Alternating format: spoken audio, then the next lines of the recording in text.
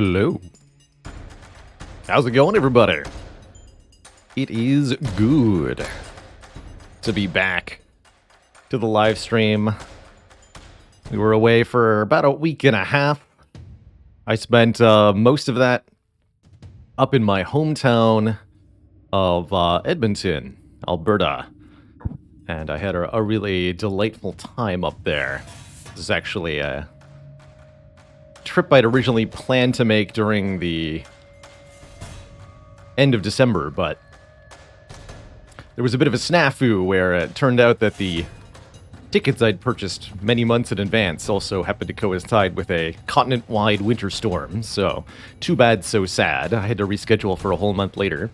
So that's where I was this last week and a half or so, and I had the most wonderful time. I got to make my way all the way out to Jasper Park and stayed at the Fairmont Lodge in Jasper, which was just the most beautiful and serene place surrounded by the Canadian Rocky Mountains, basically in the middle of nowhere. And it was a real delight to get back out there. I haven't been there in a very long time. Traveling has gotten a lot more difficult and less sane over the years, so I think it's going to be longer and longer before I go back again, but I'm so glad I went, and I feel truly reinvigorated in so many ways. So I'm very excited to be back and here to stream. Did I play Slice and Dice on my phone? I didn't, but I should have. No. Do I still live in Canada? No, I have relatives who do, and I was visiting them as part of my trip. But I haven't called Canada home for a very long time, unfortunately. Maybe someday in the future I will again. Definitely a delightful place. But the way back was not so smooth. So I've actually I got back to my own house about 4 hours ago. I really haven't slept in about 36 hours now. But I'm here to play some Slay the Spire and then to show off a new deck builder called Mahokenshi later today. I probably would be just sleeping right now if I weren't obligated as of today to do this. I thought I was going to have plenty of time to sleep, but let's just say Air Canada did not stick to the established schedule, and it's been a time. So, very sleep-deprived Baylor is here to play some card games. And yeah, I do think this will be a bit of a shorter stream, but I'm still going to do probably 2 or so runs of Slay the Spire, and then we'll be playing Mahokenshi for a couple of hours, and then I'm going to do the big sleep. Yeah, Air Canada first mistake, yes, and if they didn't have a monopoly on the route that I have to go, I would be happy to give my money to literally anybody else. Even perhaps Satan himself. If he could but get me there. Osprey, thanks for the Prime sub. Thanks for the Cozy Sub Club. Let me give some thank yous, by the way. Zonard Stark, thanks for 42 months. It is good to be back. Labana, thank you for 14 months. It's so good to be back in the digital world. Duke of Dunch, thanks for the 5 months. A Sleepy Luna, thanks for the 11 months in the Prime sub. Kintanon, thanks for the 3 months. Second stream you've managed to catch, and yet 3 months of subs. That's a great ratio.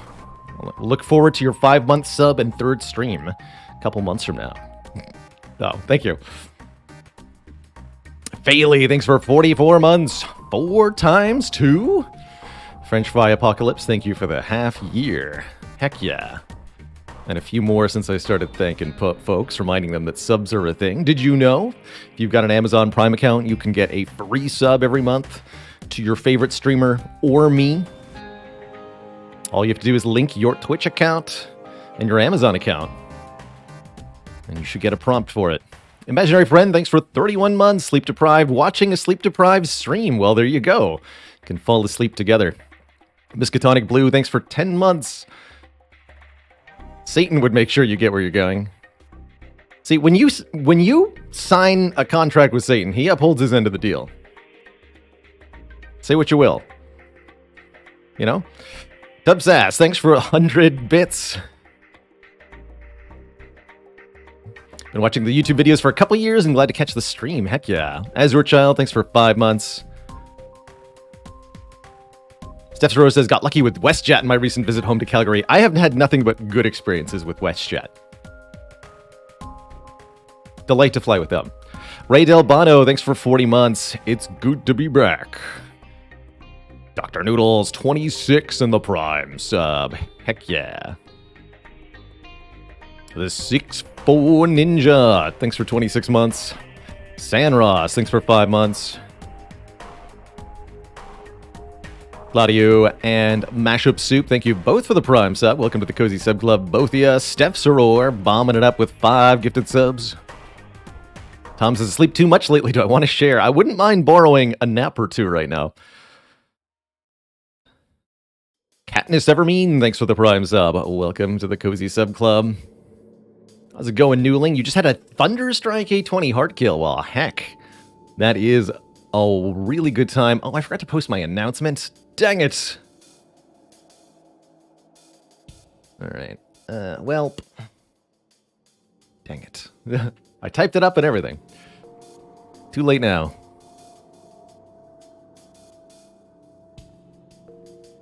The first sign of a sleep-deprived streamer. All right, let's get some Slay the Spire on stream here. Where are we?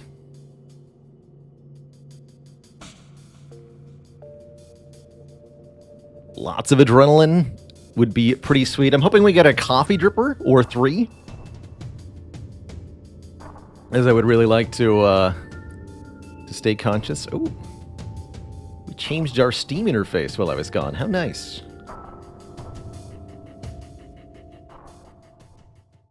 Yeah, I appreciate that, Fele. Tub Sass, thanks for the tier 1 sub. Welcome to the Cozy Sub Club. All right, Spire. You and me. Where was I? I was in Edmonton and Jasper up in Alberta. Really beautiful place. Had some unseasonably warm weather, actually well above freezing for more than half my trip. Although I also got a good taste of the old minus 20 Celsius with wind down to minus 30 Celsius weather that I've come to know from Edmonton. The freeze your nips off instantly kind of weather. Ponula, can I help you evaluate the shovel? It's quick pro tip. It's not particularly a good relic. Not great. Just because, yes, relics versus upgrades is difficult to evaluate. It's also one of those relics that it starts to give you a new choice, and if you incorrectly evaluate that choice, then it's going to hurt you rather than help you, and that's a real problem. Oops. There we go. So in order for the shovel to not actively punish you, you have to correctly know when to dig and when to rest. And one quick tip I'll give is that it's never worth buying in a store. You have to pay 300 plus gold for that thing. And then you now have this option that you have to correctly evaluate. That's not a good prospect. But at short, the question is one upgrade better than one relic? And of course, the answer is always it depends on the relic and on the upgrade. You don't get to know what relic that you would get from digging, but you do get to know what upgrade. So the first tip when evaluating relic versus upgrade is take a look at what's in your deck. And if you've got a really good upgrade, it's probably better than a relic. Upgrades that I would call better than a relic are energy cost reductions, particularly if you get to reuse that energy cost reduction. Particularly if you're taking a 1-cost card and turning it into a 0-cost card. That's kind of the best upgrade, really, energy-wise, that Spire can do. Havoc is an example of that on Ironclad. Where's Havoc? Hello? Oh, it's common. There you are. So Havoc doesn't exhaust and becomes 0 cost when upgraded. That's a really, really important upgrade because you'll get to draw it and play it over and over again. In some cases, a number of upgrades like this can even be better than a relic that gives you energy each turn, depending on how often you can get those reductions. And yes, 1 to 0 I would say is better than 2 to 1 or 3 to 2 because you can use that cost reduction more times by making it a 0 cost card. You can potentially create an infinite combo, for example, or you can just always ensure that you can play the card if you can draw it again. So, for example, Zap upgrade on Defect is really quite good because not only are you getting that energy cost reduction, but you might be able to benefit from that energy cost reduction multiple times per turn if you're comboing it with, say, Hologram or Rebound. You can always play the 0 cost card, although you may not always want to. The fact that you always can is pretty important. Yeah, another example would be cards that you want to make reusable. Something like Calculated Gamble can be a really good upgrade. Losing the exhaust keyword. Upgrading a keyed power, like Well-Laid Plans, getting to retain 2 cards. Or, let's see what else. Upgrading Footwork for more dexterity can be about as good as a relic. But I would usually value relics as better than a simple damage upgrade, for example. I wouldn't want to upgrade Flying Knee or Dagger Throw over digging up a random relic. Area damage can be pretty important. That's another really good one. Damage that you can apply to every enemy in a combat is exceptionally valuable, particularly in Act 1 and 2. It's actually a lot less multi-enemy fights in Act 3, so the value of area damage really starts to fall apart as you go further in. Austin Fuego, thanks for the 33 months. Keep watching, I'll keep streaming. How's it going, Momoku Singh? I definitely want to play some more Slice and Dice. In particular, I want to get a win or two on the unfair difficulty. Unfair kind of handed me my butt a little bit when I first tried it, but I see that other players are able to win it rather consistently, which makes me want to go back and keep trying. Seems like there's a lot more to that game than meets the eye at first, and it's quite challenging at first play and quite deep in how the decision-making matrix goes. So I really like it at first glance. I'm excited to play more.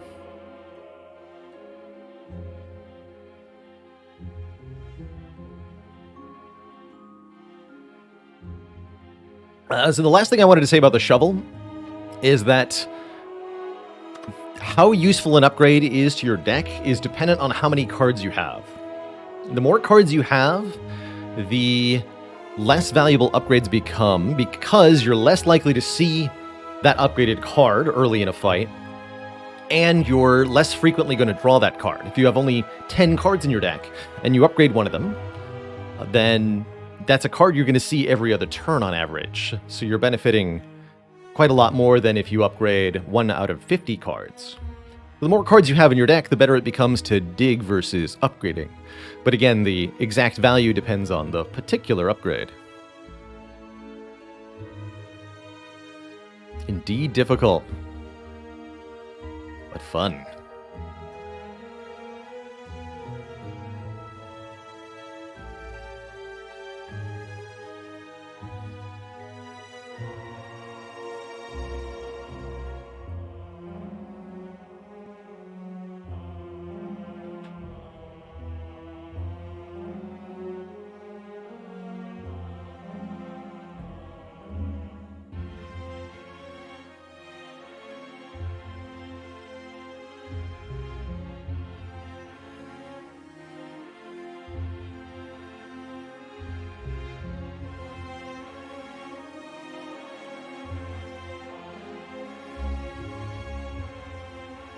Silvermind, a dad joke for the crowd. What did the six-sided die say to the icosahedron when they were asked out on a date? They said, "I'm sorry, I'd rather remain platonic solids." Scraganoff, thanks for 19 months of support. Let's play some Slay the Spire, shall we? Twitch chat? See, our last run was with the Defect, so we'll be starting with Watcher today, the purplest of ladies, in our now ongoing Mastery Challenge. That's again a challenge to win Slay the Spire with all of the different cards and relics. And specifically for the cards, I need 2 copies for it to count. How's it going, Entendir? Yeah, we're running a new pair of glasses. The old ones will not be returning, as they unfortunately perished during my trip. So they will be laid to rest. I'll probably get another new pair. Now that I've lost that pair, I need a backup pair that actually work. So we might see something new soon. Night Owl, thanks for the Prime sub. Darth Ziggler, thanks for the Tier 1. How's it going, Menzamuk? Play Silent 820. Good luck.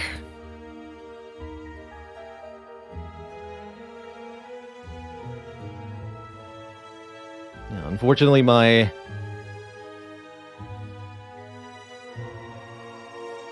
I did not think to pair to take another pair with me on my trip. It was rather short-sighted of me. Ancient Dave, thanks for 4 months of support. Let's play some Watcher. Hello. Ooh, choose a rare card is a very good start when it comes to this Mastery Challenge, because getting 2 copies of a rare is rather difficult. We've seen multiple occasions where we've failed to get the second copy, even if we start with 1. So you really have the best chance getting one from floor 1 here. And I'm more than willing to take damage on the Watcher. She often has health to spare in Act 1, particularly against the Hexaghost, and particularly against Slime Boss, who she crushes. But Hexaghost is not a fight that really requires a lot of health. So I'm happy to give some up here in order to get either Judgment, Blasphemy, or Brilliance. An interesting set of options. I actually do like Judgment quite a lot as an early card. A lot of enemies have less than 30 health this early, and it's not that difficult to get other enemies down to 30 health. I don't think any of these cards have been acquired in duplicate. I'm feeling the Judgment. Let's judge Twitch chat. Let's do it. Let's see here. What path do we want to take? Actually, I think with the Judgment in hand, I'm less afraid of an elite than normal. Although, as usual for Watcher, I would like to remove one of my defends in order to make this a little bit more smooth. We could even do a double shop Act 1. Tempting. Depending on what the events are, actually, we may or may not go to that store. Probably one of these 2 paths then. And I'd like to do 3 elites here. We, again... Yes, we do not... No, we don't have to go through that store. So we could either... Oh, but if I want to do 2 elites, I have to go through that store. Yes, so we want to go through the store. So then, our path is fairly well settled. The main question is, do we go to this store or not? And we'll evaluate that based on the events. Let's begin. Ravenok, thanks for 10 months. I had an absolutely wonderful time off. I'm really excited to kind of go hard at the stream as we launch into the year here. Ooh, just a little bit too much health. Jawworm.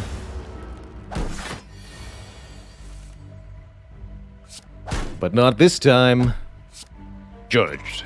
I think we'll find in general that the Judgment becomes a really good finisher card, and actually, we haven't removed any defense yet. We have a non-attack card that kills stuff, and the only attack card we're being offered in the first card reward is Signature Move. Call that a confluence of factors. I love it. That is really exciting. If we take the Signature Move, it actually becomes more beneficial to remove strikes than defense, and the goal becomes draw this as the only attack and play it for absolutely enormous damage. Let's do it. Signature Move is a card that's quite difficult to make work, but when it works, oh boy, does it ever work. And I think that answers the question of, do we go to the store or not? Let's take the 150 gold from the Serpent and cash out here. We can also trade health for a relic. This could be a really short run if I greed this too hard. I do have a rest site available. We could do at least 3 clicks, right? 1, 2, 2 clicks to get a Tori. Excellent. Whenever we would take 5 or less unblocked attack damage, knock it down to 1. Very useful against Hexaghost. And probably more things besides. Hand of Greed. Can't afford Hand of Greed card remove. Don't really want Hand of Greed with Signature Move anyway. What does pair really nicely with Signature Move is 0-cost attacks, because then it's never something you have to spend energy on trying to get out of your hand. So I actually really like Swift Strike here, alongside Signature Move. Flurry of Blows is also fine. Foresight's pretty good, too, as Foresight can help set up judgments and signature moves and such. Do you ever proactively buy Chemex? I think it could be worth it, particularly on Silent, and maybe on Defect, but I really don't think it's worth it on Ironclad or Watcher to buy preemptively. Ironclad because he's only got 1 X-cost card, whereas Defect and Silent both have 3. Watcher has 2, but they're not very good cards. Collect and Conjure Blade. So I really don't like the Chemex on her very much. Whirlwind Chemex is real spicy, but you're at about 50-50 odds to just not even find a Whirlwind, so you might just dump a whole bunch of money into absolutely no benefit. And then you're rather behind from there. I'm going to buy the Swift Strike. Do we want any of these potions? I don't think so. The 1 potion I have is good enough to get started here. Okay, that's a good shop. I'm not going to buy Reach Heaven. What about Foresight? Do we pay for it? No, because I have another shop coming up. Aha! Let the boopening begin. Actually, I could just full block. That does seem like it's better, huh? Who needs to take 1 when you could take 0?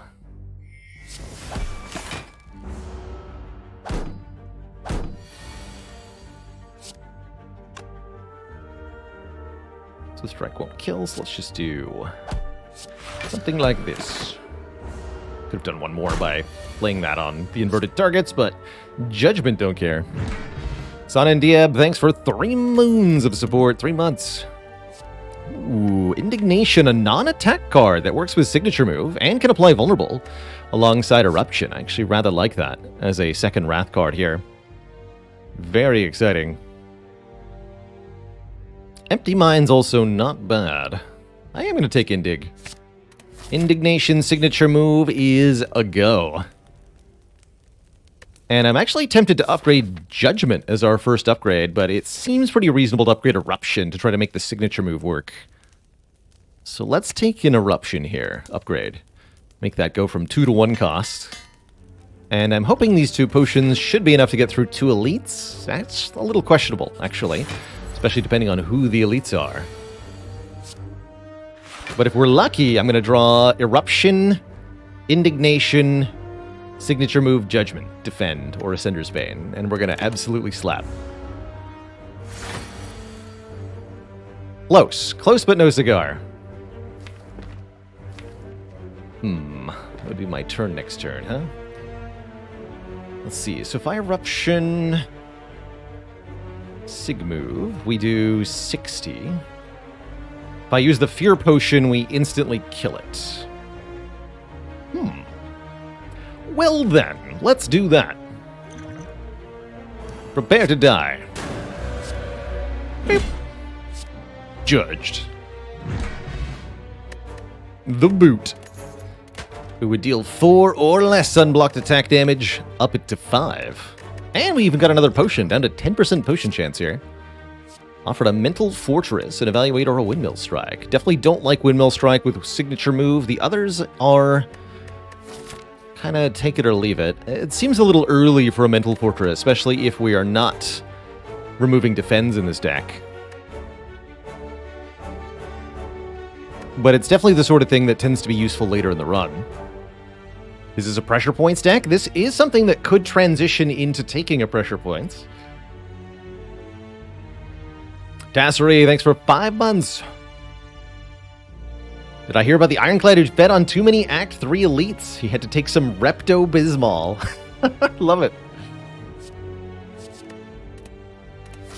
I love it. I'm not taking that Metal Fortress. I think it's too early in the morning for that card. Have a bit bad. And get not judged. Disappointing. 20 bucks. Sanctity or Prostrate are definitely things I like here. Thinking Sanctity, block and card draw. We've got a lot of skills in the deck, and we're going to keep it that way because of the signature move. Very tempting. Let's do it. Let's do it. So, we didn't take any damage. I think we're definitely on track for the next elite then. Good. Keep going. Boat Thingy. 18 block on turn 3. One of the better relics, in my opinion. When we looked at our data review of 400 heart kills in 2022, this consistently stood out as one of the most successful relics in the game. And so it's very exciting to find here. Turn 3 is often a turn you want to be blocking on, and the sheer quantity of block, 18, is really helpful. In particular, I find this is exceptionally useful in Act 2 against the various encounters there in the hallway fights. Particularly, Chosen will always attack you on turn 3 for a large amount. Spheric Guardian attacks on turn 3 for a large amount. It's always nice against the Shelled Parasite. So the data review going to be posted on YouTube. It should indeed be up there soon, if it's not already. Kind of fell out of touch with the YouTube while I was on break. Gotta tune back in there. Now's Lament, only generally worth it if you can snipe an elite. That's my opinion of it. Only generally worth it. It can be nice on Ironclad to take damage in early events if you got a whole bunch of events early on, but it's really not that good unless you're getting a relic out of it. And max health is often easy to underrate. It's pretty good to have more max HP. Let's see, am I using an explosive potion here? This would be the obvious fight to use it in. I have 2 more chances at another potion before the next elite if I want. Yeah, might as well. And that lets me be a bit more optimal with my damage here. Beep.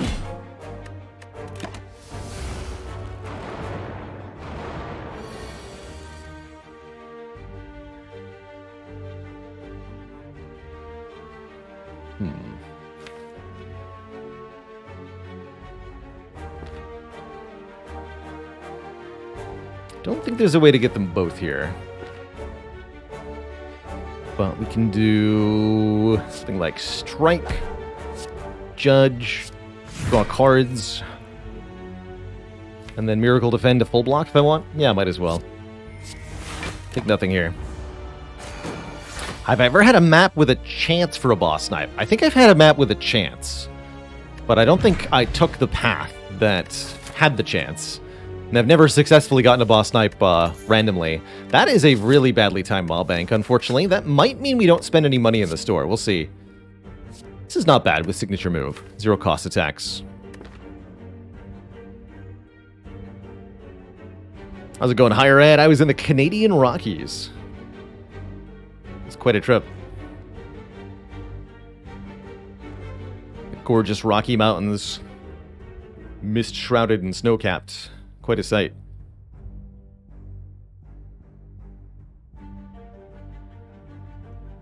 Yes, we've done seeded runs that let me snipe the boss, but I've never randomly encountered a seed with a boss snipe. Do much hiking? No, not this time of year. Well, heck no. Way too icy for that. Did get to do some ice skating though, which was a delight.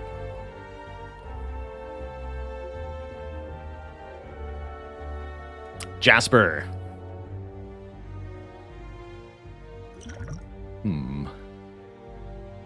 6 damage headed our way. That's a little tricky. Can't just defend our way out of it. Can't just eruption strike our way out of it either. Bummer. You, I guess.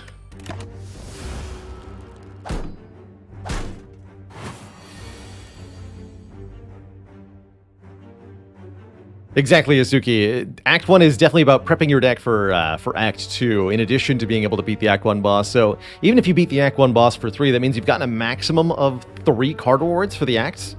2 regular card rewards and 1 rare. Very tricky to have Act 2 start successfully if you do that. Not impossible, but very tricky.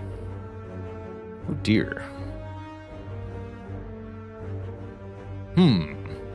Seems like quite the turn. See what Vigilance Sanctity gets me? Question mark? Yeah, let's see what that gets me. Okay, Swift Strike lets me kill this one, then we're perfectly blocking. Good. I forgot I had boot. Was there a turn 1 boot kill? Maybe I missed it.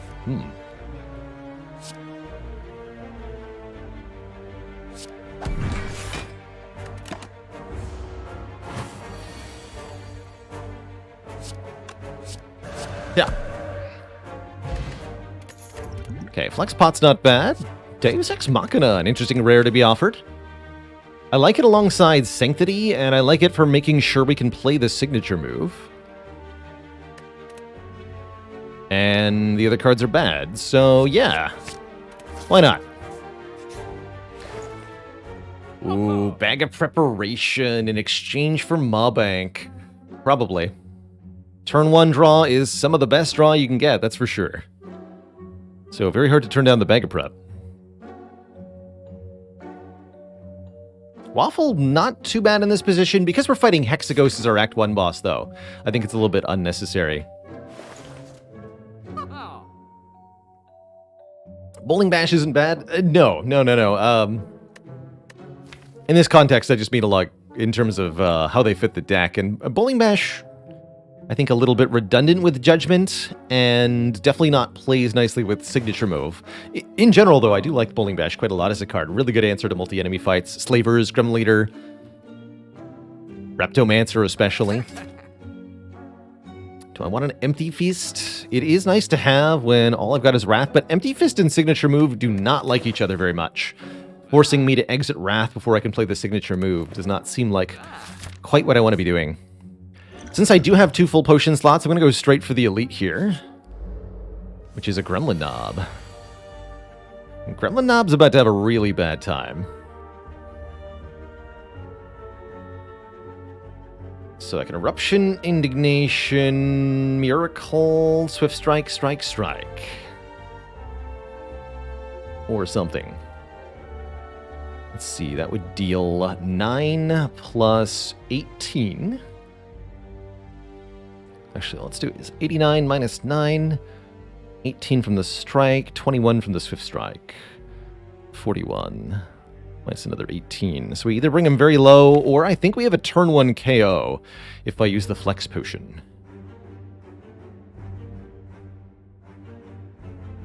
Shouldn't be necessary, though. So I think we can kill with Signature Move. So I think I get to keep the Flex Potion here. Although there is a turn 1 KO with it.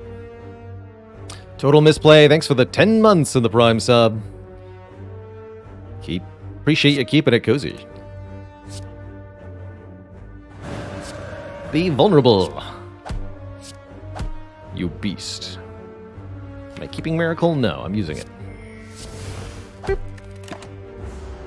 Slay the Relic's currently on or off? It should be on. We'll check this. Frozen Egg. Okay, glad I didn't take the Mental Fortress earlier. Now, if we see one, they'll be upgraded. Although it's an attack, I do like Cut Through Fate a lot, generally speaking. It's been down for stream. Let me see if it's on my end, then.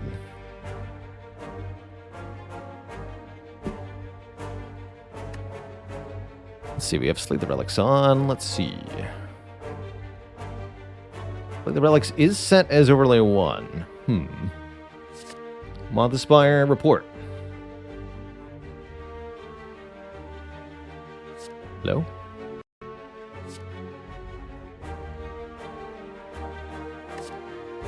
don't know where my Mod the Spire window went. Slayer Relics went down last night, says Lurking Fool. Got it. Seems like it might be another interruption. Sad to see it happen so soon. These things are such tricky things to maintain, though. I'm not too surprised. Let's take a cut through fate. Let's do it. And let's kill a slime. Big slime.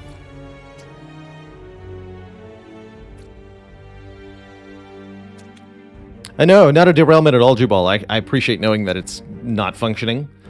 You might be the first to ask, but you certainly won't be the last.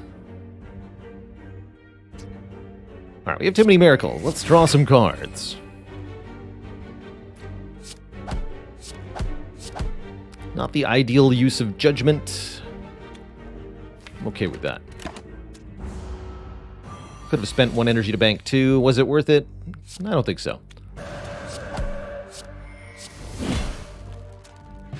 Because I only needed the 1. Also, that slime is super dead. Second cut through fate feels like too much. Definitely don't want conclude with signature move. You can't play signature move as long as conclude is in your hand. If you play the conclude, well, your turn's over. That's a big non-bow. Do not take. Go Swift Pot over Skill Pot. Skill Pots are really, really unreliable. Never really liked them. Wolf FS, thanks for the Prime sub. Welcome to the Cozy Sub Club. Do we upgrade the signature move or the judgment? I think for Hexaghost, we're relying on the signature move because we can't judge a boss with 264 hit points. So this has got to be the card we upgrade and rely on to kill the boss. At least bring the boss into judgment range, anyway. Could look for a Wrath entry here. I'm actually not afraid of Wrath this early because we have the... Although it's 3x6, right? So I can't just enter Wrath willy-nilly, actually. Well, in that case, let's just play the signature move for 40.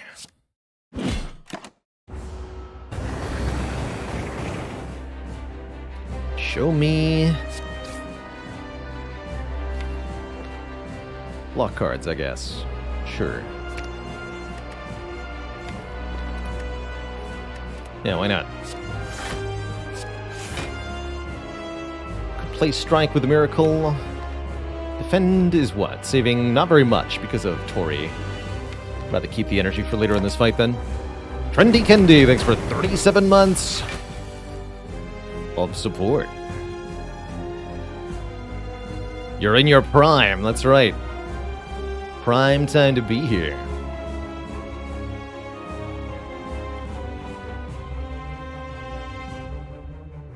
Prime, but not a crime. So, Hexaghost attacks for 6, then 6 by 2. So if I enter Wrath here, I'm gonna have a bad time. Let's go Indignation, play the attacks, and then Vigilance. Because next turn will be really problematic if we're in Wrath.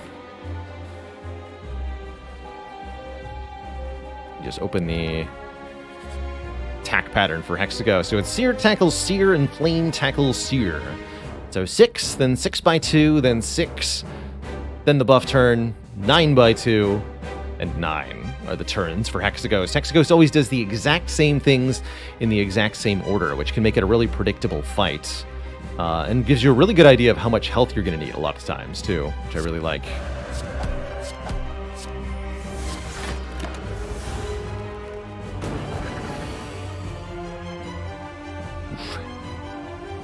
That sure is a hand. So we don't want to draw an attack, and I can play both Miracles to get the signature move down. This is a good turn for the Flex Potion, even though I won't be in Wrath.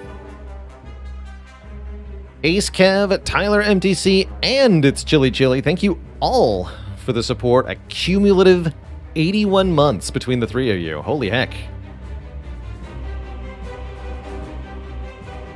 Does the Chosen's magic only work on living things, or could they hex a ghost?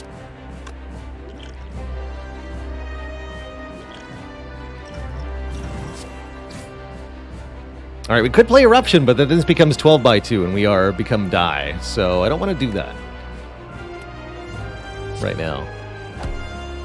Thanks, though.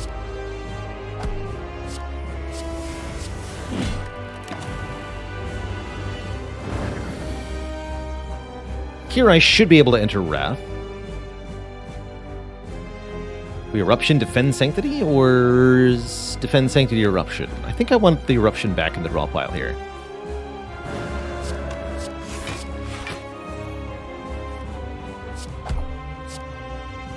Take one more here. Was Eruption lethal, though? That's a question I probably should have asked.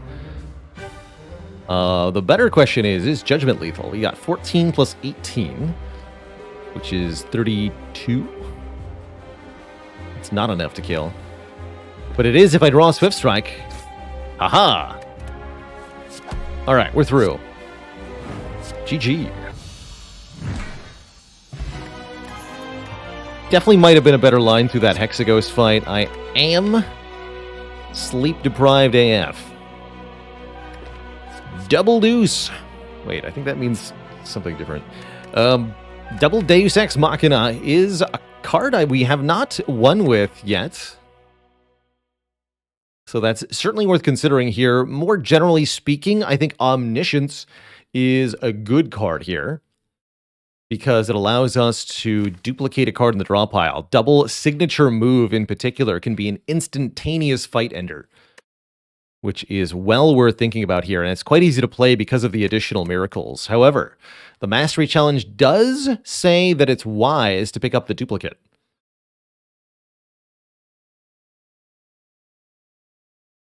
We take the second Deus Ex Machina, which a little bit more tolerable thanks to Banga Preparation. We'll be able to spend lots of energy, but in order for that to be good, we'll need more card draw.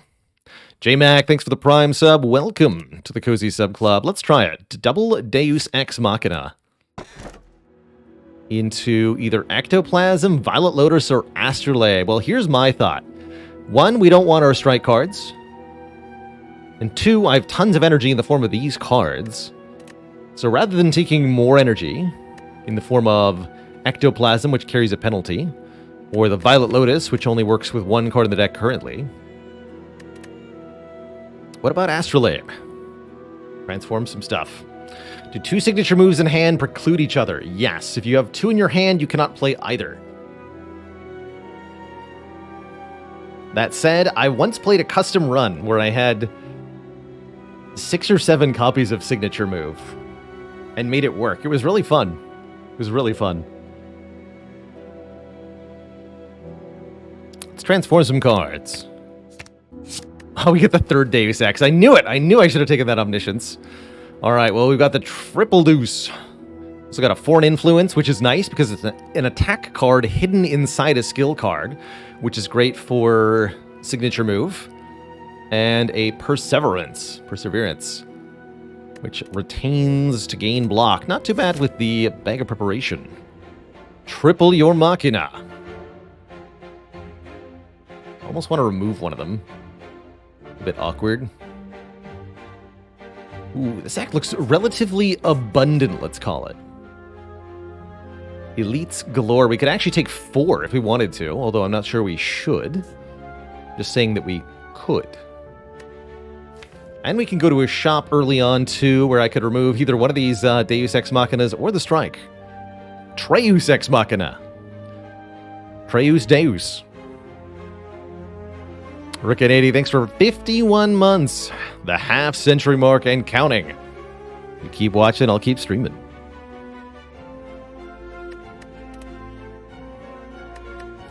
It's a pretty good use case for Master Reality, right? With this many miracles being generated.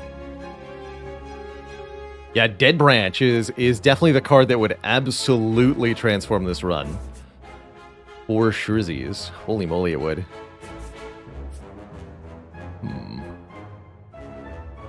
What upgrades do I want? Judgment is still yet to be upgraded. That would be really nice for this act.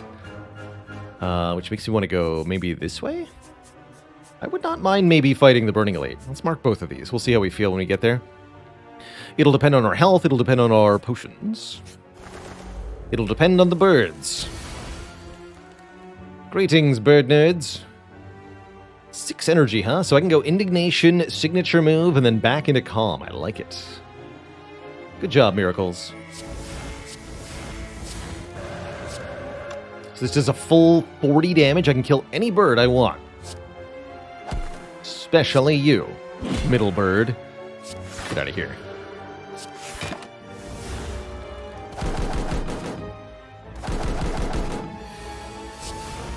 Excuse you. And now you, front bird, be gone.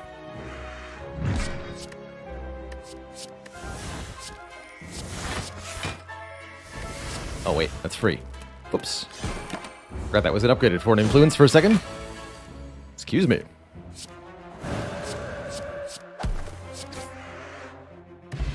Not that we needed... Hey, there's a second one. Double foreign influence. I'm quite sure we haven't mastered that yet, right? Let me double check that. We've got a command for it, right? Mastered foreign influenza. Nope.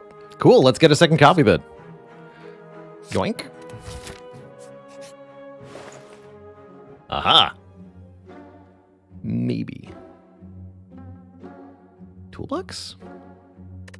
Toolbox is also pretty interesting, especially with all these extra energies. Having something to spend it on turn 1 is very appealing. Hello and welcome, Marky Mark. Glad the YouTube videos have been helping you climb that ascension ladder. Glad to have you here. Currently working on our Slay the Spire Mastery Challenge, where I'm trying to win Slay the Spire against the Hard on Aid 20 with all of the different cards in the game in duplicate. So we need separately a run that wins with 2 Deus Ex Machinas, 2 Foreign Influences, 2 Indignations, so on and so forth. Each run trying to cross off as many cards as possible. I'll take a toolbox here.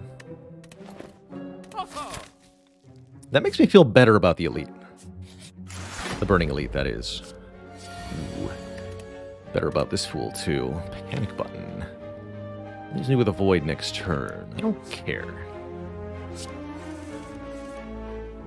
There might not even be a next turn, actually. I should have done that differently. Let's see. I can skip, though. I'm allowed to skip. Do it. Boop. Ambrosia, enter Divinity Stance. On demand. Okay, that all but it assures this Burning Elite is super dead. And there's an Empty Body Plus, an upgraded stance exiting card, which I think is exceptional here. Been looking for a non-attack card that exits Wrath, so I'm allowed to play it after the signature move. Finally, we have it. Shelled Parasite is immediately back, but with a friend this time. Do I seek with Secret Weapon, or do I take the panic button again? Tough call, actually. I'll take the panic button again.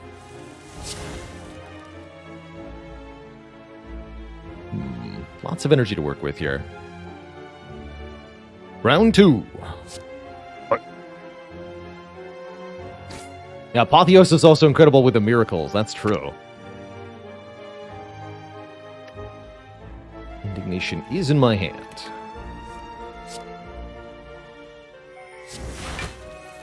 Okay, there's signature move. Got it.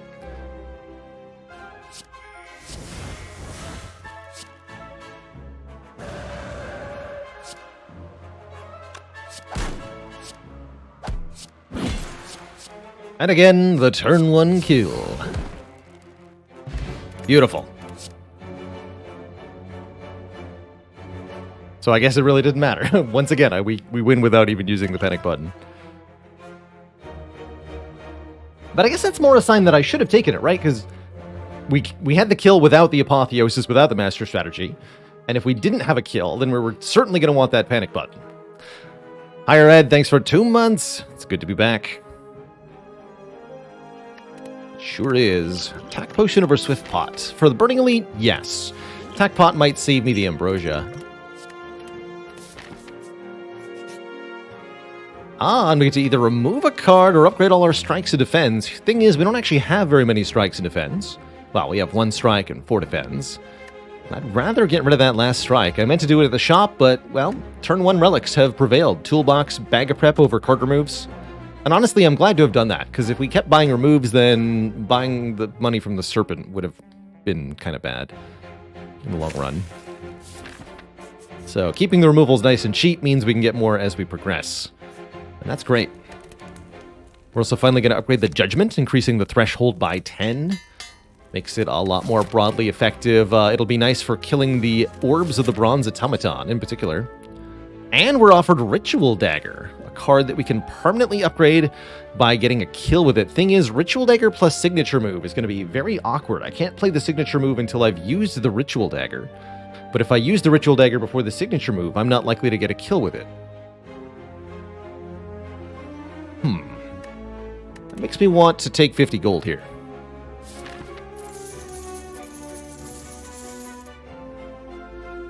An offensive version of Panic Button. So, like, do more damage this turn, but you can't do any damage next turn. I think that'd be pretty good, because just like, it'd be kind of like Blasphemy, right? But with a much less harsh downside than Blasphemy. You can use it to finish the fight with no consequence whatsoever, or you can also use it to get more damage this turn if you know you're not drawing damage next turn. So I think it'd be very good, especially if it was free. What does the 30% at the top right indicate? This is our chance of finding a potion after a combat. This is displayed by a mod called Info Mod, which I've started to use on stream for a bit more information display. All right, this time I'll take the Apotheosis. Let's see how it goes. Yeah, that looks pretty good. That looks pretty good to me. All these miracles are about to say Bloos, and so is the card from this attack potion, which I'll use here to probably save the Ambrosia. Some kind of super flex.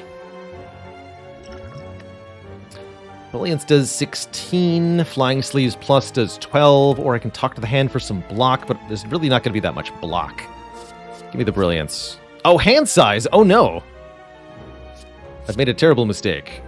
Well, there's an upgraded Brilliance in the discard pile. That's sleep-deprived Baylor for you. Whoops. Let's do Indignation first. We don't need them vulnerable.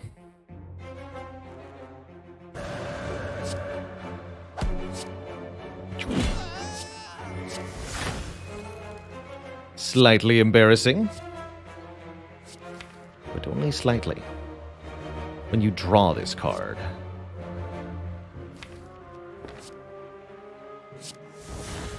I gotta know. How does Scrape work with Deus Ex Machina?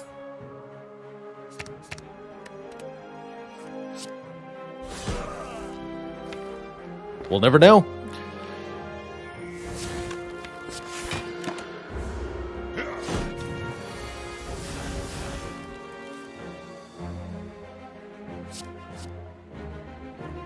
Ooh, not quite enough. The Boomerang is good, though.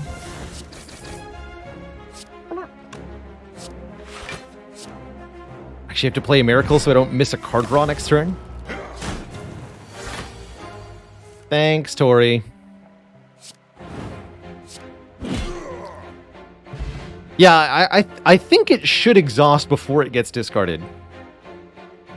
So it should just work the way you want it to. Helix is incredible. Prevent the first instance of health loss. Don't think we want a Flurry Plus or a Sash Whip Plus, but they're borderline cards. Lurking Fool says, Gremlins and Downfall have similar cards that do that. Cool. Yeah. Ceramic Fish. Gold per card we add. A little bit late, Ceramic Fish. This would still be easily 90 plus gold. So enough money to buy most of a relic at a shop, but we can probably do better taking the Sapphire Key. Let's try to do better. This also lets me take Cursed Key from the boss more easily. Let's see. Yeah, 2 elites. I could also go this way for the same nodes, but the event is earlier, and the combat is... this way the event's earlier, this way the combat's earlier. We have a mission, missing potion slots. So let's take the fight first. These two nerds. Ooh, let's make some money. Hand agreed. Let's go. Oh, I've got buffer. Perfect. So I can just hand agreed the Mystic this turn. Sign me up. Give me your money.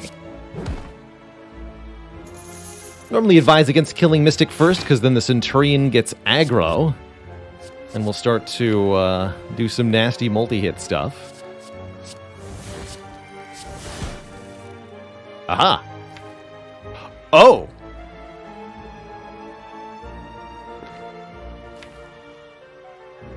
Oh, I didn't think it was going to do that. We get the miracles, and it doesn't exhaust. Did anyone predict that? Yeah, Lurking Fool said they would exhaust. But Byronium said you get the miracles and Deus doesn't exhaust. And that was correct. So Byronium had the right explanation there. They doesn't exhaust and you get the miracles. That's pretty cool. Wait a minute, that's cheating. You're gosh darn right it is. And I love it. Let's see, we need to get either the Vigilance or the Empty Body. There it is. Good. Good. Could, of course, kill the Centurion here, but then I wouldn't become rich, so I don't want to do that.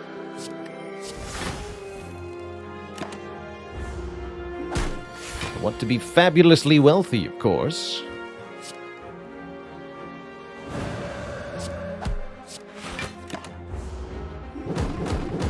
Bonk.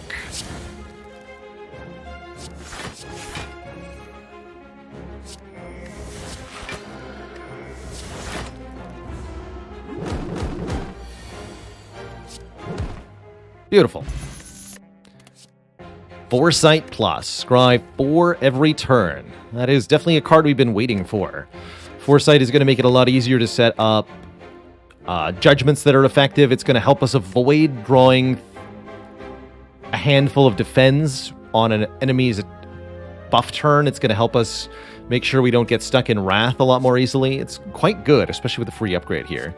So very, very happy to have such a card. Any deck that on Watcher that's not trying to go infinite really likes a copy of this card.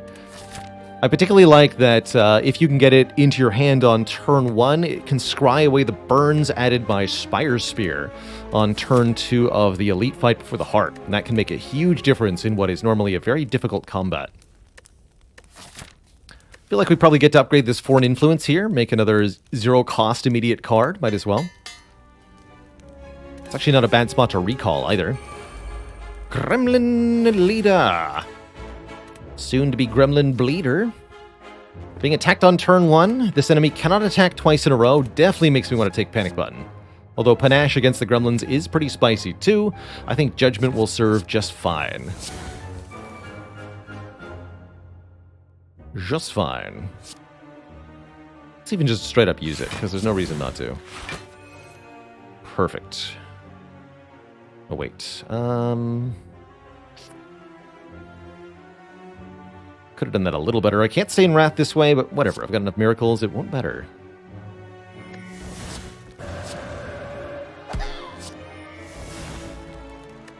Well, I can't play this now? Unless...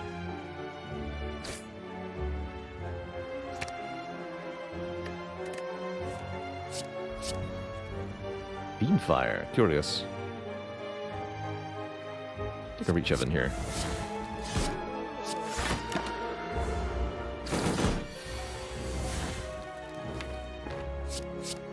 Hand of Greed's back. So we have Toolbox and Foreign Influence that can both generate Hand of Greed. We're probably going to see that card a few times this run. Excuse you? I didn't say you could do that.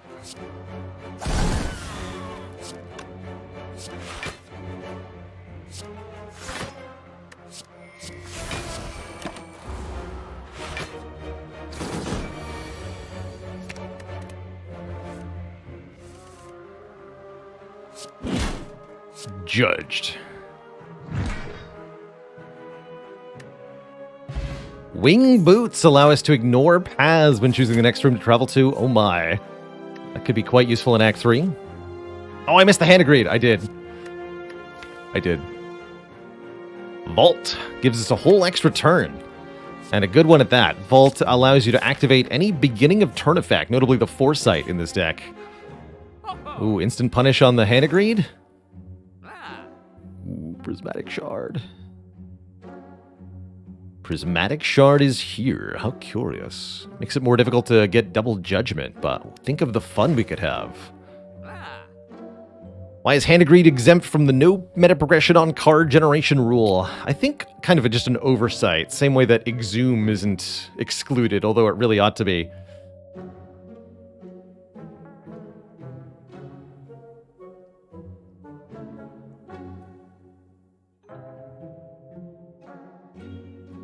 Mystic Platypus, thanks for the 8 months of support.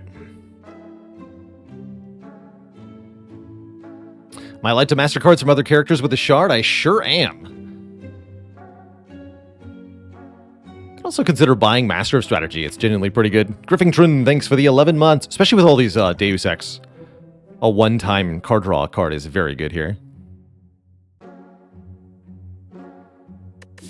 But we gotta take the shard, right? We gotsta. There's always another Master of Strategy round the corner. Or something. Ooh, Discovery Panache. Let's take Panache. We got a lot of miracles in this deck. Let's get some good old AOE. Not even going to think twice before entering Wrath. I'm just going to do it. Don't worry about it.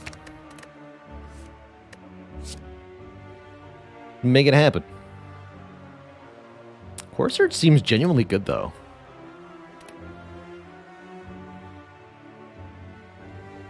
So is Reach Heaven actually for free? Especially because I could draw it into it immediately. Let's take the Reach Heaven here.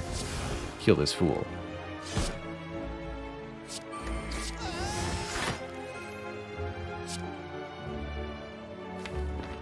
Uppercut's pretty good.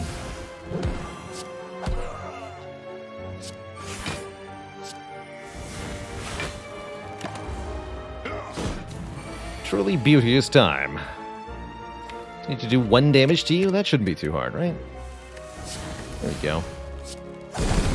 1 damage.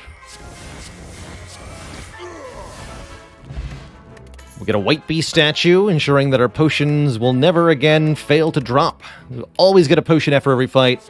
And look, we instantly get a slightly worse Sanctity, or maybe slightly better, depending on how you view it. Draw 2, gain 5 block. Exactly the sort of card this deck wants right now, is more card draw. The Backflap. Sender's also interesting with Watcher, although I think oddly similar to Judgment, right? Fun.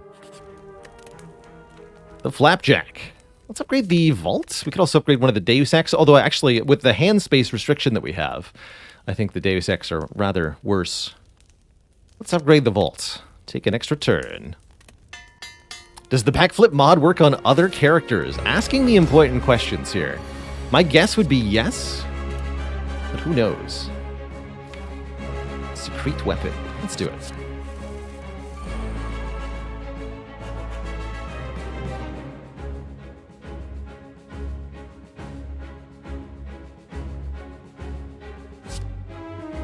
The backflip mod makes the silence character model actually do a backflip whenever you play the card Backflip. One of the earliest and simplest mods on Slay the Spire Steamworks shop.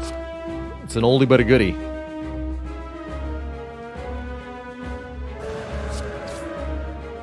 Good. I'll take some more of those. Look at that. Bonk. And let's take the Thunderclap over the Beam Cell here. Do I want to Miracle and Sanctity? Not particularly.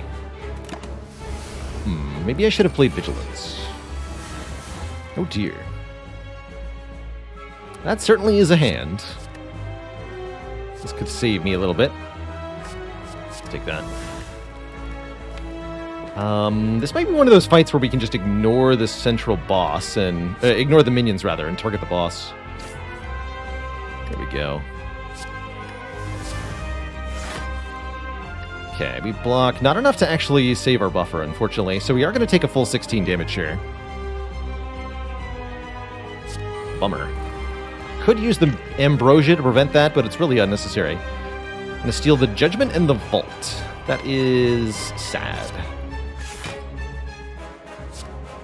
And I want to play this anyway, so might as well. Ouch! Alright, can't get stuck in Wrath for another attack turn, though. That's very clear to me. Perfect.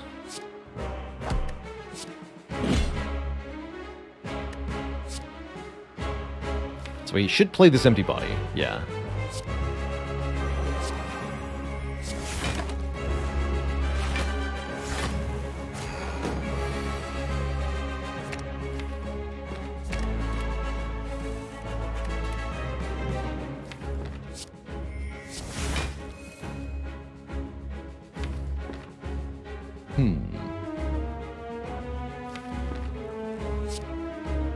Incoming damage is a full 40 here. That's rather tricky, actually. Even with as many miracles. I'll play all the miracles, though. Let's do it. Save all the health here. Quite close to getting the kill, after all.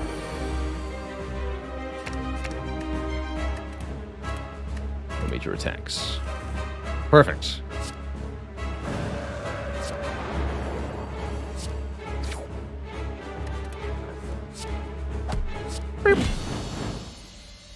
And that's all it takes. GG.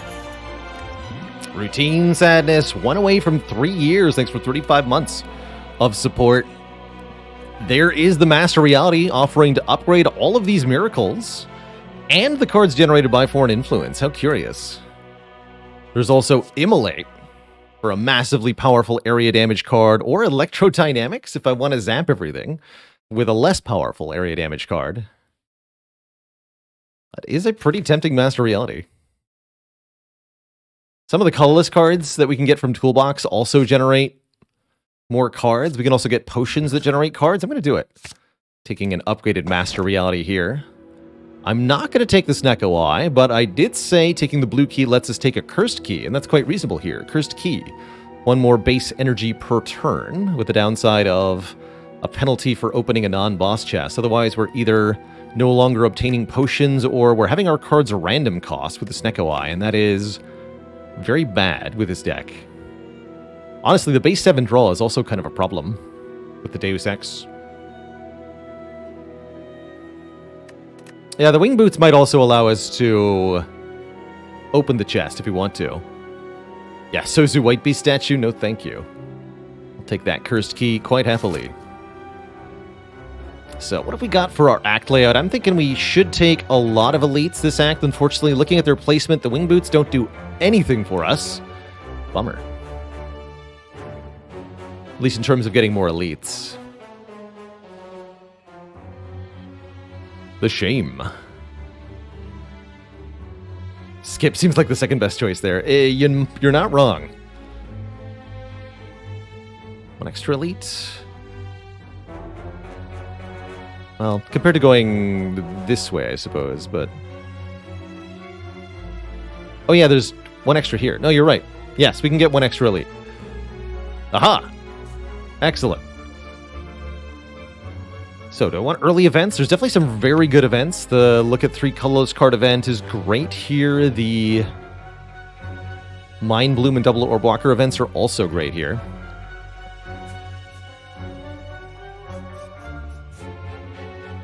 We start something like this. Get these 3 elites. And then we can jump to one of these 2.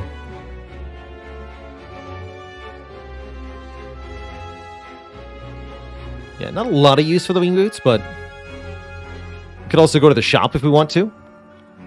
Another reasonable option. Take this. Oh, you're just dead. All right, well. Good riddance.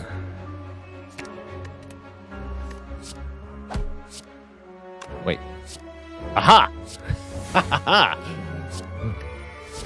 I knew it. Oh, wait. But then, we can make this work. We can make this work. We got buffer. We're good. The redemption. Don't play the judgment. Do play the empty body? Yes, do play the empty body.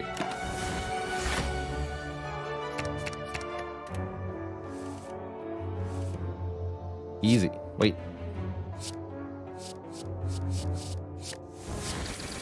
Oh no! Dang it. Not easy. I repeat, it is not easy. The boot has betrayed us. Twitch chat. I picked the wrong card there. It was Dagger Spray. It was the correct one. Boot, you traitor. Gamble or Pommel Strike plus Calculated Gamble with Miracles seems particularly ridiculous. Let's do it.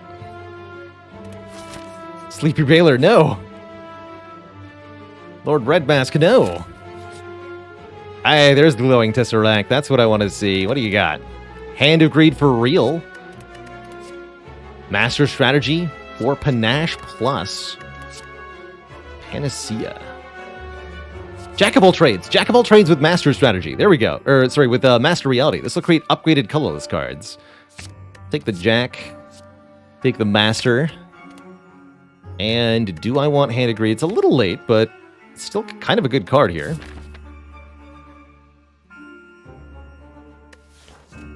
The Panic Button's also rather nice.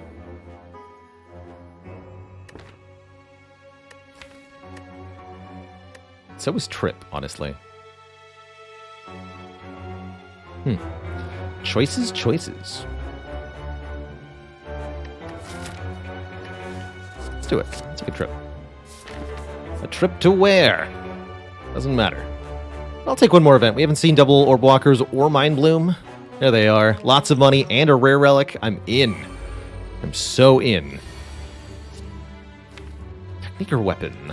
Technique, for sure. So you got Vault and more. Or I could just fetch Master Strategy.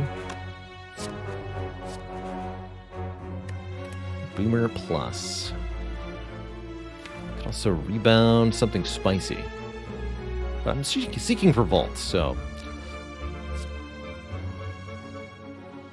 But yeah, I'll rebound the. No. I'll play the Boomerang.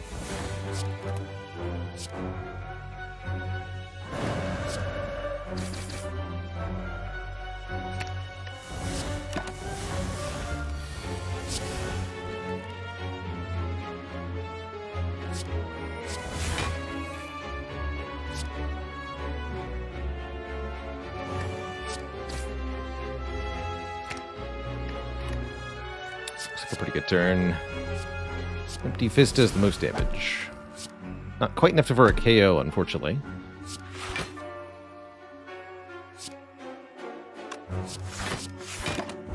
Pretty good, though.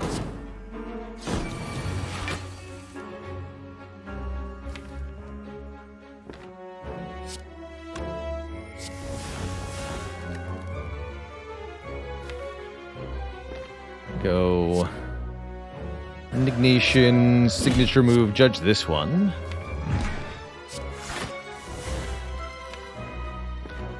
I want one energy and a lot of cards. That's wrong, I wanted 2 energy. That works though. Or does it? Fantasy of Blues. Well, that's what the buffer's for. Ow. Alright, here we go. Library FTW, thanks for the 7 months. You're so welcome for the cozy educational streams. You went 14 out of 20 820 heart kills with Ironclad, thanks to learning better boss relic selection and store moves from the stream. That's awesome. It's a crazy amount of kills there.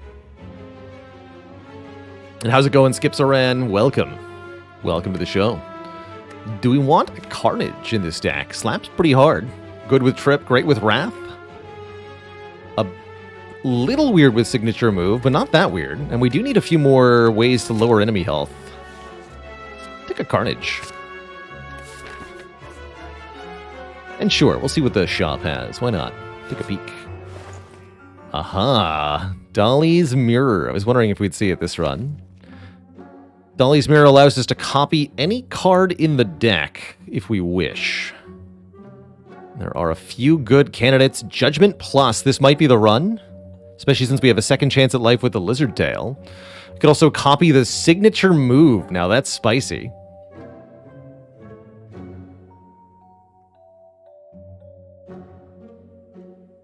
This is actually one of the best runs for double signature move. Because we have the calculated gamble. And we can find discard stuff with this. With the yeah, let's do it. Double signature move. Plus. Could have also gone double jack of all trades here.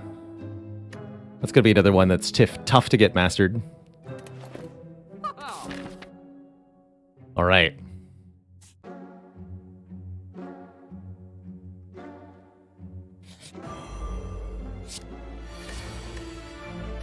Thinking ahead could also work.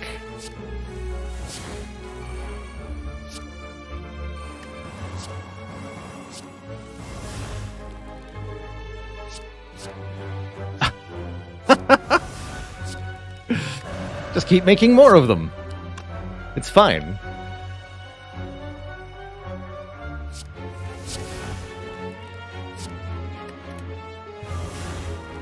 Never had a problem in my life.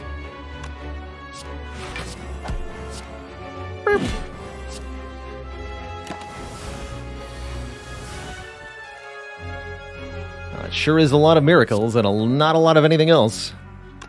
Since I'm getting a potion every combat, let's do here. Let's use a potion.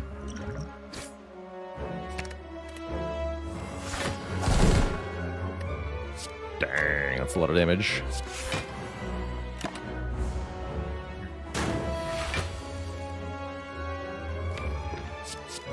Panic button plus.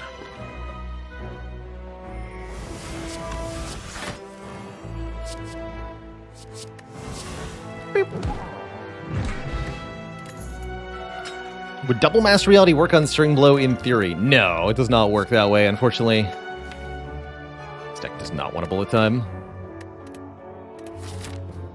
The mass reality effect cannot stack with itself.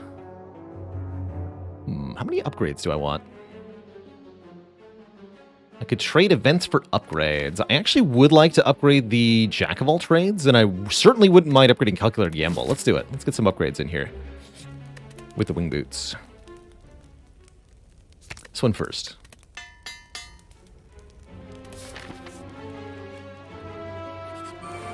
Raptomancer. Shouldn't be too difficult here.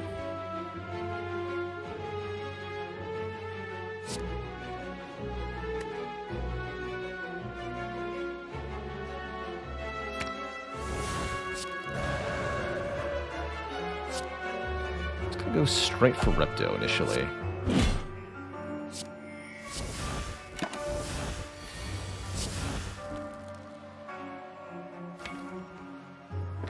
This turn, I think killing the daggers is a good idea.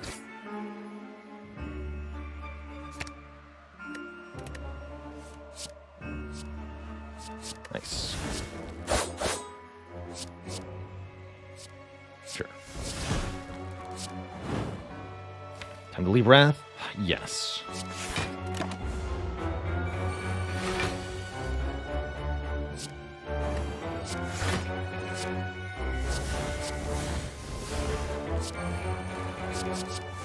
Mind Blast plus the bar. Beep. Behold my gigantic brain.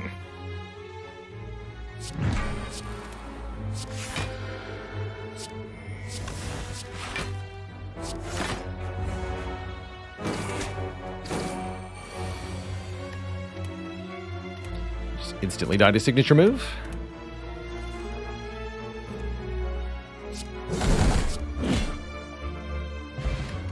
Bag of marbles for vulnerable on turn 1. Offer to protect plus that I don't think we want. That's right. Using Secret Technique to fetch Deus Ex Machina does not work, because when you use Secret Technique, the card is added to your hand rather than being drawn. So on-draw effects like the Deus Ex or Snecko randomization both don't apply. So we don't want to open this, right? No, we don't. This will give us a curse, and it's a small chest with a common or maybe an uncommon relic if we're lucky. No thanks. However, I will take a free remove. Oof, no I won't. That's not free. That's very bad. Both of those cards are big enablers for the signature move. I guess I'll lose the Calc Gamble, but I'm not going to like it. At all. Ouch. Should have taken a fight there. Third elite is the Nemesis. No discovery on this one.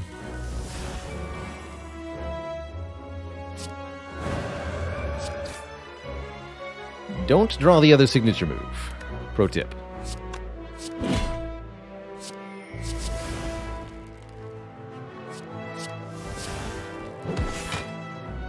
Do draw the boot, though. 90. Good thing I've got buffer. It's a big number.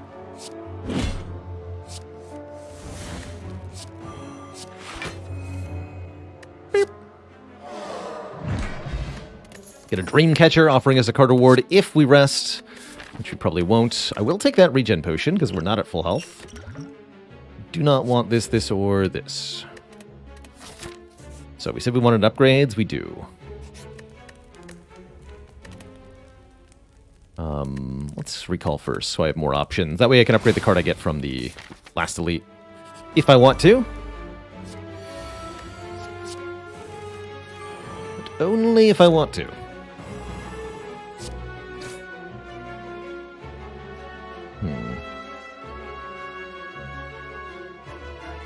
So buffer will stop this hit. I guess that's fine.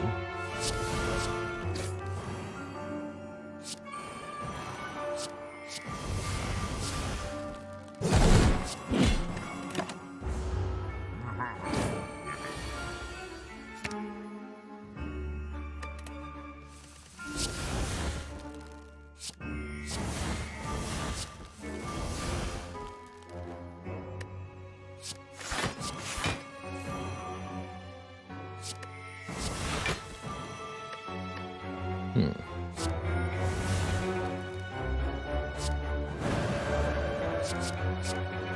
$228 damage.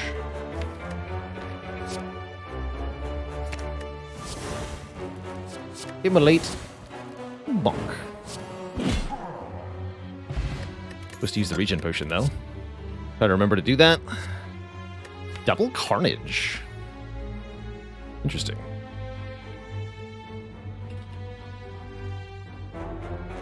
Not mastered.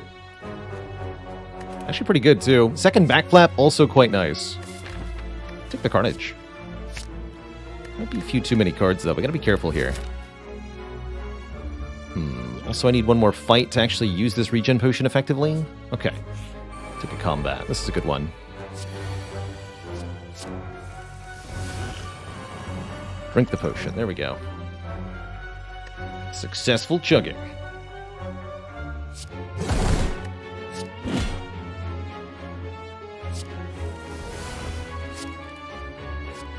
And we get to hand agree too. The power. Discover signature move. And play it. Good talk.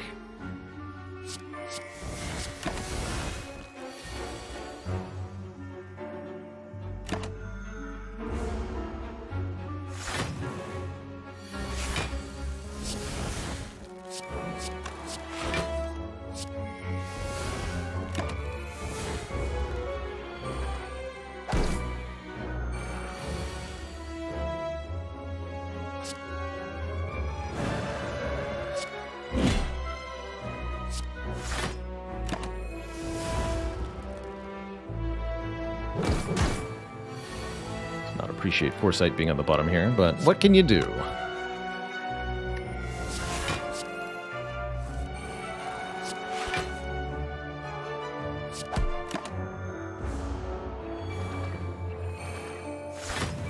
Alright, now the goal is don't draw two signature moves at the same time. Do kill them with Hand of Greed.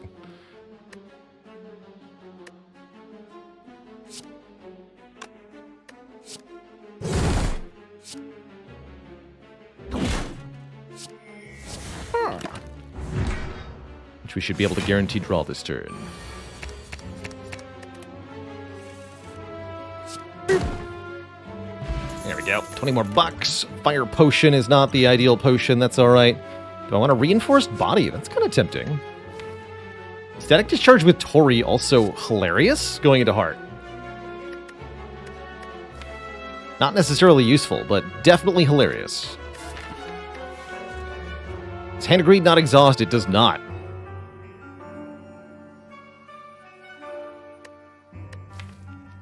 Let's take the reinforced.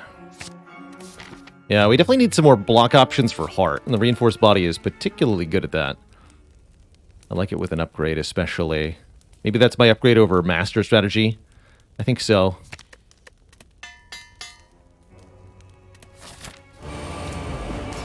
I think so. Bomb, actually pretty cool for this fight. Kill the birds quite nicely. Let's do it. Let's do it. Don't know if I'm playing this signature move. I am going to play this Master Reality. Even though it's a power. Nice-ish. So we either buffer or use the panic button. Buffer's going to be more useful now.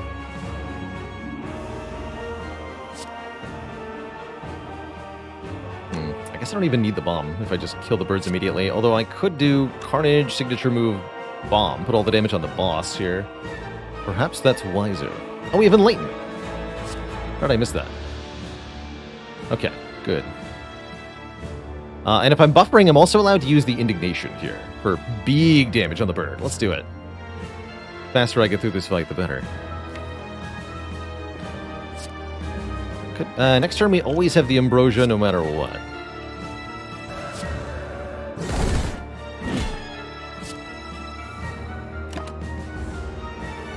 Chat saves Tired Baylor from wasting miracles. Good thing for Empty Body, huh? That helps. Not as bad as it looks. In fact, I think this will reduce the damage enough to... Oops, order. No, not quite to get Tori involved, because we gave it strength. Fair enough. That's... Yeah, that's mostly fine. Not ideal, but mostly fine.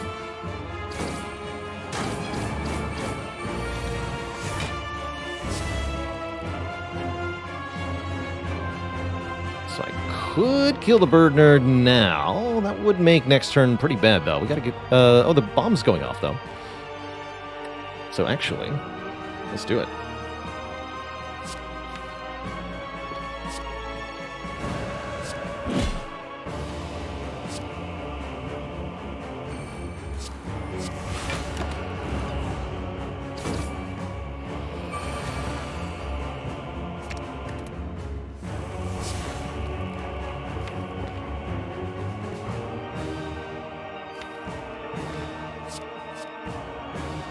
Pommel Strike Plus, or Blood for Blood Plus. That's always free. It's the pommel.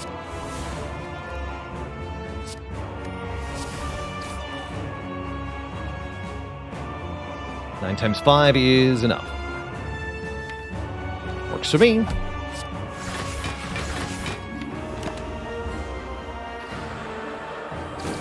Snack Packs, thanks for the 13 months. The overdue baby-versary.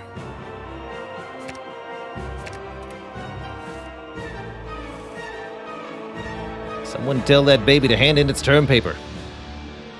Time's up. Vault or body? We have the scry in play. I think I'm just going to play the reinforced body. 36. We need one more.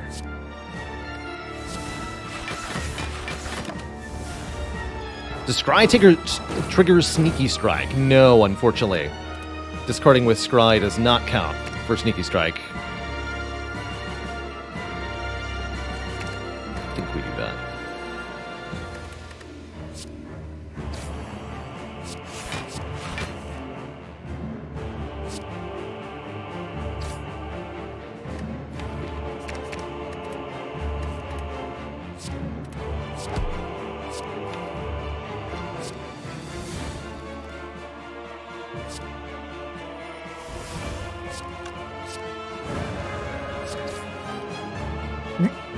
Fair enough. Can't play those. Just take one.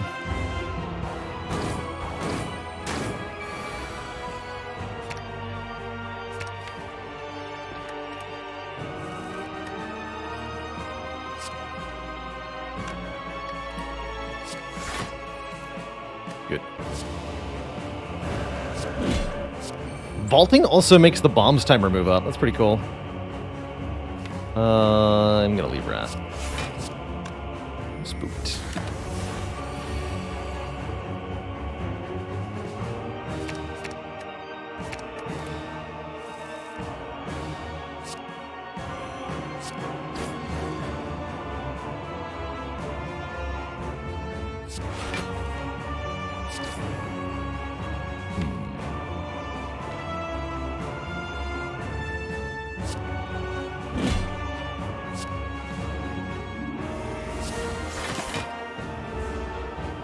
Dust Brigand, thanks for the tier 1 sub. Welcome. Cozy Sub Club.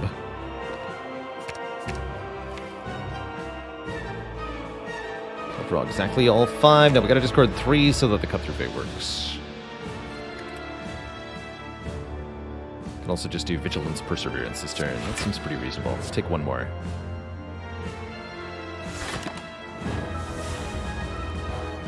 I should be able to kill on this turn. At least one hopes. Good. Okay, first boss down. Not too much health lost. We do have a Lizard Tail, don't forget, although I really would like to have this for the heart.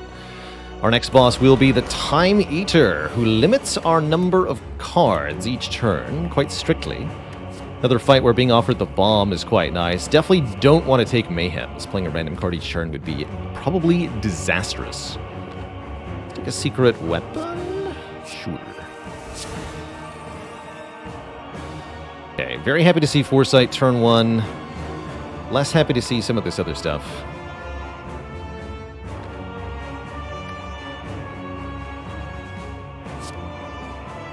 If I play Carnage Signature Move, I'd have to play all 3 Miracles. That said, Carnage Signature Move is a pretty good turn.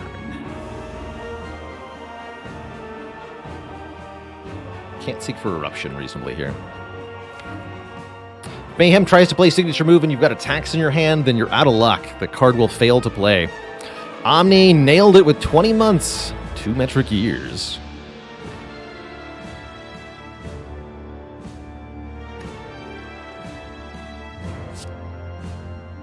Alright, I'll play a lot of cards turn 1, although I might regret it.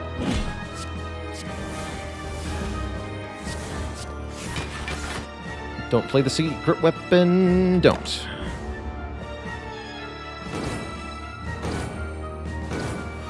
Alright, there's a good use of our buffer. Let's discard the block stuff. This would be a good time to enter Wrath, I think.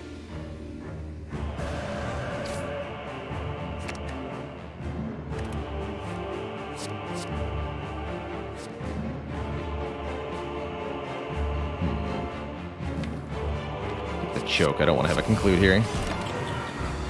Beep.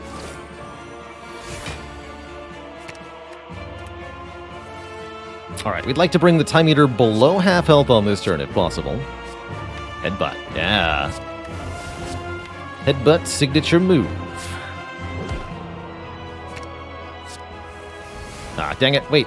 I guess I missed that there was one in the draw pile. I looked at my draw pile. I didn't see a signature move, but clearly there was one there. Whoops.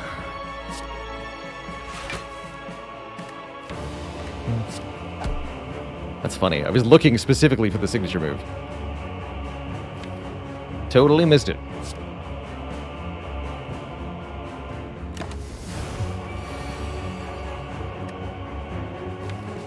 Doesn't seem to be here. Must have blended in with the defense. I suppose so. Alright, let's get you below half health, Time Eater.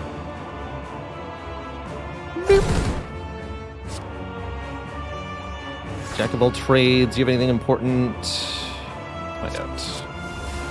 Yes.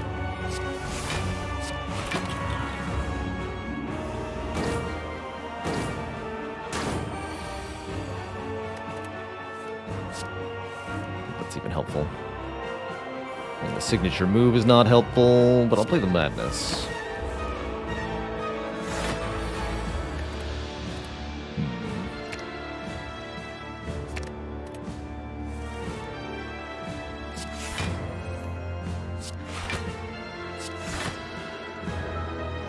Maybe I can keep that Perseverance? I can. Good.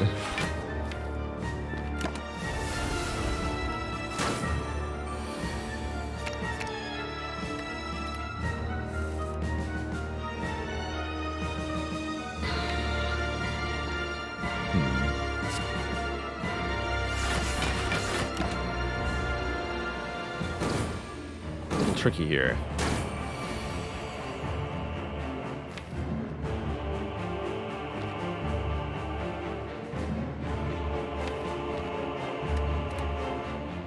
I think I have a kill this turn.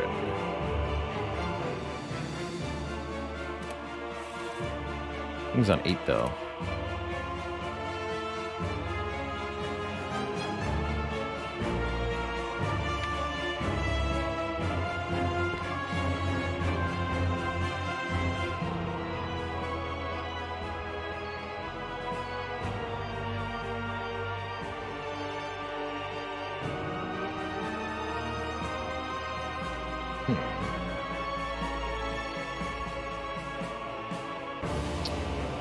Do trip, signature move, headbutt, perseverance. That might let me keep this ambrosia. Keeping the ambrosia for Act 4 is definitely a good idea. We could use the ambrosia to get a kill here. I drink the ambrosia, play signature move, headbutt the signature move, use secret weapon to get signature move back on into our hand, and then play signature move a second time and win. But I think we can win this fight without using the ambrosia, as long as I'm willing to lose a little bit of our health.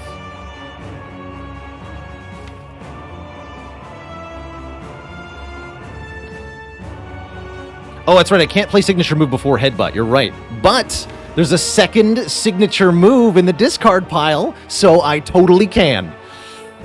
But yeah, I'm not going to do that. I am going to headbutt the other signature move.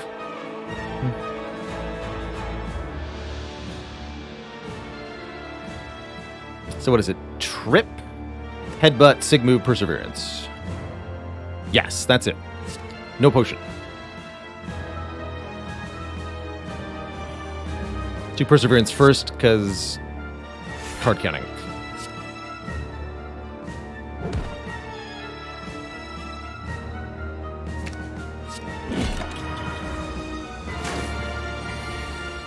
By 3. So we want indignation signature moves only 120, but if I discard 2 defends, yeah, we're there.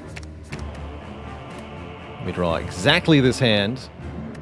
We go indignation, swift strike, signature move, and judge that slug. GG. Potions successfully preserved. 2 thump, 2 thump, 2 thump, a deep pulsing dread can be felt out the room. Is this the heart of the Spire, the source of judging enemies and then signing your name afterwards? You deal 2484 and advance into Act 4.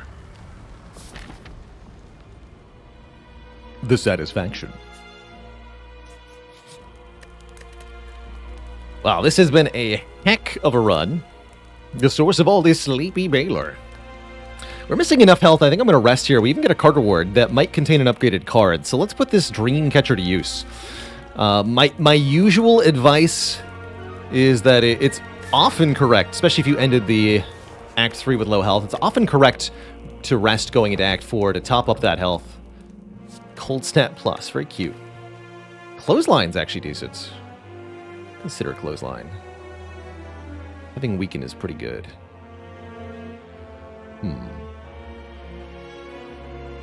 Can Judgment go through the heart's damage immunity? Yes. It's pretty cool. I don't think I want another card, unfortunately. Maybe a weak potion?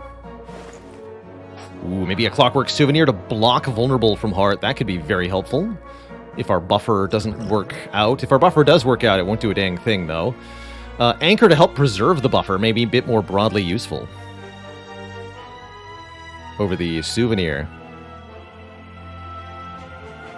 Also like the liquid memories and the dupe pots. Second Jack of all trades is here.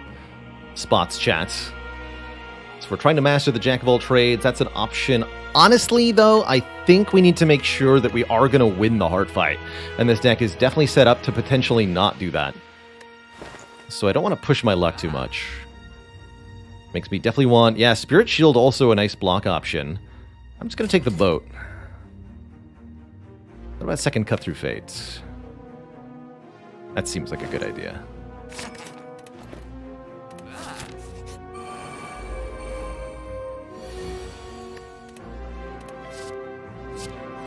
Pretty good violence as well.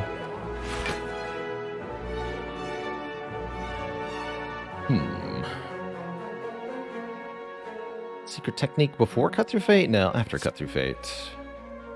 Got Foresight. You're attacking turn 1. We have Captain's Wheel, so let's go for the Spire first, because we're getting some free block on turn 3. Although if I'm vaulting, it's going to be free block on turn 2. No, let's kill the shield first. Aha, I thought so. Okay. We got Jack of all trades. Thinking Ahead plus and Violence plus. Okay. Here we go. Here we go. Now you're cooking with bacon.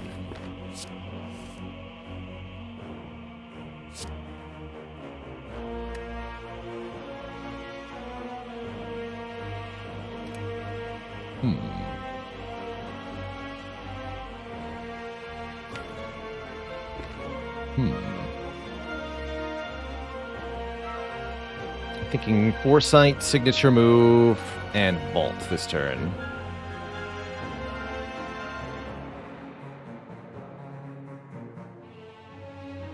If you wanted Violence for the next turn, but I wanted to get that Carnage out of my hand. Let's see what this is. Ragnarok plus for free. Actually, Thunderclap's pretty good too, removing the artifact off both of them.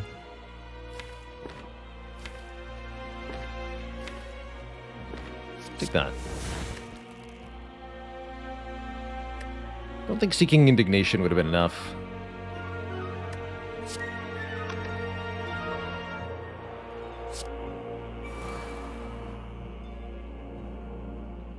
Yeah, let's do it this way. Hoop you and Vault.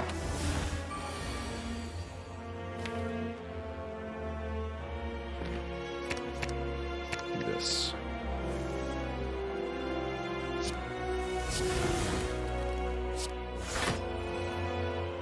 Here we go.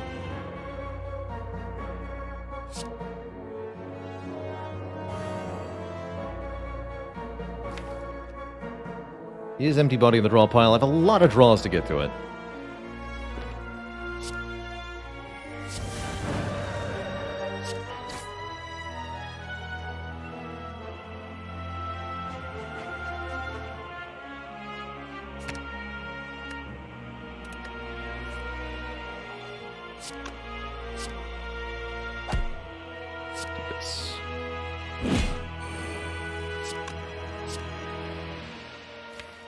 Beeping Swim.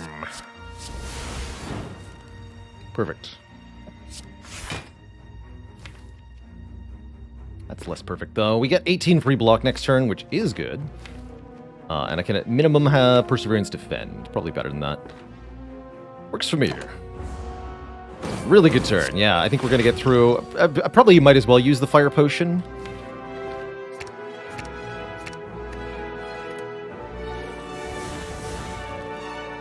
Aha! Oh, it doesn't get me anywhere, though. Unless I gamble, which I'm not going to do. Let's just take the block. Works for me.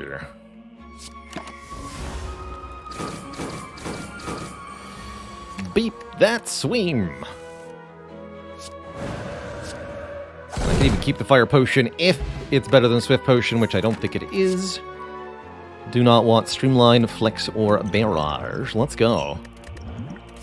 Ambrosia, Swift Pot for the heart. Here we go, Twitch chat. Full health plus a lizard tail plus a weird deck. Who knows what it'll do for us?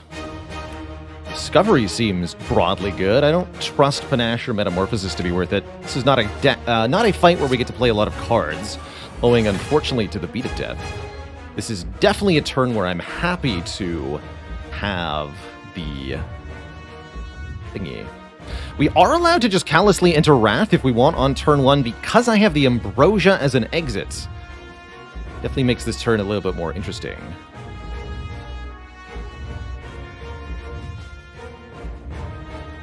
I want to start this off. Blocking is certainly going to be tricky, though. Let's go Master Reality Discovery first. I want to know what's in here. A Perseverance Plus or a Wheel Kick Plus. I'm going to take that Wheel Kick. And yeah, we're going to go Eruption, Wheel Kick. We got a couple more cards. Foresight is definitely one of them.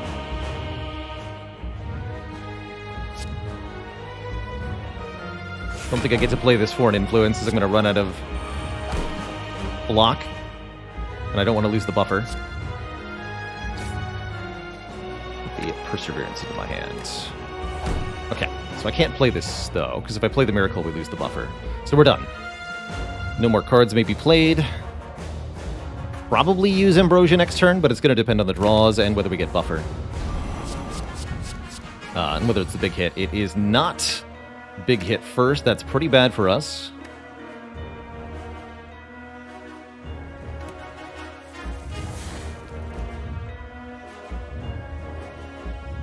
I might be able to make this work, though.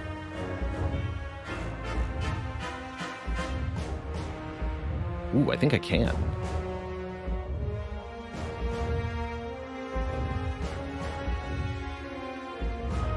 I think we can full block this turn, Twitch chat.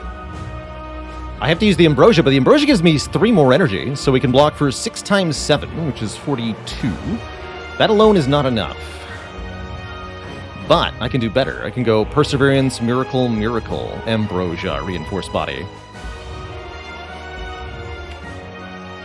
We are also allowed to use the Swift Potion, but or the Master Strategy, but I think I'd rather not. So we 2 damage from each card, so it's got to be Perseverance, Miracle Plus, Ambrosia, Reinforced Body to full block. And then I actually do want a Master Strat, because, well, maybe I don't. Takes all my energy.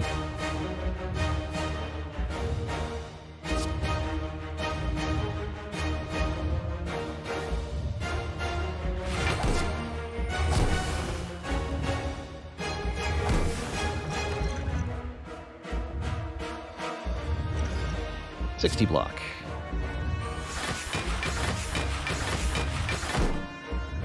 Alright, and I do have potentially 3 more energy spent. Let's see what we can draw here. Just Judgment Vigilance. Not particularly worth it. Could potentially do a ton of damage with the Swift Potion now, but it could save my bacon later. I'm going to use it now. Getting more damage in is very important. This is not a lot, but it'll do.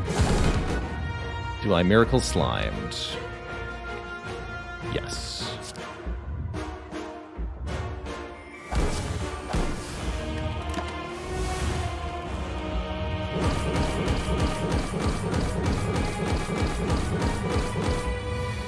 And then we have passive block from the boat thingy to make sure that I don't need to take exorbitant that I don't need to block before buffer works. What I'm trying to say. Need that sig move.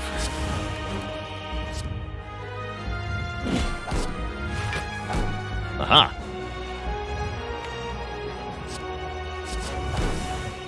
Infinite? Mayhem? Now that buffer's gone, I don't think so, still, but maybe, actually. There's no end turn effects in this deck, right? I definitely don't want to draw the Mayhem again.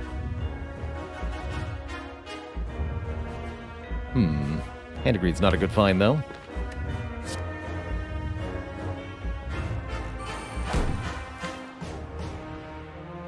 And we're losing buffers, so I don't care about that. Let's do it. We'll go hand agreed and sig move.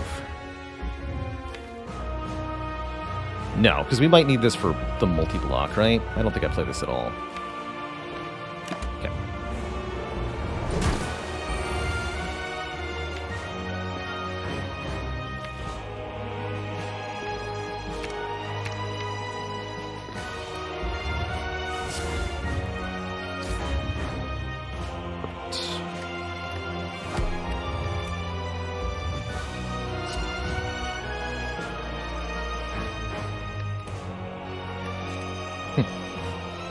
It's gonna be an upgraded steering blow.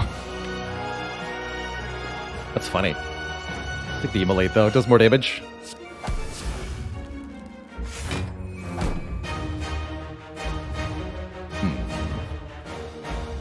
Eruption, immolate, vault, and then I get an extra turn. Let's do it.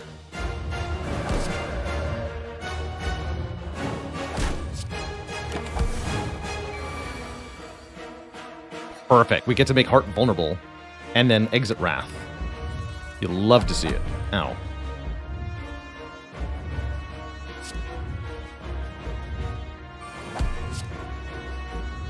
And then there's no need to play Forward Influence because I've already capped on damage here.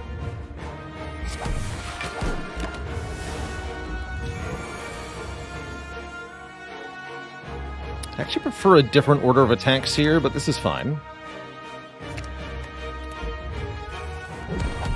Nice.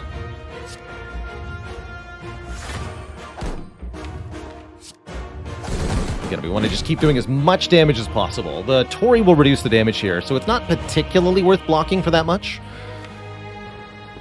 We'd rather have the Perseverance to carry us through next turn. Looks like we're good here. It's looking great. Hollywood, thanks for 32 moons of support. Heart is almost down. Ooh, the freewheel kick. Nice. You'd love to see it.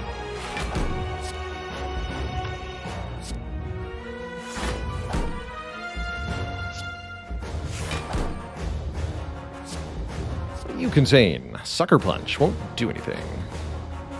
Chokes better damage.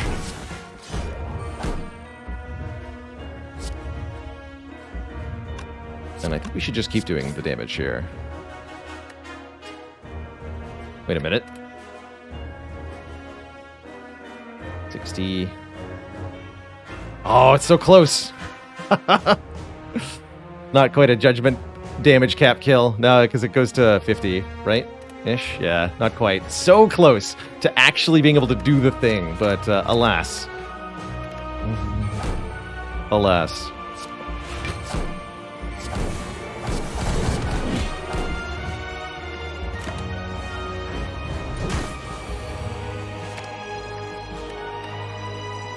Alright, looking good. Let's go for kill. GG, Twitch chat. GG. Be free, my lizard tail friend. Be free. There's some excellent masteries accomplished on that run. Double signature move. Takes the cake. GG.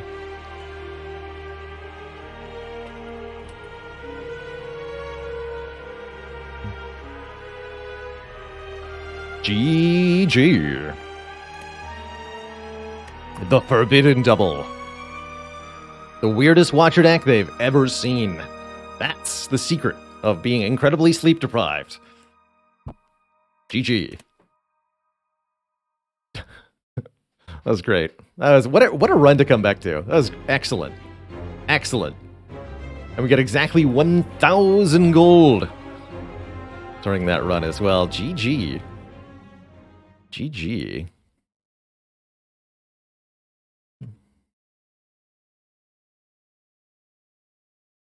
And look at that. Oh, I can't spell. Do double cards through Prism count for the challenge? Yes, yes. So we just got Carnage crossed off on Watcher. Not the character I expected to get double Carnage done, but there it is. We also got double Deus Ex Machina. No, make it triple Deus Ex Machina. Double forward influence, double signature move. Those are some awesome cards mastered.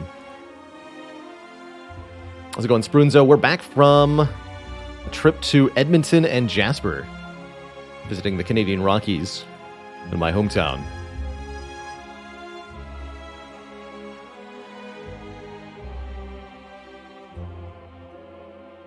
Just so we know how cool we are.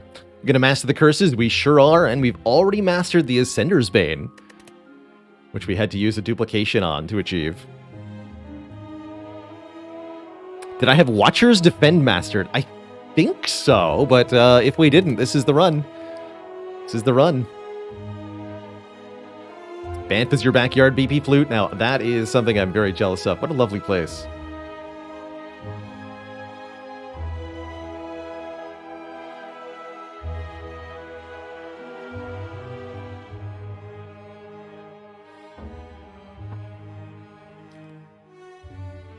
Also got to eat some of my favorite food of all time, the High Voltage Cafe in Edmonton. Most delicious donaires easily in the city of Edmonton, probably in the continent of Alberta, or the province of Alberta. Dang delicious Greek wraps. Truly incredible stuff. Well, what a run, Twitch chat. We are not stopping the Spire here. I'm going to do an Ironclad run next, and then we'll be switching it over to our sponsored game for today, Mahokenshi, which I'm very excited to check out. But first, I need to take a quick break, refill the water, stretch the legs, grab another snack, maybe more caffeine of some kind, and when I return, playing some more Slay the Spire. So back in a few, everybody. Don't go nowhere. Be right back.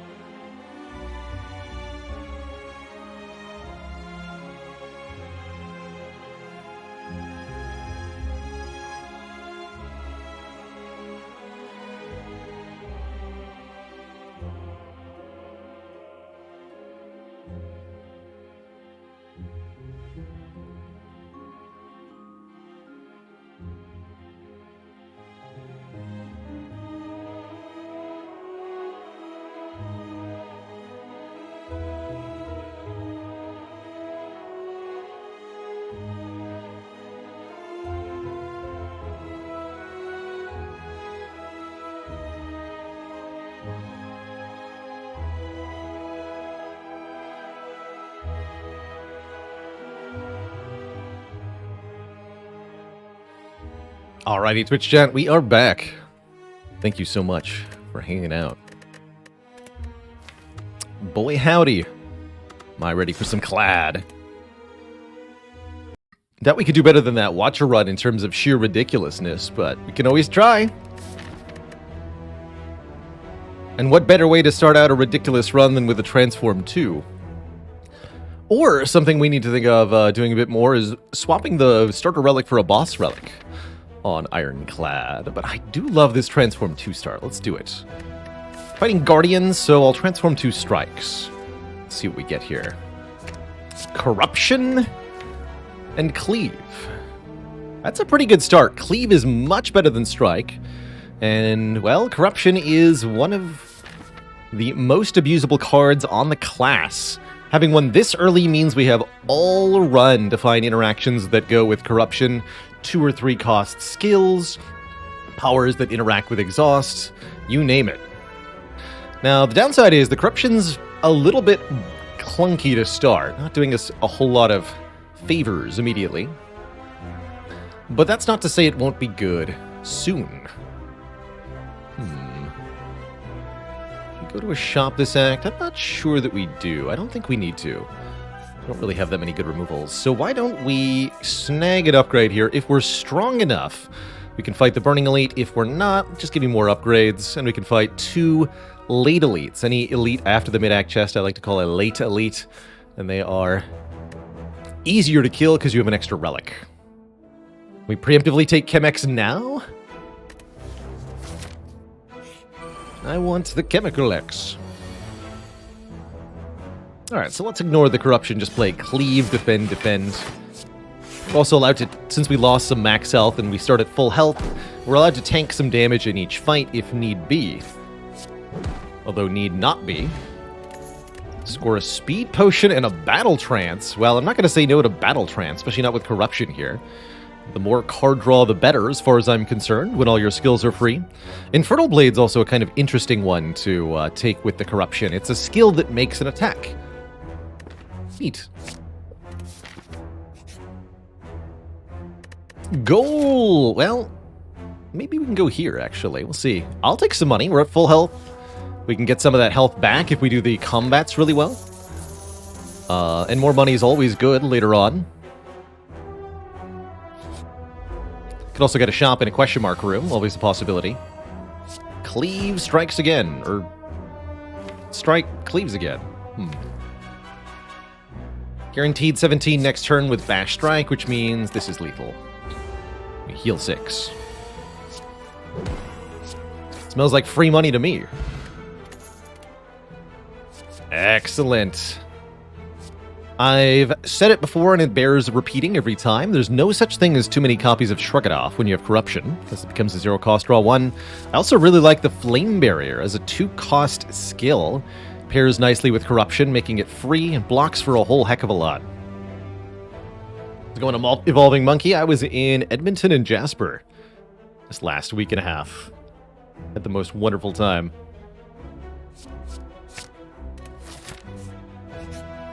Flame Barrier's blue. Ooh, potions are blue.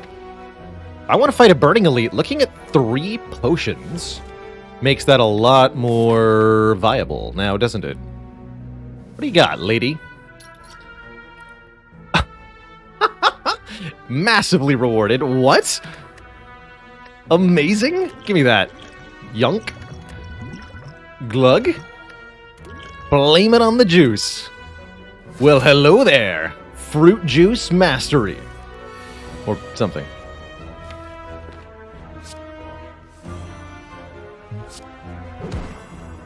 In case there was any doubt at all that Ironclad was juicing.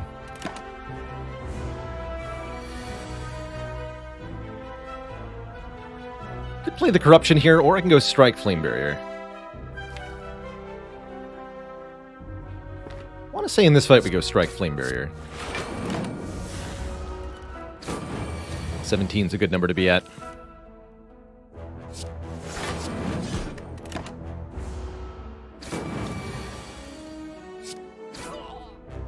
Full health, which is now 78. What a start to a run.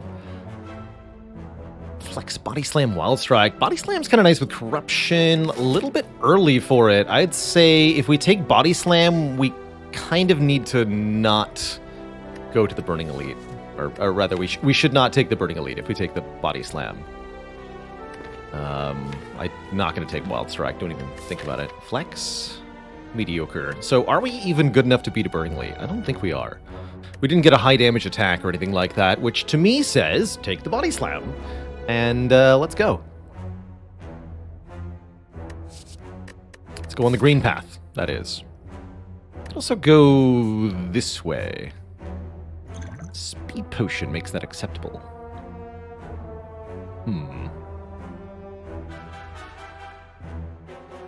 Gets me another really early relic. I kind of dig it. Okay. I'll take the Body Slam and go to the store.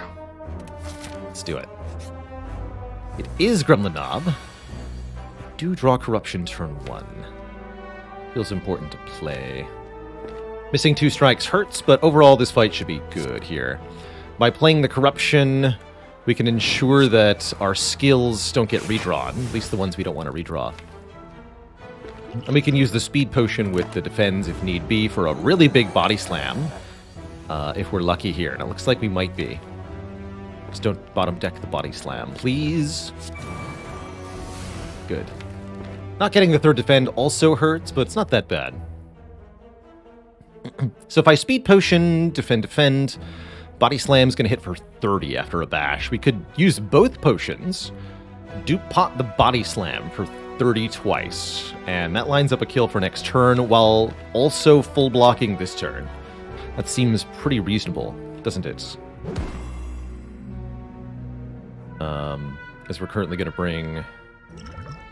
Let's just do this. So currently we bring Knob to 52. That's not viable.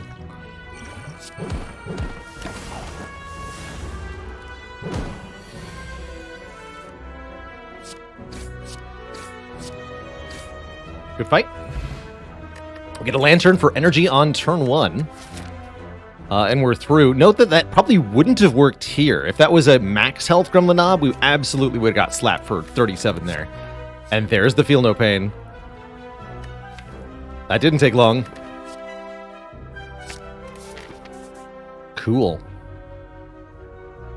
What a run. What an absolutely ridiculous... Well, how do we do it? It's not worth buying, surely. Surely not.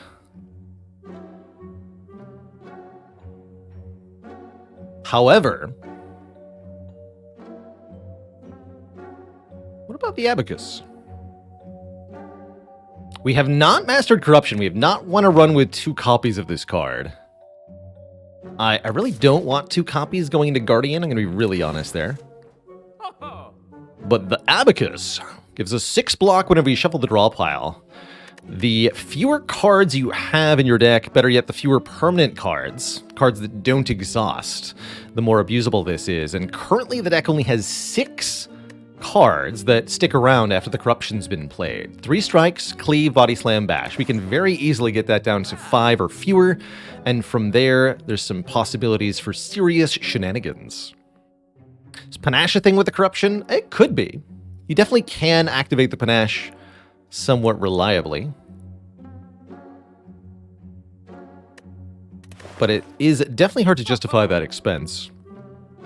Yeah, the Abacus having synergy with Body Slam is what really makes it appeal here. There could be a really powerful Body Slam setup that we can get to. If we can remove a few more strikes, add a Pommel Strike Plus, or another non-exhausting draw 1 or 2 effect, could do some serious stuff. Could add a Havoc. I don't want to. Destroying the Body Slam might be a lose condition for this deck. What we do want to do is upgrade the Body Slam so it becomes 0 cost. I think that's our top priority. Other good upgrades include the Bash, the area damage on the Cleave. We could even consider the additional block on Feel No Pain to be somewhat valuable. But I'm going to start with the Body Slam. And we should hopefully get 2 more upgrades this act. We've got plenty of health, after all. The Boot. But we would deal 4 less unblocked attack damage, up it to 5. Pretty minimal uses for this. I definitely like having the option to take the cursed key as a boss relic.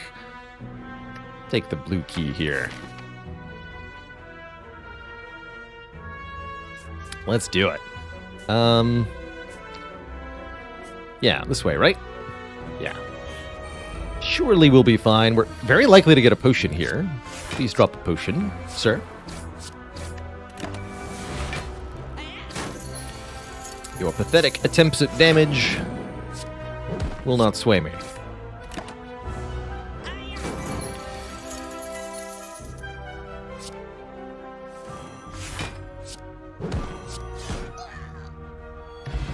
Get an elixir, allowing us to exhaust any number of cards. How fitting.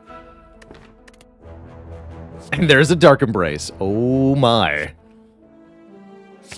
We are off to the races, Twitch chat. With the Dark Embrace now, whenever a card is exhausted, we draw 1, and the shenanigans are here. Let us observe as Lagavulin faces an abysmal fate. Truly a sad time for this creature.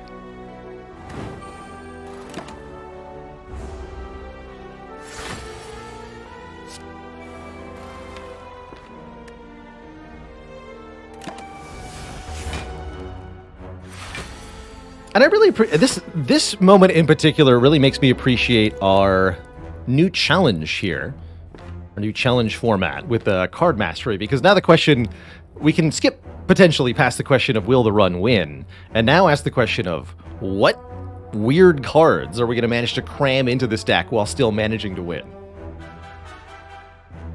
That's my favorite question. I think we want to wait one more turn here. This is not the draw we wanted. Clash! Haha! Could be true. And we did draw the Battle Trance. How perfect. I'm not likely to be able to redraw that Body Slam. We want to go Bash, Battle Trance, Body Slam.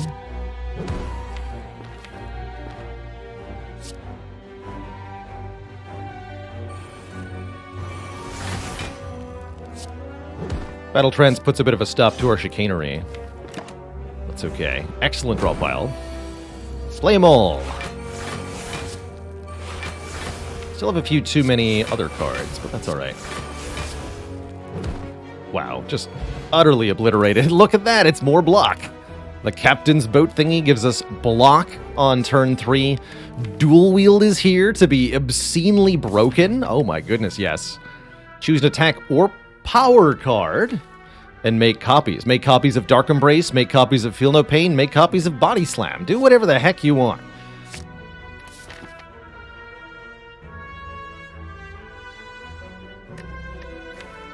It's all good.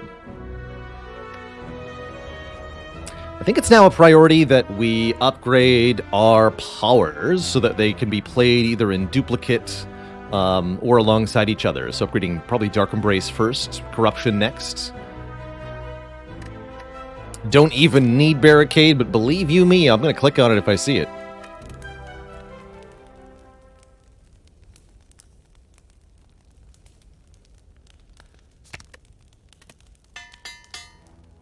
Strongest Act 1 Ironclad you've ever seen. I don't know if I would give it that title, but, oh yeah. It's pretty good. It's pretty good. We can just dual wield this Booty Slam. Heck yeah.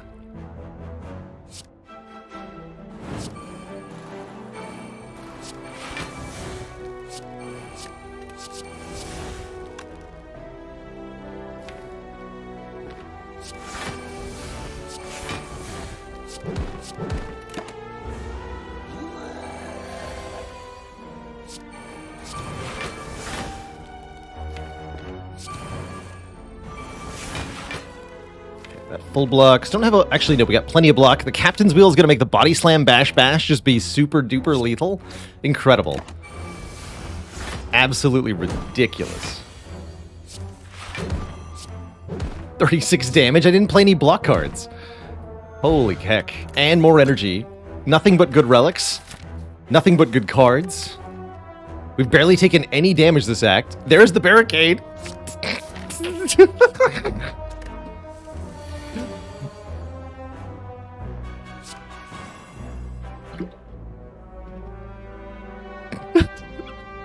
What is this seed? Hello? Absolutely nonsensical. Truly obscene. Just incredible.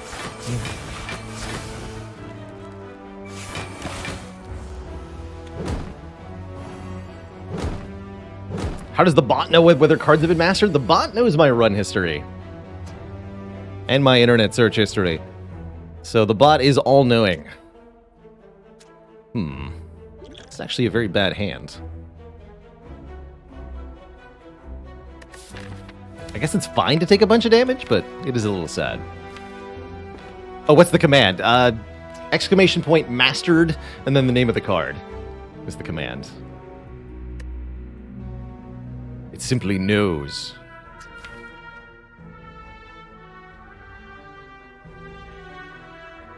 Contemplating using the elixir for block. It's actually not even that much block, so I don't think I will. Mash Strike does 12, so I can kill this. Okay, let's just do that. Get a little block by duplicating barricade. Don't question it.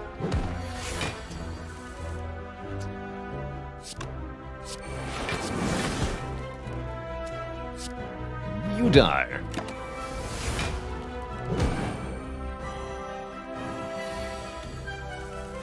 I'm not particularly worried about Guardian here. Actually do want the energy separately on turn 1, turn 2. Dropkick.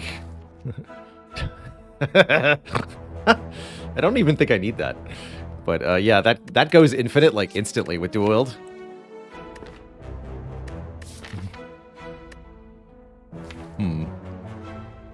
Again, I don't think I actually need it.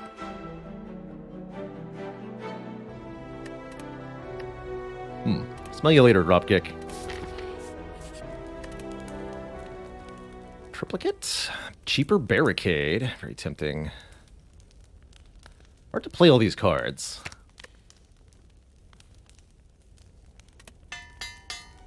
Do this. Might need to use the elixir during this fight for good results. Do I want to dual wield the Dark Embrace? Make my life nice and easy.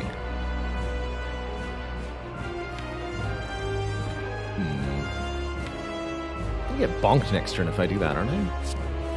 Oh, we got barricade, so I can dual wield.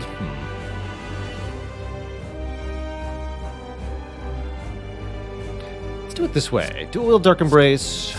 Play one of them. Play barricade.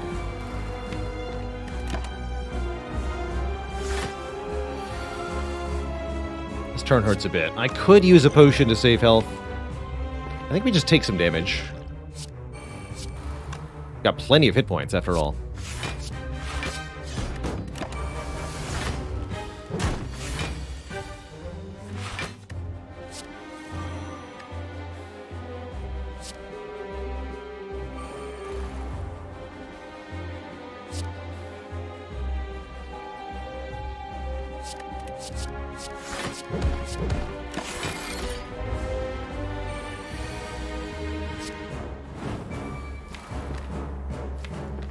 Draw 2.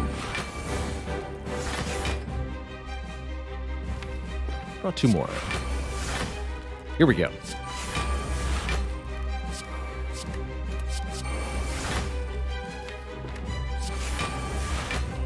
Go body slam, flame barrier. I can body slam, battle trance, body slam. So we could do another twice over of Guardian's health here on this turn. GG.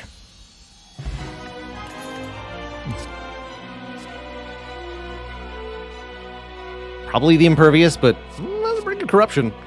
Feed here to be obscene as well. But really, the Impervious is just so good.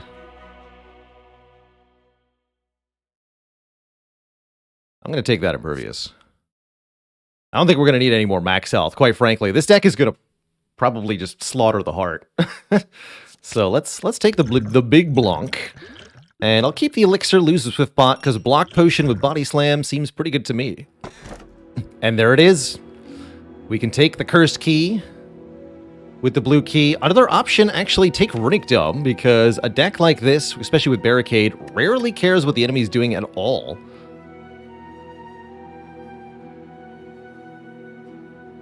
So Runic Dome could arguably be even better than the Cursed Key, because we'll get all the benefits of the extra energy, but without the loss of relics. And we have yet to actually win a run with Runic Dome, it sounds like. Okay, this is the perfect one. The deck that's so powerful, it doesn't care at all about what enemies are doing. It doesn't need to see a dang thing. Just give me more energy. And we're fighting Champ. Oh boy, Champ is going to have a really bad time. I'm not sure that I want to go for the Burning Elite. I like that there's a lot of upgrades and a shop on this side of the map here, as well as potentially the ability to fight several more elites. Could get an early shop as well. We mostly want to remove cards, right? Strike remove would be huge because of Abacus. So I'd like to go to 2 different stores for 2 removes, and that speaks again to going on the left side here.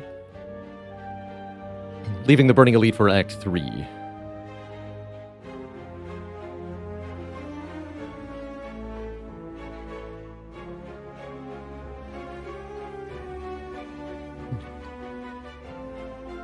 Slack's time. Did you hear about the man who was fired from the trouser factory? Turns out he'd been slacking off.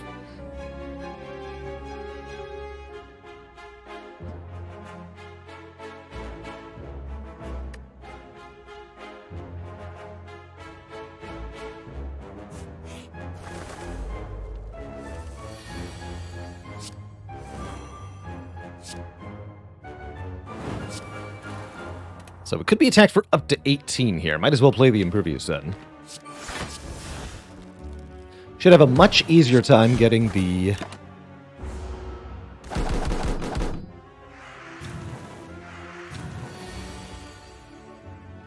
Should have a much easier time getting the powers in play now that we have more energy per turn to spend. In particular, dual-wielding Dark Embrace feels real nice to me.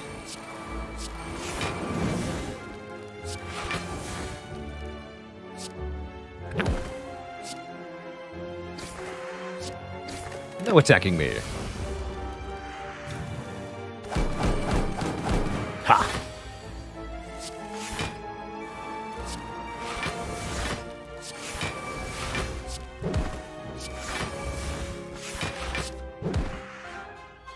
Beautiful. Burning Pact lets us exhaust a card in the deck or a status card and draw more things. Perfect in this kind of deck. Anything that says draw, anything that says exhaust a card is good. This is both. Take the Swift Pot. Over that block pot. Strange Spoon. Interesting. Cards that exhaust and played would instead discard half the time. There's definitely some interesting things you can do with Strange Spoon. And Corruption in particular, allowing you to repeatedly use your skills for free, although in this case I think that's not necessarily what we want to do. You won't activate Feel No Pain or Dark Embrace if the Strange Spoon prevents a card from exhausting. I wonder if Discovery is any good. Have we mastered Discovery? Yes, I believe we have, actually.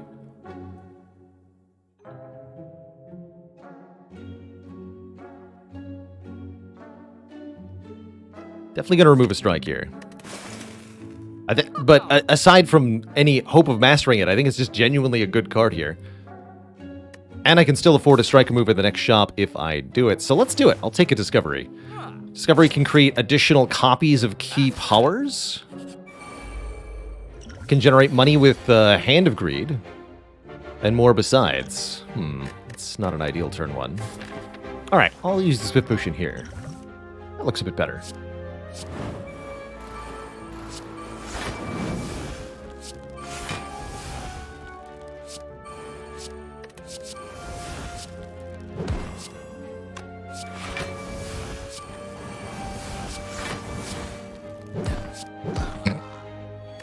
Right, hence the Runic Dome.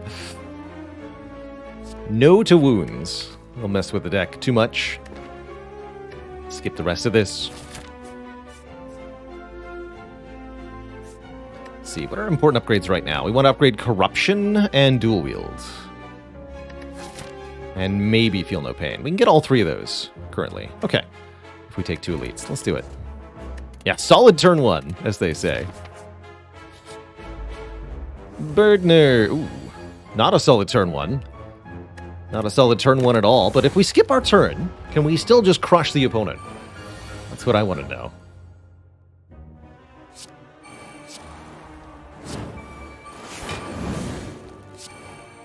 Look at that. Feel No Pain, courtesy of Discovery.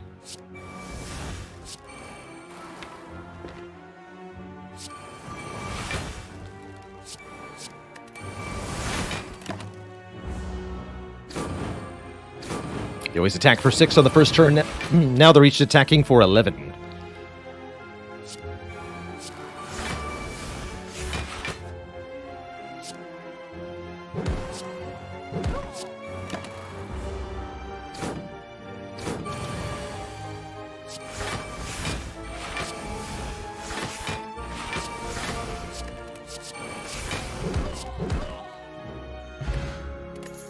Brutal. Seeing Red. Kind of nice with Dark Embrace. Don't want too many cards in this deck, but this can help us get it accelerated. Especially with the Corruption. It's +2 energy with essentially no expense, allowing us to get more powers down in 1 turn. Let's do it. Grant and Chips, thanks for 6 months in the Prime sub. We don't have a mastery on Body Slam. I think second Body Slam will fit in better much later in this run. Not so much now. And we get a card remove. Okay, maybe I don't need to go to that shop after all. Maybe it was wrong to buy Discovery. Either way, let's lose another strike. Every strike we can lose is excellence.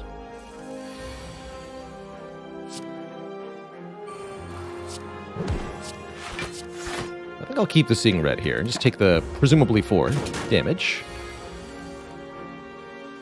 And let the nonsense begin. So nice to be able to play Barricade this turn alongside the Corruption. Really glad we got the Barricade upgraded. Getting those little cost reductions here and there can make such a big difference in how many turns your deck takes to win a combat.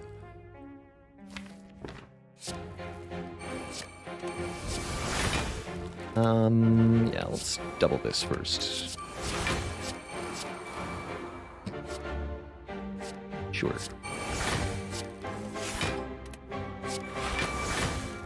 Oh wait, I've got a wound, right. Well, whatever. Who needs it? Duvu Daw. For each curse of the deck, gain a strength. And our second Flame Barrier, which I will happily click on.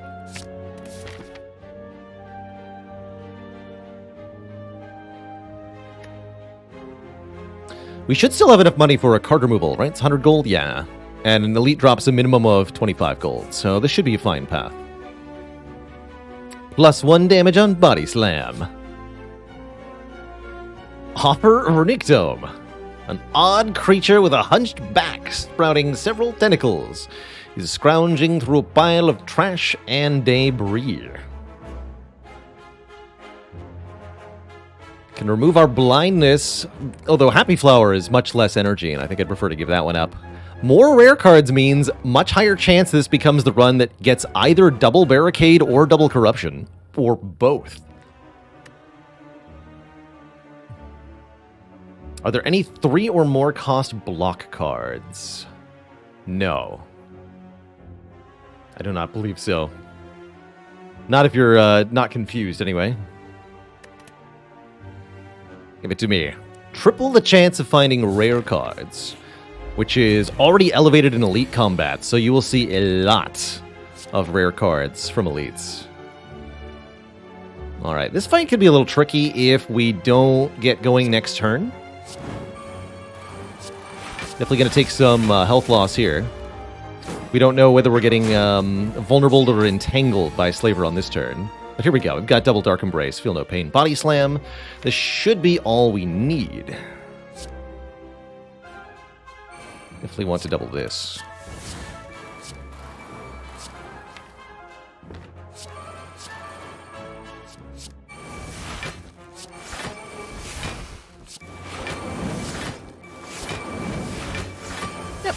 seems like we've reached the good place.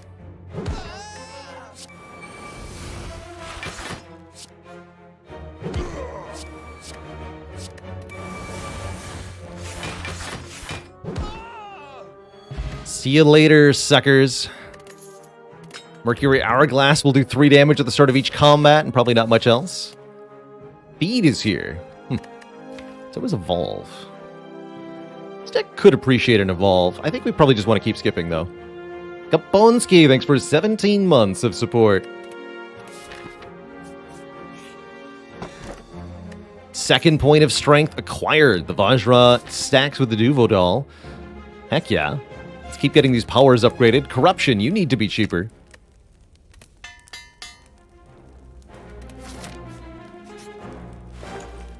Ooh, can't quite get the membership card, but Exhume is certainly a good card. Second Body Slam, again being offered to us. Double Exhume would be cool. And it's another rare card we want to get duplicates of. So I think our mastery goal on this run, as many Ironclad rares as possible.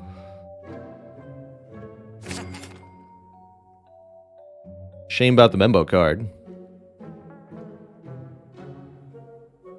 Don't think I need anything else here. I don't want to get involved with Evolve. That's right. That's right. All right, make 2 copies instead of 1, please. Book of Stabbing, the rematch. Discovery. If Discovery makes a 0-cost power or attack, Dual Wield can make 2 free copies of it. Like so. Bonk.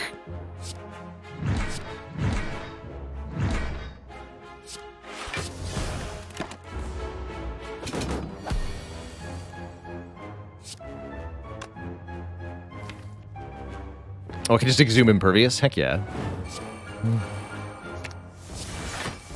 Bonk.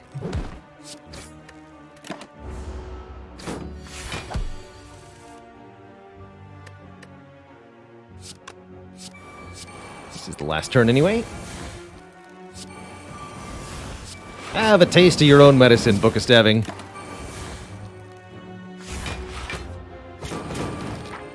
Easy. Another rare card, 10 more max health. Double tap. It's a skill, and it's a rare card. I'll take it. Rupture Plus kind of interesting to be offered, but we have no use for a Rupture. Ancient Potion could make a huge difference in the heart fight, so I'm going to pick that up now and hold on to it. For as long as possible here. Look at that. Again, having the energy to play all of the powers in one turn is so crucial here.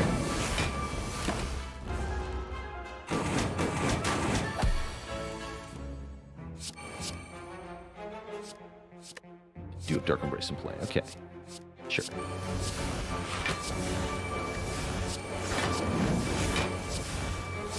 Boop.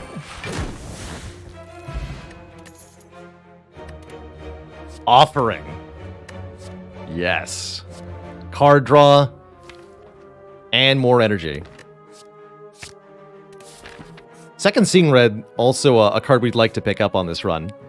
But let's grab the first offering. This deck is truly ludicrous, huh? Sickeningly turbo.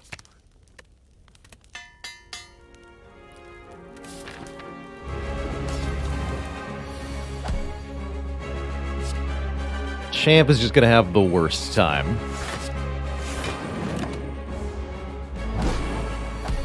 We really don't care what Champ does. He'll attack us, debuff us, might even get a bit of damage in, but...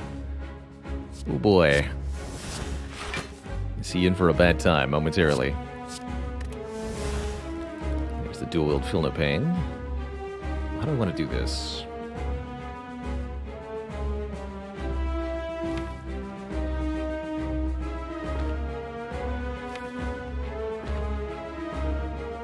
Like this. Yeah, like that. Oh, he does get a hit in. Well done, champ. Well done.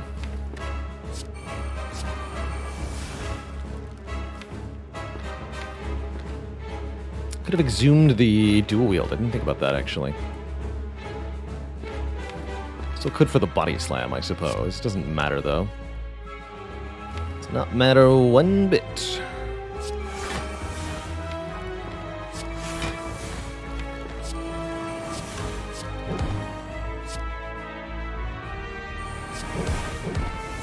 Let's go with that.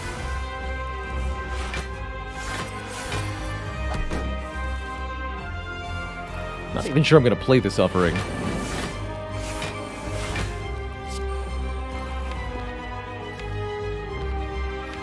Actually, yeah, just exhume the dual wield. Simplest way to win here. Boop. GG, champ. You stinky.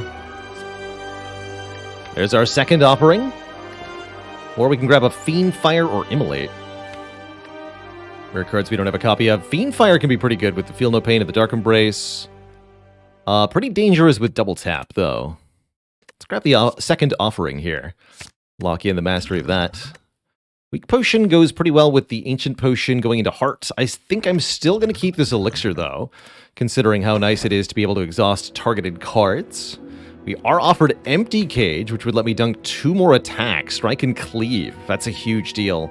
Or we can take Calling Bell, getting 3 more relics, as well as the Curse of the Bell, giving us 1 point of strength. I think I'd much rather take the card removals, though. We are going to be obscenely strong if we can get rid of the basic stuff and just rely on the body slam for damage once we get all the powers in play. Works really well in Act 3, in particular. I'm going to do it. This deck is all about the removes. Sorry, Cleave. Your time to go. Don't have 1 attack. We got 2. Bash and Body Slam. And Dual Wield if we need more. Definitely dependent on our ability to generate a block surplus, but I don't foresee that being an issue either. Most of the time. Take some events here. Eager to get offered more relics and such. Wonder if we take Dead Branch this run. Probably, just for the sheer lunacy of it. Cleave has left the building, I repeat. Cleave has left the building.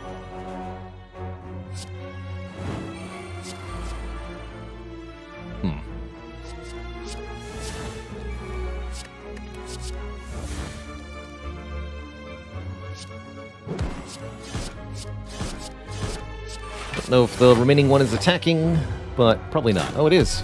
How rude.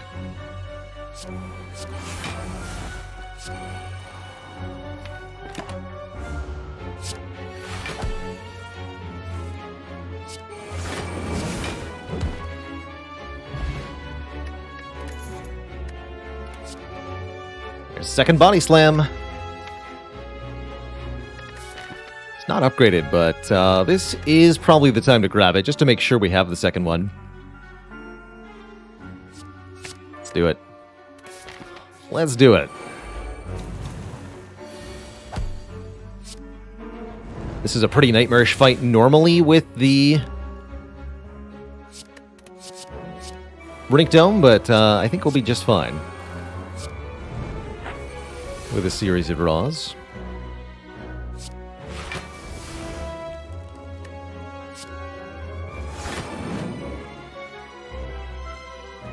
Don't need Barricade, though.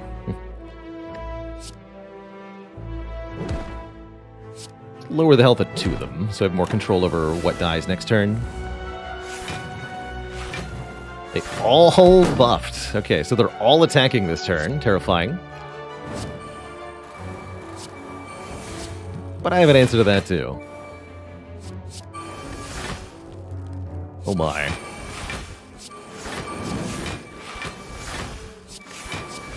We appear to have gone to Wacky Town.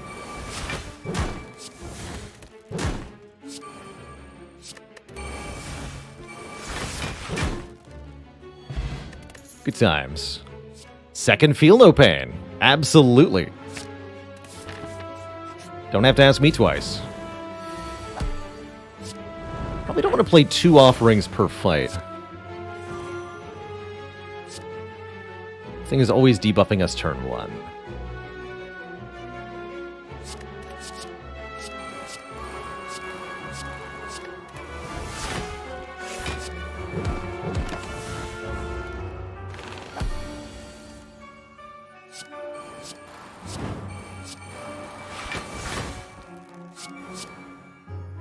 Jesus. This deck is just so dumb.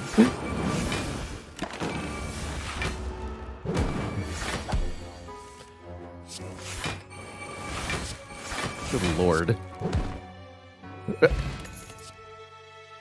Infernal Blade. Adds a card that might be permanent. So it's not that desirable. Although it could be something we could seek to get 2 copies of. I don't think I will take this one. What did Inloth ask for? The Happy Flower we gave up. Inloth ate that flower. Definitely glad here that we took Dome over Curse Key. We get to pick up the Eternal Feather, healing us at rest sites. Now I play all the offerings I draw. I don't even care anymore. Ooh, and we're offered Double Madnesses, which doesn't really help that much. But is a card we could just take 2 copies of. I think Madness will be an easy thing to master later on anyway. Since you can get them in a pair. This is not the run. We could take them, but we're not going to use them. Let's just lose the 4 max health. Although Madnessing a power and then making a bajillion copies of it is kind of cool.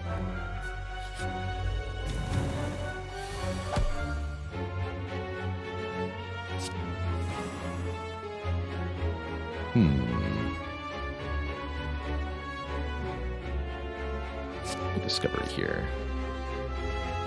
Oh. So you're telling me I can do this. Bonk. Squish. Get an Nunchaku, more energy, good stuff. There it is, the second barricade. Or I can take Entrench, which is obviously ridiculous too. But this is absolutely, positively the moment, the time, the place. Get that second barricade locked in. Let's do it.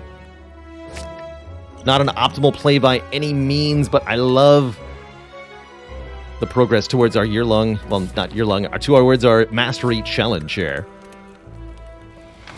It's good. Really good.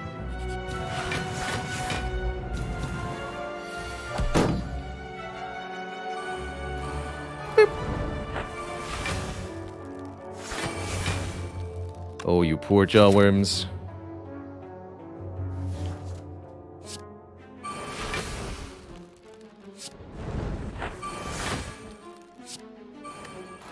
Yeah, don't exhume the offering, though. That's a little bit too much.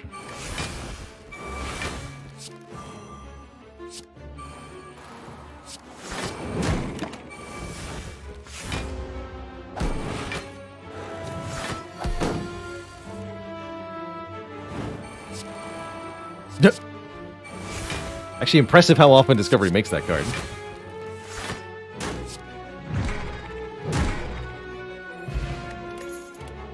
The Bludges. This is also a deck that could do very funny things with the Rampage, but not as funny as the Body Slam, which just plain does infinite damage. Rampage cannot hope to compete. Red Skull. More strength if we're below half. Not that that's ever going to happen. Giant Head is about to have a bad time. If I had to guess. I'm just going to save up the block here. Giant Head gives us several turns to set up, which is way too many, considering what this deck is capable of.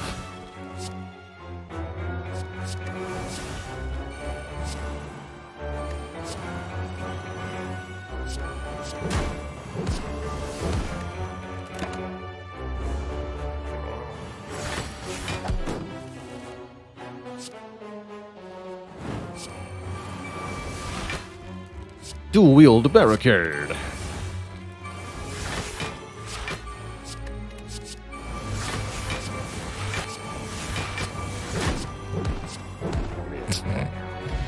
Filthy. Another rare card appears. How many rares? It's too many. Demon form, not exactly it. unlikely to get a second copy offered to us in time, and we really don't benefit from the strength, so I won't be clicking on this one. I've already said no to wounds. I've already said no to mini whirlwinds. I'm sure we'll have another double whirlwind run.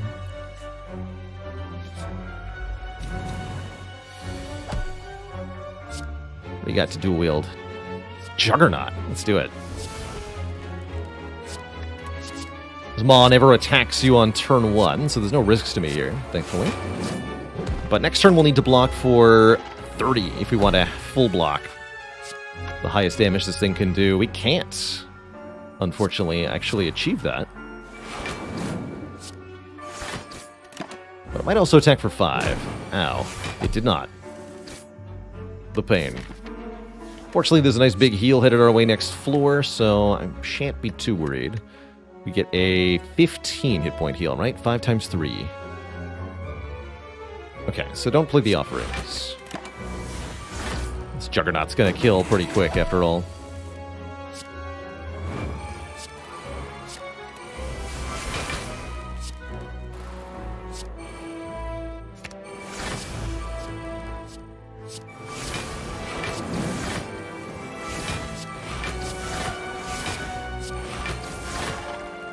Good job, Juggernaut. How's it going, Centeneer? Hello. Looks like 3 skips to me. Bye. 2 more upgrades. Double tap's pretty good. This needs to be upgraded. This to be any use at all.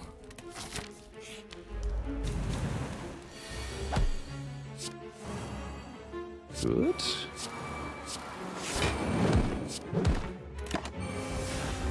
Yeah, never getting attacked by on turn 1 by this creature.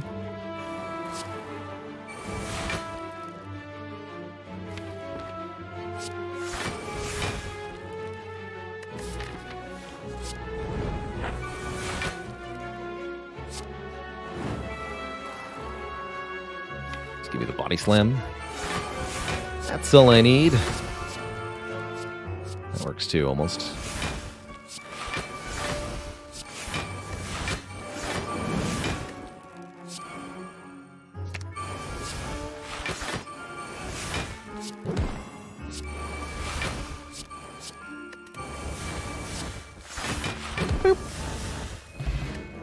Another fruit juice, the 3rd fruit juice of the run, and another rare card, the 2nd Exhume.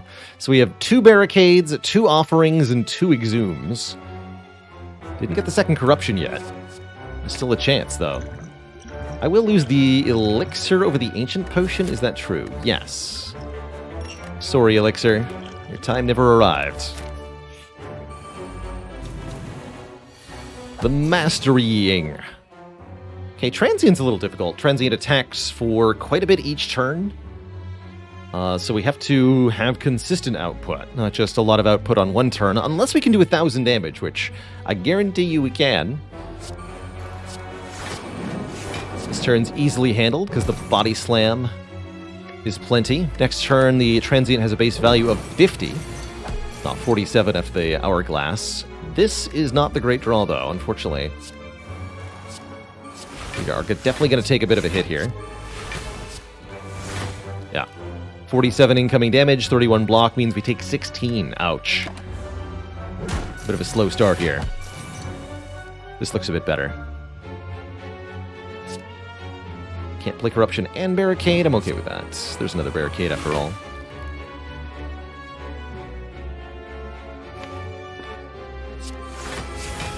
Let's get rid of that. So we take no damage on this turn, but if we can't replicate that turn, we'll be in trouble. Looks like we probably can. Pretty easily, actually.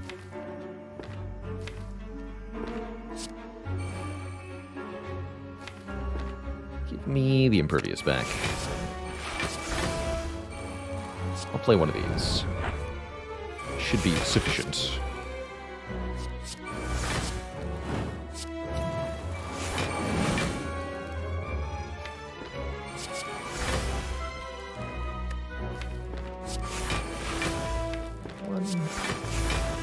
Nothing in the discard pile, so Body Slam, Double Tap, Body slam. Oh yeah, you're super dead. Transient. Boop. Absolutely destroyed. And there's another feel no pain. Yoink. Handsome. Thanks for the mini raid. Welcome, Handsome and Raider. You're in time for the exciting conclusion of what might be the most busted Ironclad run of all time. Just a truly absurd run of Slay the Spire happening here. Guess I'll upgrade the double tap, but I don't think it matters one bit. Hello, Southern Stylist. Hello. And I can even dual wield Dark Embrace for this fight. Oh yeah. That's a winner.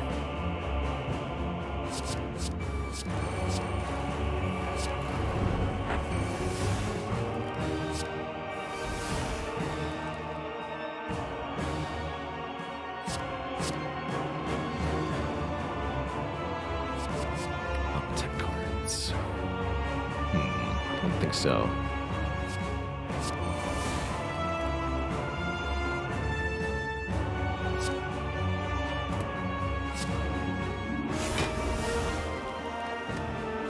adequate.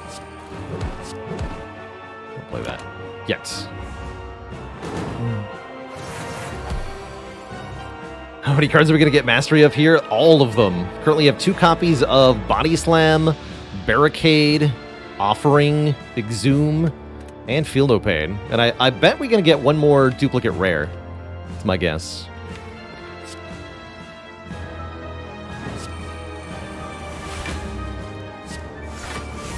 Get rid of this.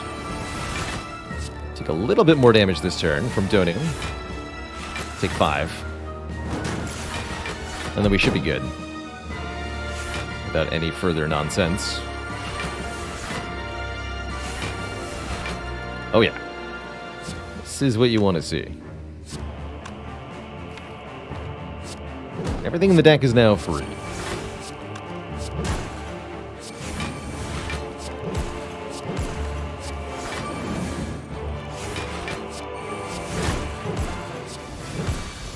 GG. Slamming and jamming. Whoa. Bit of a stutter there. Do apologize. That's the mod, the Spire, the Twitch extension glitching out. Should have that fixed for next broadcast. Stutter anyway, not the extension necessarily. Let's see here. What's in the discovery? Nothing impressive, unfortunately. I'll take the steering blow though, that's fun. And we'll Offering. It's another fight that we should be able to end with quite some decisiveness pretty quickly. Give myself the chance to dual wield Dark Embrace while Offering first, even though that's one less draw immediately, and it worked out.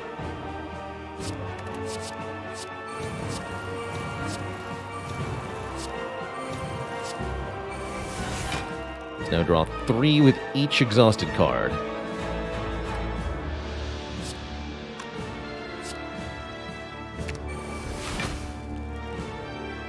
Let's get this out of my hands.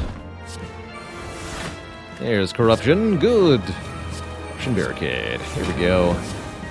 And the shenanigans have arrived. Looks like these birds get to leave with their lives.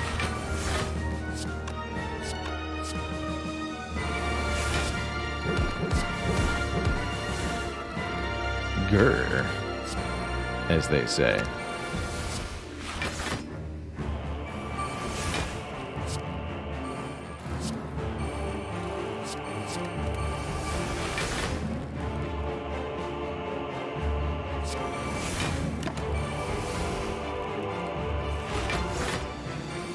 Maximum ethicality.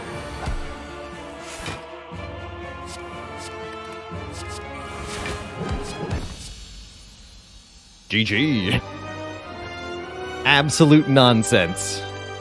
Just absolute and utter nonsense. Two thump, a deep pulsing dread can be felt throughout the room. Is this the heart of the Spire, the source of all these ironclad exhaust powers appearing in Act 1 unexpectedly?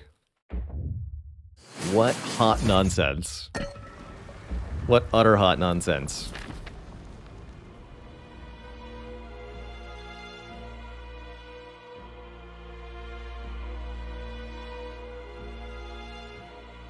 Arcolite, did you hear about the Ironclad who had to run behind a car for an hour? He was exhausted.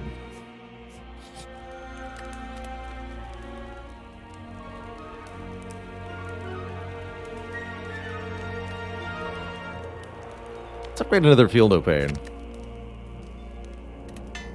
Not bothering to upgrade any of the cost reductions that are on skills like the Seeing Red or the Exhumes because the Corruption overrides their cost anyway and makes them 0 cost.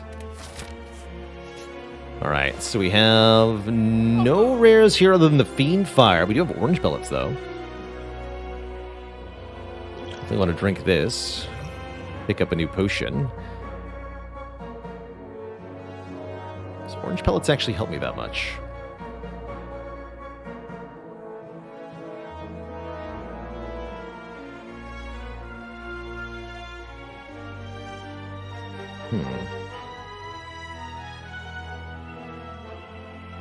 Second artifact potion should block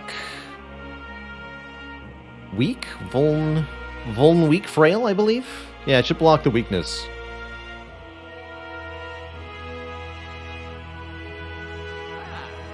If I remember my heart order correctly.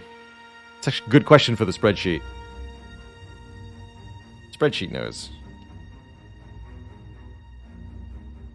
Orange Pellet seems like the simpler answer. With the Orange Pellets, I can go for the other 2 potions. And that would let me upgrade Offerings for more card draw. That's pretty good. Let's do that.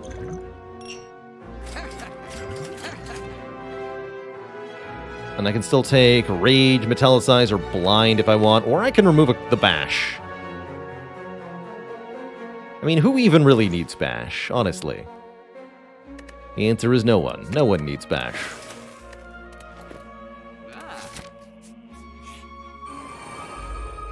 Right, this elite fight will be our last chance for a duplicate rare. They are very likely to drop a rare.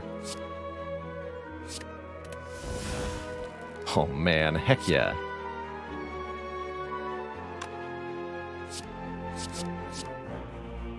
Am I willing to take damage though?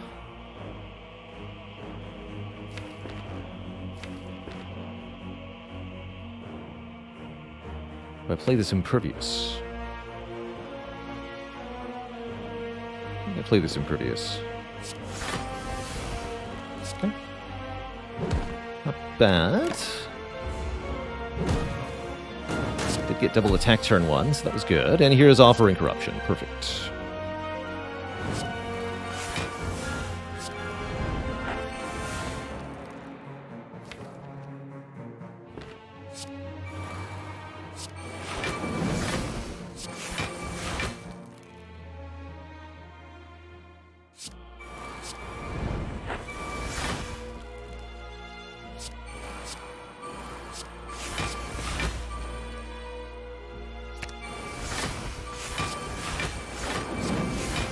Alrighty then.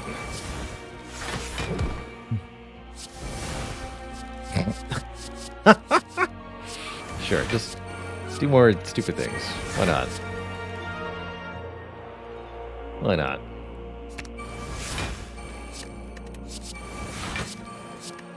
Ultimate Dark Embracing. Draw 1,000,000 cards. Beautiful. Unceasing Top and a second Impervious. Or a second Burning Pact. I don't think we have Mastery on Impervious. Nope. Apparently we don't. Well, let's cross it off the list then. So that's 2 Impervious, 2 Offering, 2 Barricade, 2 Exhume. 4 duplicate rare cards. That's pretty sweet. Talk about some progress, and guess what? I drew Dual-Wield Dark Embrace turn 1. But wait, what does Discovery have? Exhume? Or Demon Form? Give me another Exhume. I don't need the Demon Form at all, after all.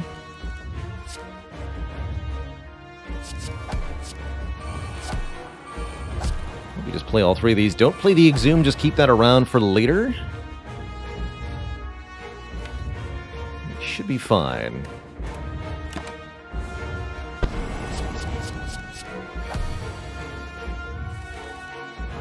Perfect.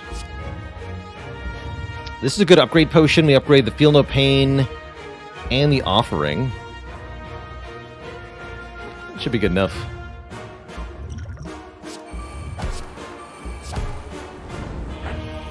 Don't know what the Heart's choosing to do on this turn, and quite frankly, I don't care.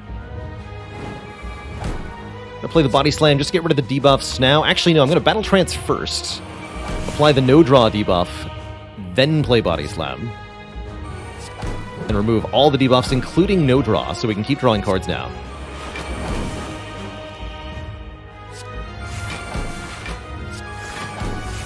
I think that's all she wrote for the Heart. Poor thing.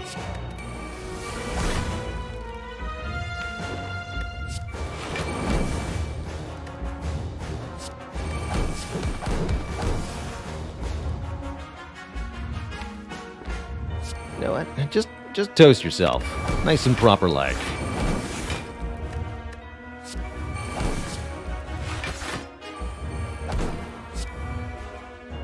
Hopefully you're multi-attacking me.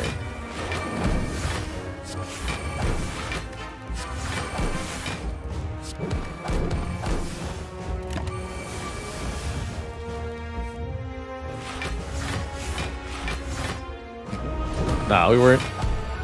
The shame.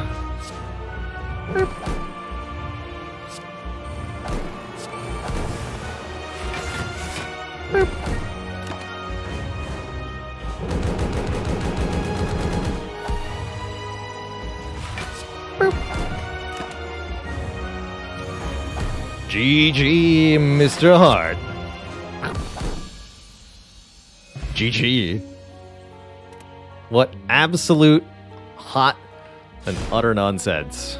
Incredible. Simply incredible.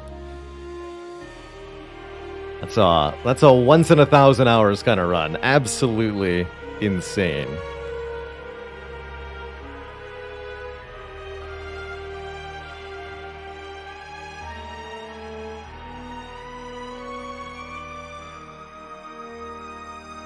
GG.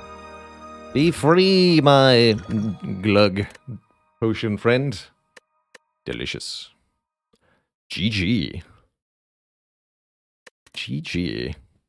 Ridiculous. Imsaney, thanks for the 5 months of support.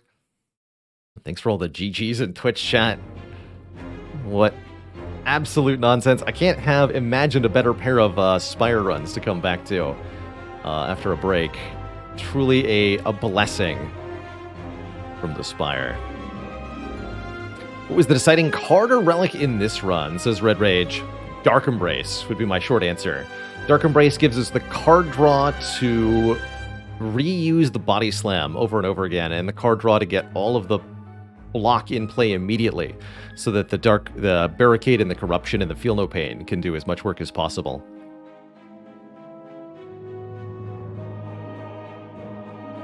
Javaz, thanks for 8 months of support. Happy mastery. Heck yeah. Confirmed 100% win rate while sleep deprived. AceCav83, thanks for the 400 bits. That's why you watch the stream, for moments like that. Heck yes. That's why I play the game. Is for moments like this absolutely absurd run. 2 Exhume, 2 Impervious, 2 Offering, 2 Barricade. We did miss the second Corruption, taking the second Offering instead. Slightly regret that, but only slightly. 2 Body Slams. Dang, what a run. 2 Flame Barriers as well. I don't know if we had that one done.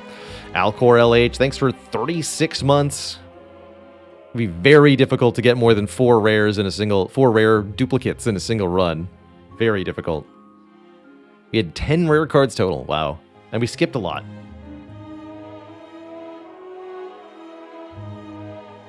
Hey, nice Jubal the Lion. We're going to be doing a lot more Monster Train on the stream this year.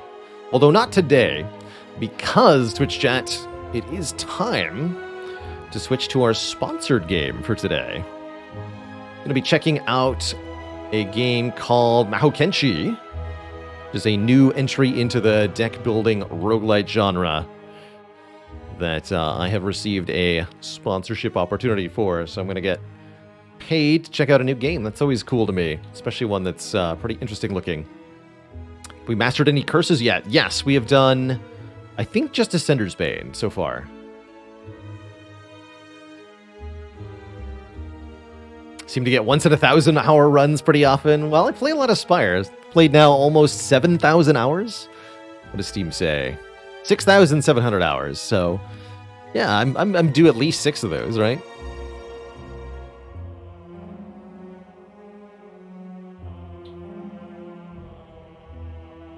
Not so bad, Andy. Thank you so much for the very generous 5 gifted subs, by the way. I don't know if I said that already. Thank you for that support.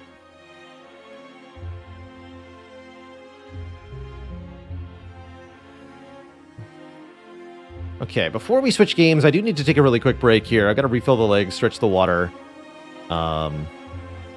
reorient myself a little bit, and type up a social post real quick.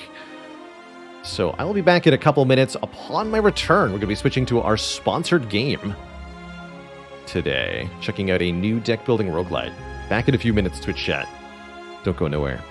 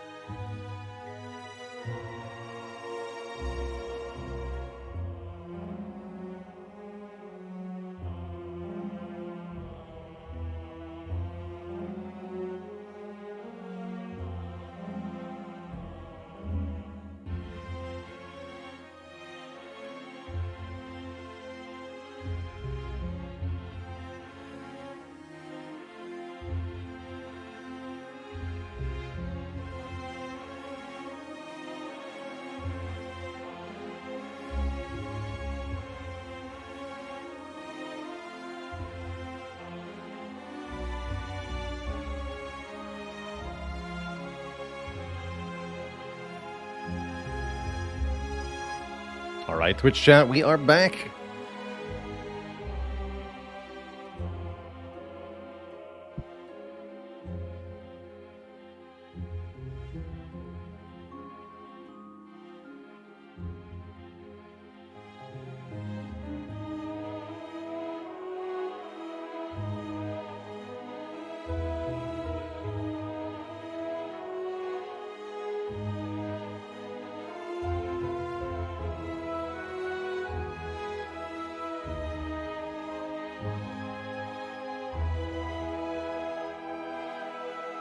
We are back. Switching over our category here. So, Twitch chat, it is time to take a look at a new game, Mahokenshi. New deck building roguelite that released on Steam late last month. I'm being sponsored. Who am I being sponsored by today? Make sure I say this correctly.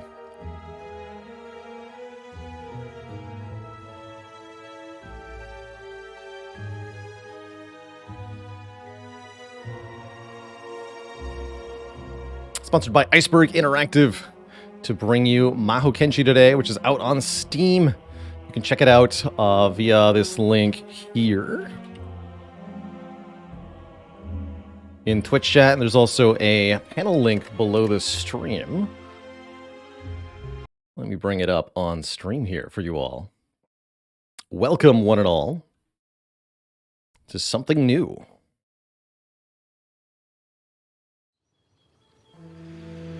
Before your eyes lies the Celestial Islands, a world of peace above the clouds, protected by 4 great houses. Over here. The sturdy House of Sapphire, empowered by the spirit of lakes and rivers, the Kappa. The cunning House of Topaz, wielding the fiery and illusory spells learned from the Kitsune. The fierce House of Ruby, blessed by the winged lords of the mountains, the Tengu. The secretive House of Jade. Give them a Tengu out of 10. Weaving deadly traps in the dark forests of the Ogumo.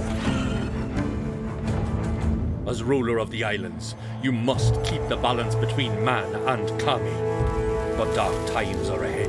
An ancient enemy has returned. Unite the houses and gather samurai wielding both blade and magic. Such is the path of the Mahokenshi. That's quite the cutscene to start us out. Very curious to see how it plays. From what little I've seen so far, not a whole lot spoiled to me. But this is a deck building roguelite, kind of like Slay the Spire, although I'm reminded more of Roguebook. But in Mahokenshi, the map is a much more central focus, rather than a separate map layer and a separate combat layer that you traverse one and then enter a combat. You're no longer in the map. In Mahokenshi, you are directly fighting enemies on the map, and your hand of cards can affect both the enemies around you as well as your movement. So there's a sort of an extra dimension added there to the things you need to do. Let's see. Can I just tweak down? No, there's no specifically cutscene audio. That's all right. Let's dive right in here. There are, to my understanding, 4 clans you can play in Mahokenshi. In the most remote islands of the Celestial Realm, rumors of rebels and uprisings are common. We'll only have one to start. More recent rumors speak of dark forces and villages being destroyed. You have been sent to investigate. What will we find? So, start of a run. You get to choose a Mahokenshi. We have not unlocked any other than the very starting one here. But actually tell us what we've got.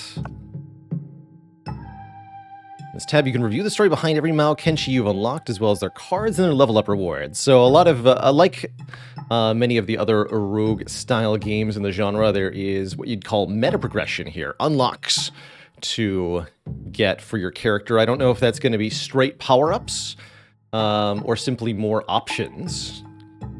I guess we'll find out as we play, but the equipment and talisman to me indicates you're probably going to get objectively stronger as you repeat runs.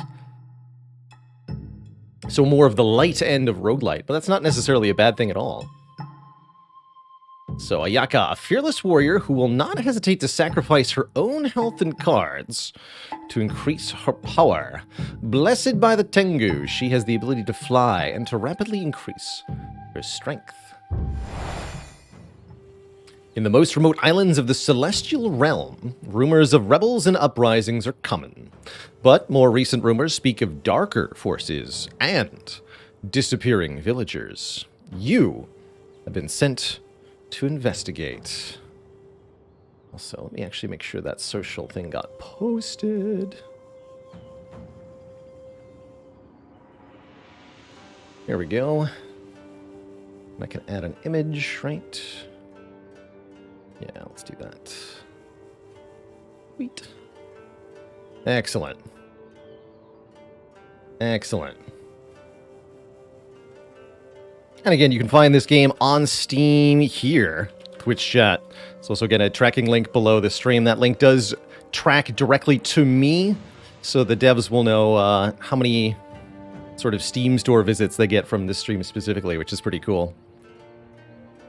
Let's go. So, here's what the base sort of map of Mahokenshi looks like. You've got a tile-based map, very Civ reminiscent almost, with different terrain types: water, mountain, plain, forest. Each of these tiles has a different effect. You actually gain block for ending your turn in a forest. You gain damage and block for ending your turn in a mountain. And sort of the goal is to explore across the map and discover nodes. Moving costs are energy. You have 4 base energy per turn. And as soon as we start getting some cards, we'll also start drawing cards per turn. Different terrain have a different energy cost to move into. Yeah, definitely visually reminiscent of Roadbook, although mechanically I don't think there's that much similarity. So now we actually end our turn. Again, we're taking turns on the world map, which threw me for a loop when I saw it. What's at the event? An auspicious encounter. A gigantic monolith towers over a clearing. At its foot, a lonely figure smiles and beckons you closer. You recognize the distinctive clothing of the Flow Keeper monks. This order is tasked with guarding the ancestral gateways between the islands. For most people, these portals are the only way to safely travel from island to island. It is unusual to encounter one alone, separated from the rest of his order. Finally, you have come. The islanders were told of your imminent arrival and see it as an omen of good fortune in these troubled times. Alas, if the worrying rumors that have started to spread are true, then I fear terrible events are in store. Tread carefully, Mahokenshi, for the Celestial Islands are no longer the haven of peace they once were. Thank you for your warning. We now have cards. Safe travel cards. In addition to the recent dangers, terrain in these parts can be quite treacherous. We get 2 safe travel cards added to our deck, allowing us to dash, bypass a terrain without paying the movement cost normally associated. And those will let us zip around faster. Currently, that doesn't really matter, but once there are things like enemies, then being able to move around the map a little bit more quickly, I think, will have some important impacts.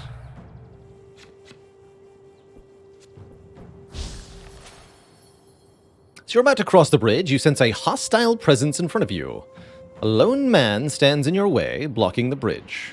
At first, you try to reason with him politely, but he responds only with taunts, jeers, and threats. You realize he has no intention of letting you pass. When you try to force your way past, he draws his weapon.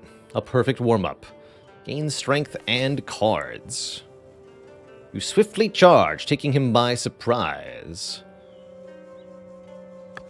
So we get 4 strikes and 4 temporary strength, it seems. So our strikes deal 9. This opponent has 19, 15 plus 4.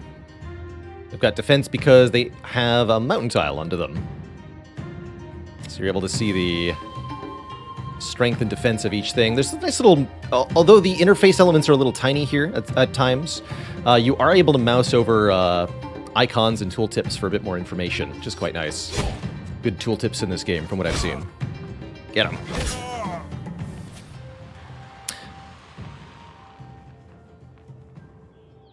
Wounded, the man collapses to his knees, breathing hard and begging in a teary voice for you to spare his life. He promises information in exchange. Before you can decide, he reveals that he and many other outlaws were hired by a mysterious man wearing a white mask, with the sole purpose of spreading chaos throughout the island. All in exchange for gold and treasure. We never really asked any questions because he paid so well, but be warned, Mahokenshi, I've seen him accompanied by twisted and nightmarish creatures. This man seems honest, but it's hard to believe such a tale could be true in as peaceful a realm as the Celestial Islands. Perhaps you can confirm whether he is telling the truth by inquiring in the nearest village. Is it viable to lure enemies into less advantageous terrain? I strongly suspect it will be. We're still going through our tutorial here, so we'll probably have a few scripted-ish combats. But I bet once we get into the real thing, using the terrain properly will be a thing. Got another fool. What if I'm on the bridge? Seems he'll let me have the first strike. I like it that way. Let's see if we can do that to this fellow, then. Since we can't KO him in one turn, let's try moving away from the mountain.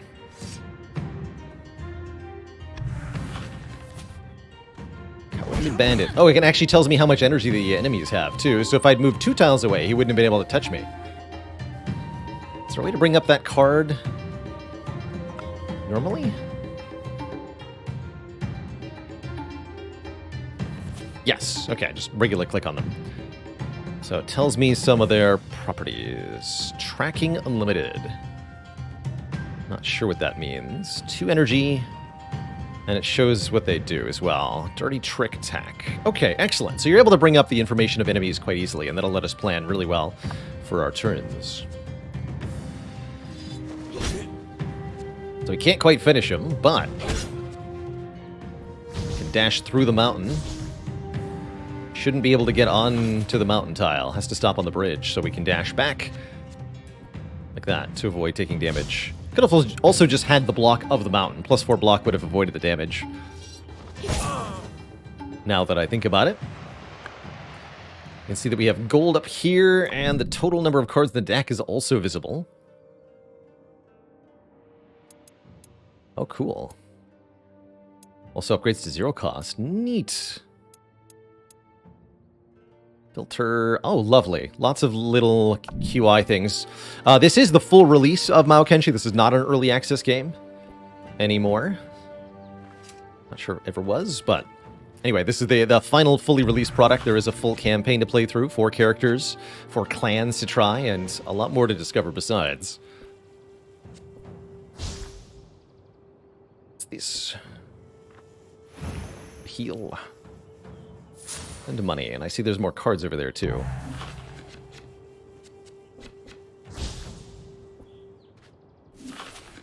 Pick a card. Parry. It's Shrug It Off. Gain 8 block, draw 1. Battle Tactics. Draw 1, then deal 8. Interesting, the reversal of the order there. Or Turnaround. Draw 1 card per adjacent enemy. So already seeing things that make me think about positioning as a major mechanic in this game. There's a typo in my title. Ooh, good catch.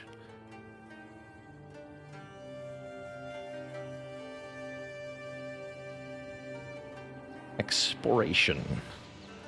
Exfoliation. There we go. Map exploration. Thank you. Sleep-deprived typing is almost perfect. I'll take the battle tactics. I want the better attack card. I think before I want better block. That's what my Spire instincts tell me. I don't know if damage first is better than block in this game, but...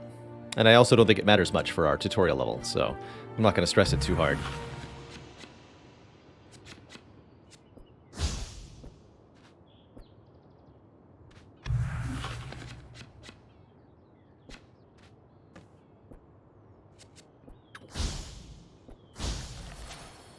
A worried village chieftain.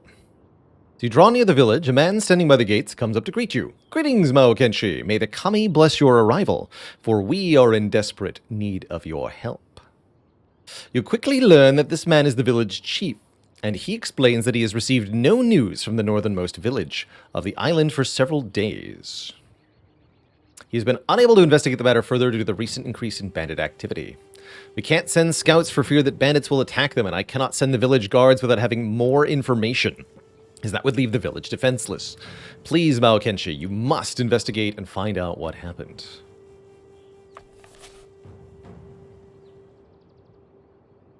It is reassuring to know that this matter is in competent hands. I fear you will find the roads leading north are no longer as safe as they once were, but alas, there are too few of us here to keep up with the threat. One last thing, Mahokenshi, please accept this in exchange for your help. The man takes the sword hanging from his hip and presents it to you. The blade gleams in the sun, showing its quality. It's sure to be of use soon. Humbly accept the gift to gain strength, ask for payment to gain gold, or refuse to gain energy. I want the strength. Give me the sword. The elder's face looks solemn as he places the blade in your outstretched hands. This blade has been wielded by each successive village elder for generations. Its enchantments imbue its wielder with great strength, aka 1 strength. Thanks for the Vajra.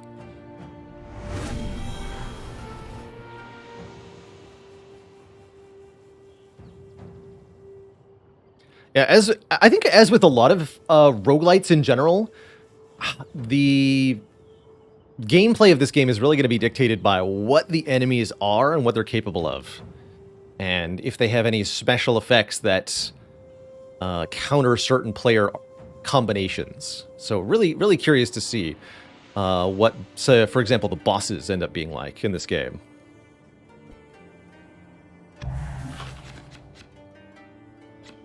There's also a lot of room here for, say, objective-based play.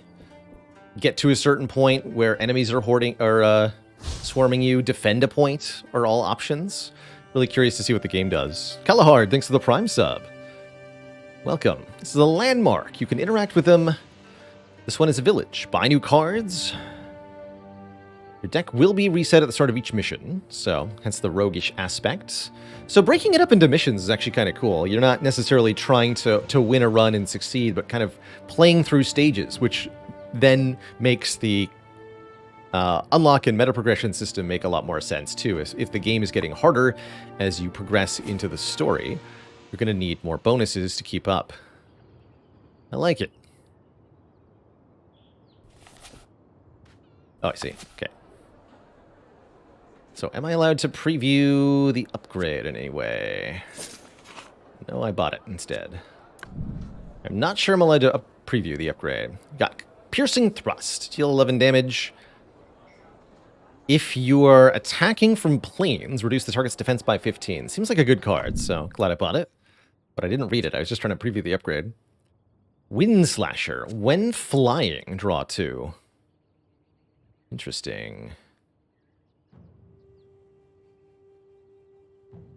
Do not see any way to preview upgrades at the moment, but I might just be unaware of it. Let's see. Armor Breaker. Range 2. Inflict 3 vulnerability. Let's try that. Don't think I care about Secret Meditation much. Discard 2 to play. You must discard other cards to play this one. Oh, so that's what... Okay. So those... I was wondering what those were. That's actually part of the cost. You must discard 2. So it'll be, if you're flying, draw 2, discard 2. Deal 11. Okay, that's not as powerful as it seemed initially. Don't know what the card border color is. Maybe the rarity? No, seems to be the type. Basic... Oh, it's an attack card, move card.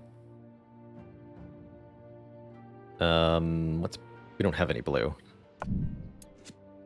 And skill card. Okay, attack card, move card, skill card is red. Red for attack, green for move, blue for skill. There we go. Good question. I hadn't even noticed that yet. So 2 energy left. Let's see, what does this fellow do? Surveilling a range 1. So I guess that tells me... Let's see here. I see what your card is? No, maybe because I haven't seen them act yet, perhaps. So I think that means I want to go into the forest. We'll let the enemy get the first hit, but we have some block. Let's see how this goes. Yeah, exactly. It's that same action. So can I now see the card? In your description? Yes. Axe Strike, deal 6. Neat.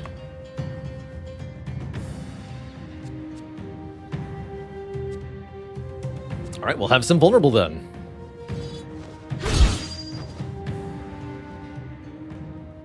Take 3 more damage, so this should be 11. Very good. I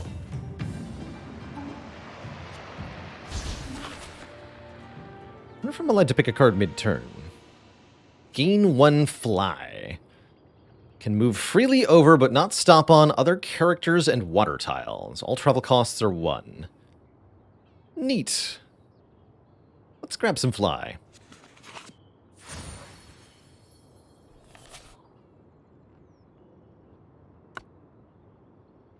Pretty fly for a samurai.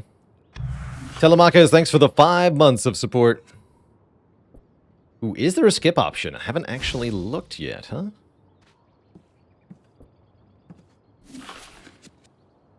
Deal 4 damage twice. Good with the vulnerable? Prepare for the worst. Gain 10 defense. Also gain 10 defense if discarded. That's cool.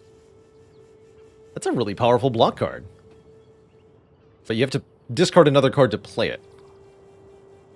Or lose 4 health, gain 4 strength. Only for 1 turn. With a flex, but it hurts. What does the eye do? That lets me look at the map. And there's a take nothing button. Beside my face, or beneath my face, right here. So there is indeed a skip button. Pro tip. Let's take the rapid strikes to take advantage of that vulnerable. And I think this fellow will attack us, probably. Nope, didn't even notice us. Okay, so surveilling range 1 means they'll only act if you're adjacent to them, it sounds like.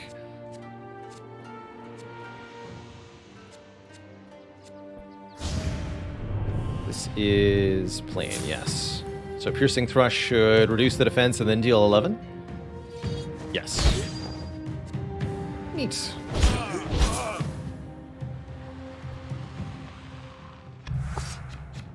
Does this say, destroy cards from your deck? Is what a shrine do. Purify! 50 gold per card. Oh, with no increase? Interesting. Interesting. Alright, lose 3 strikes then.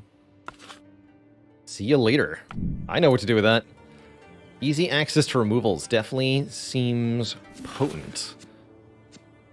Though I don't know if it'll stay easy access through the whole game.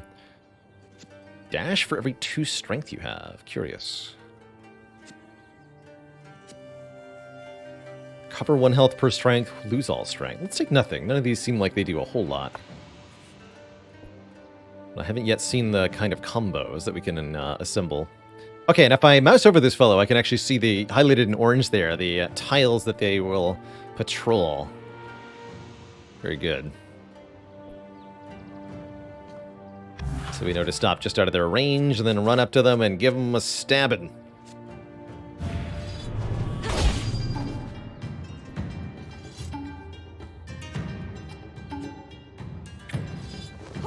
Oh yeah!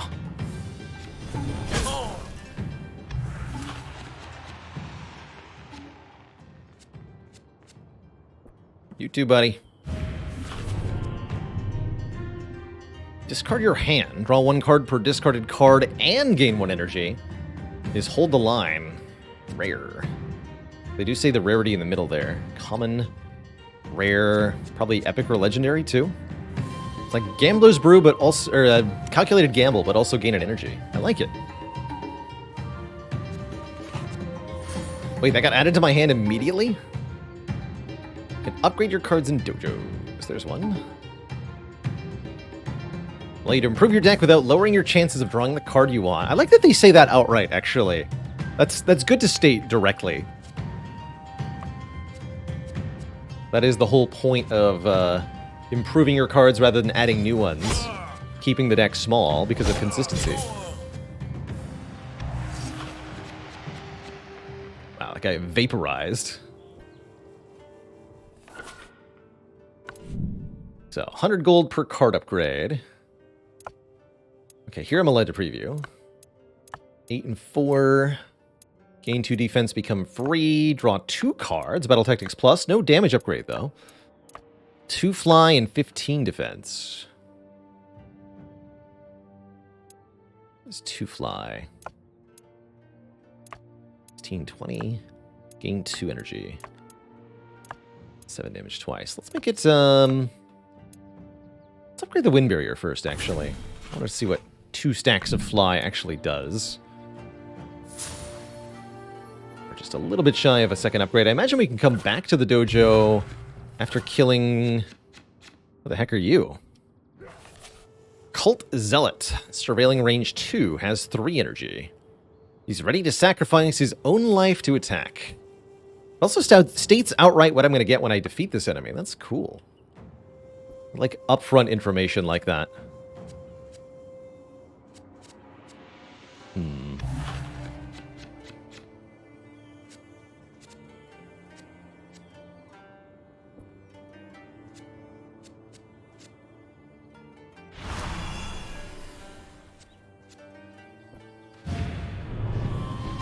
Okay, 11 or 10. 11's better than 10.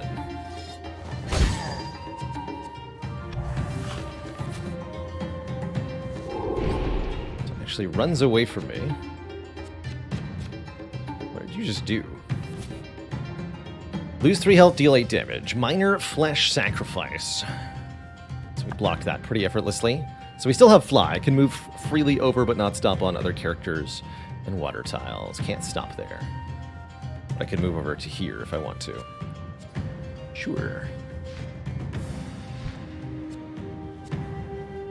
It's stabbing time. We got Curse of Health. When drawn, lose 2 health. Interesting. Am I okay with a tip? Sure, Lupac. Yeah, information on the mechanics of the game are more than welcome.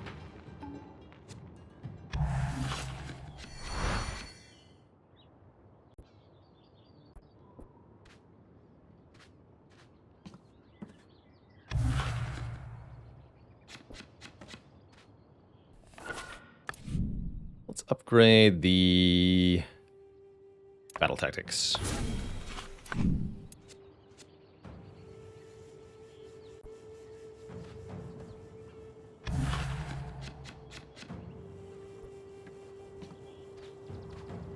There's the abandoned village. Oh, I see. So that keeps happening. Fair enough.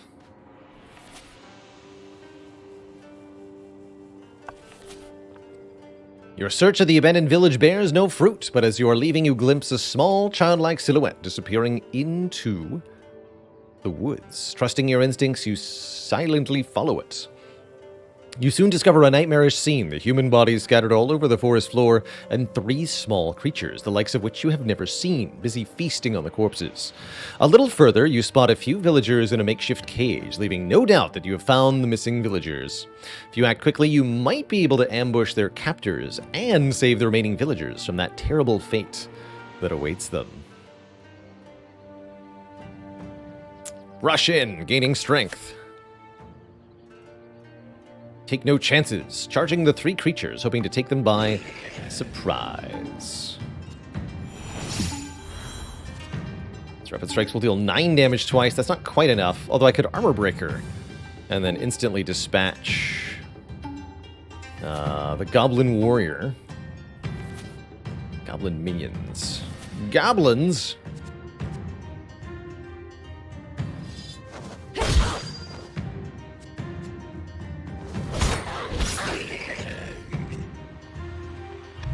Also could have done something like get onto the mountain there.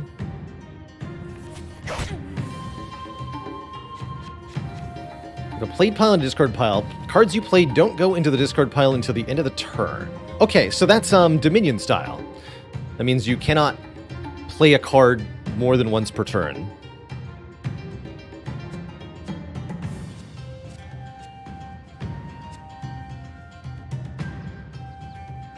Am I technically on planes?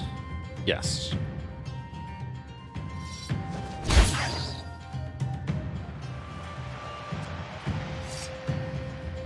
Yeah.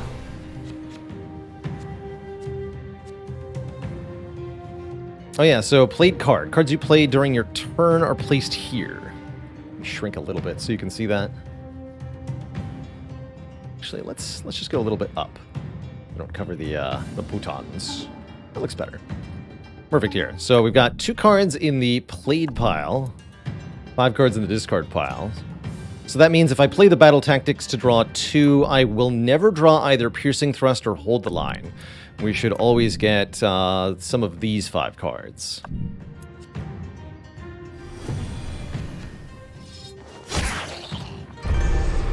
Yeah, and we see that the played piles stayed the same. Thank you for alerting me to that. That's a important difference to know. That means you can't do infinite combos in Mahokenshi.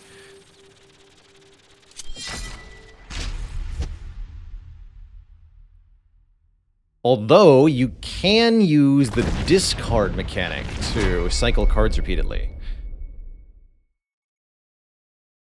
So you might be able, if you discard cards, you might be able to do something wonky. New cards have been added to the collection. Okay, so more, so different stuff, not necessarily better stuff. Heal. Ooh, scale with flying. Or deal damage and recover health if flying. Interesting. Neat. Very neat so far.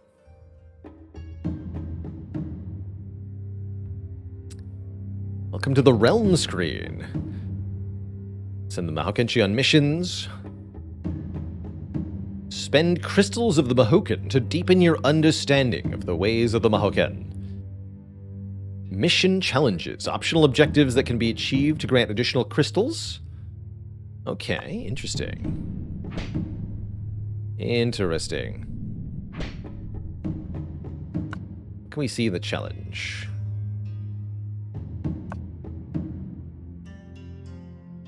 Okay, it tells us how much there is to get. Doesn't seem like there's anything optional for the first mission. That would just make sense. So, what can we unlock with our 50 crystals?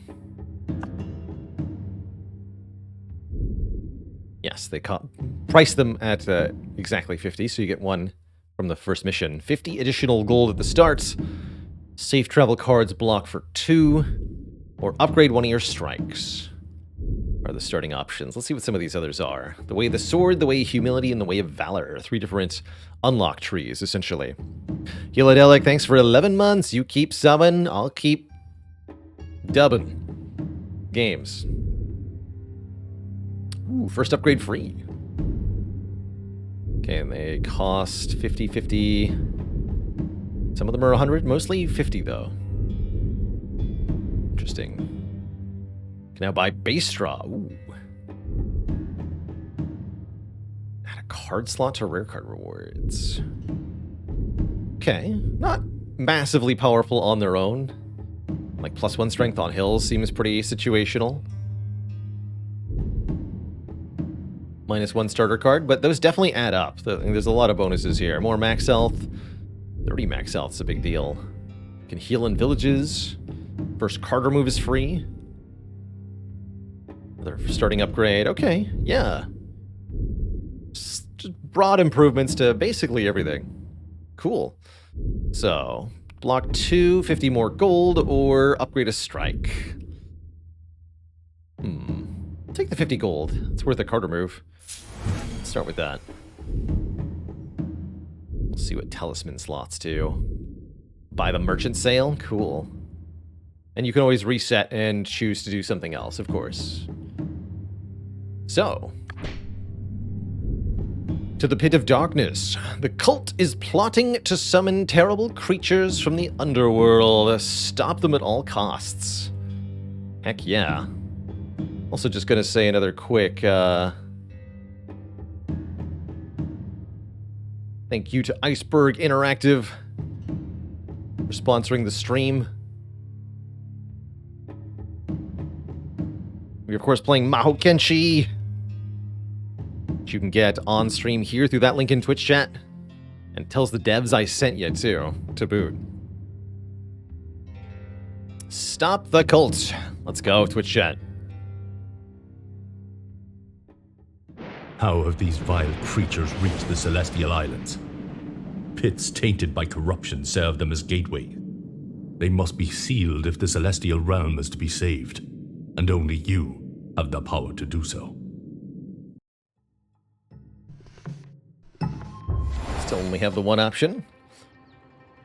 Close the corrupted pit. We lose at the end of turn 22. So there's a time limit here. So I like that already. That means I have to be efficient with my movement across the map. I can't just take turns to set up easy kills on enemies or backtrack for rewards without having to consider that it works towards our own destruction in the end. That's good.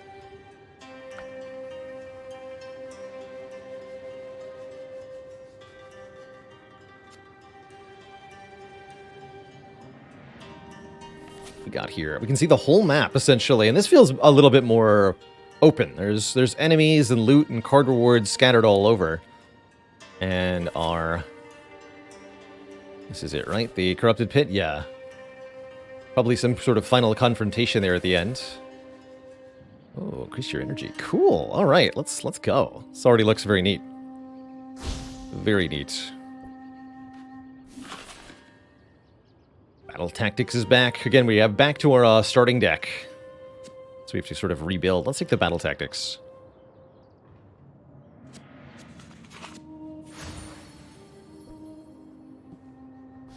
Yeah, now those movement card upgrades look a lot more interesting, right?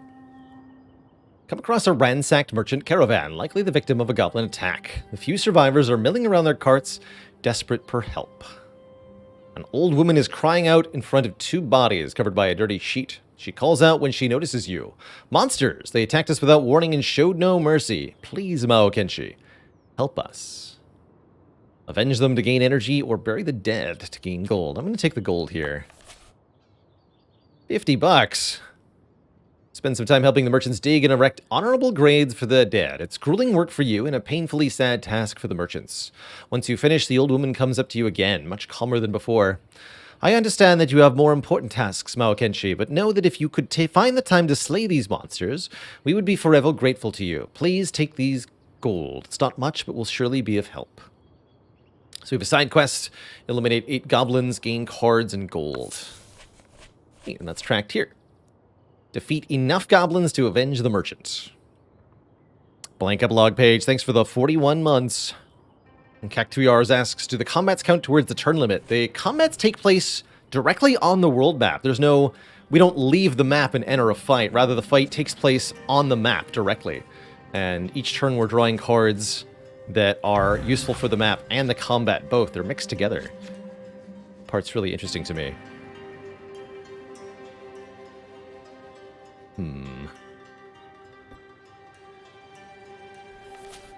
This goblin's gonna get to attack me. Guess that's not the worst thing. Goblin warrior. Not the best thing, though. Maybe I ignore the... Yeah, let's do that. Let's ignore the card reward for the moment. Just get onto the mountain here.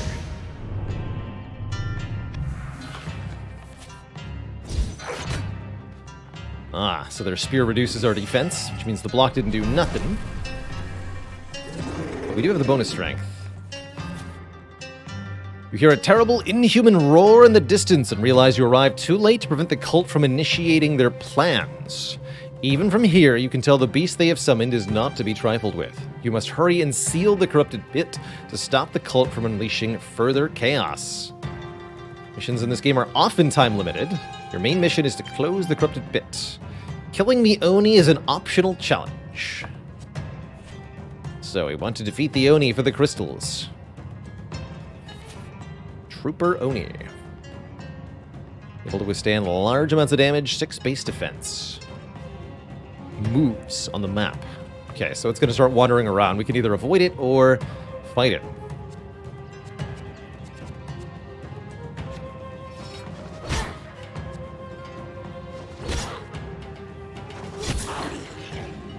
-1 Goblin. Pick a card, any card. Strength of the Tengu. Keen 3 strength. A lot of discard effects here. Interesting. Lodestar 81, thank you as well for 41 months. It's good to be back. I think I'll take nothing of these options. A little unsure about those.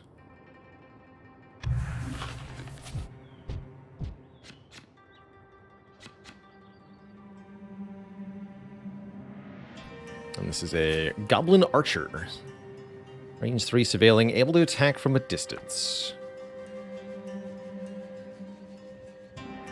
And this is on a hill. Hills give plus attack, but not plus defense. I do want the card reward, though, so heck it.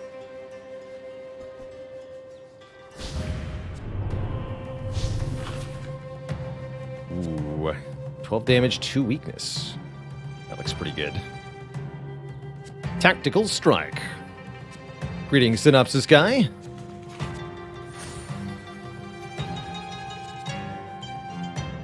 End the turn. Ooh, 8 damage, okay. Not to be messed with.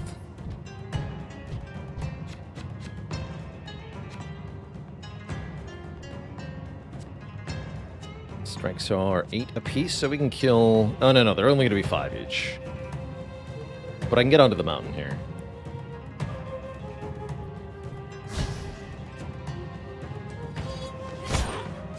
Only take 4 from it this turn. I'd really like to add a block card to the deck for this scenario. Oh! Interesting. Definitely did not expect that.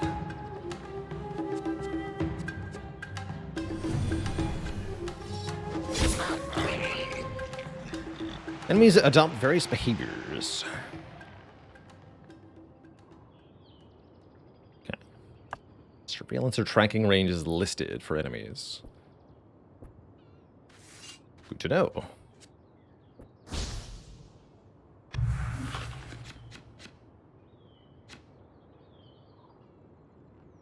Cost -1. Still 1, though.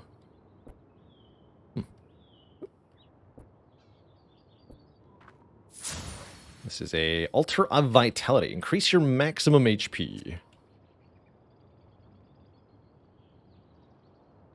Neat.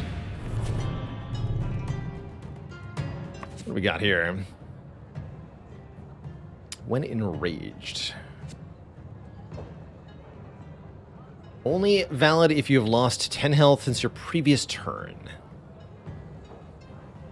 Just heal 4 whenever we draw it. It's not bad. Dangerous Path. Dash 3 tiles. Seems kind of nice.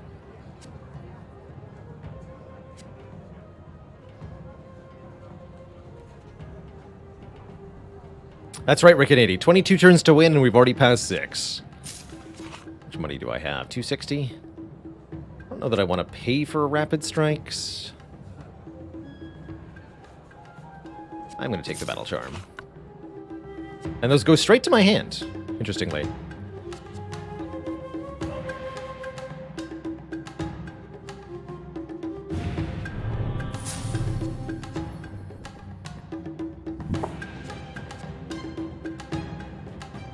Oh, it goes here.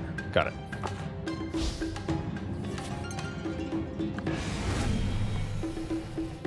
And yes, gaining max health gains current health. Once enemies have noticed me, it doesn't matter if I leave their range, looks like.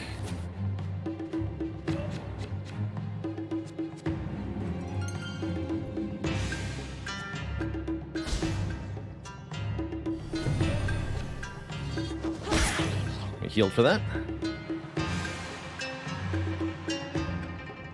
Alright, this will stay here. Sure.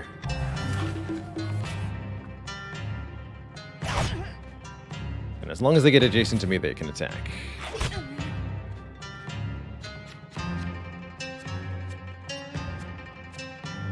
Yeah. So if I play both of these strikes, I can't also play Dangerous Path. That's fine.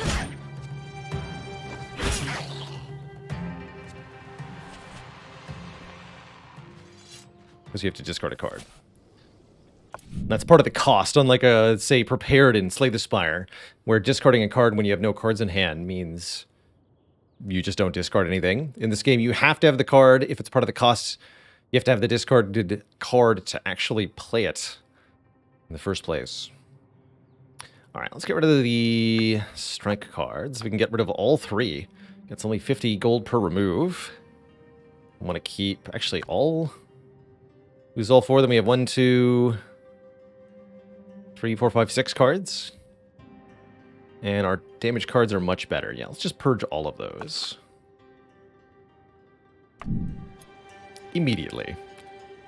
They are no bueno. But base strength, I do want that.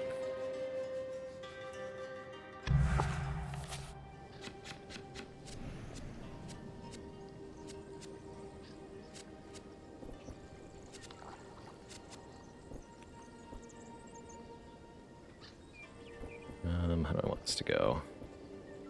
Yeah, I guess like that. Zoom! Plus 2 strength, heck yeah. And then this is what, 2 movement? Okay, no biggie. What's this? Dojo! We have enough money to upgrade a couple things. 16-5 weakness, wow. Covers 6, dash 4 tiles. Definitely upgrade this. Might as well upgrade that too. Probably want to add another attack card. There's several card rewards around we could use for that.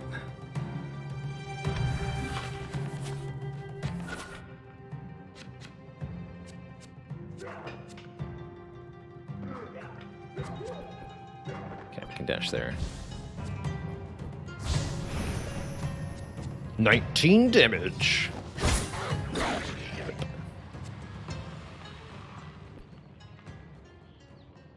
The Oni has not yet noticed us. Talismans can be acquired in castles. Powerful and unique bonuses. Sounds like they're artifacts. Or relics from Slay the Spire, more accurately.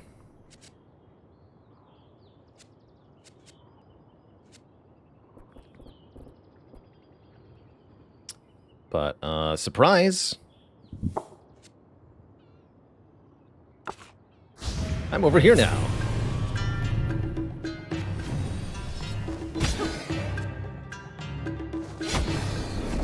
Enjoy your weakness. I'm leaving now. There we go. Deal 8 damage, gain 3 strength, or deal 17, lose 5. Give me the self-harm card, please. Reckless Strike.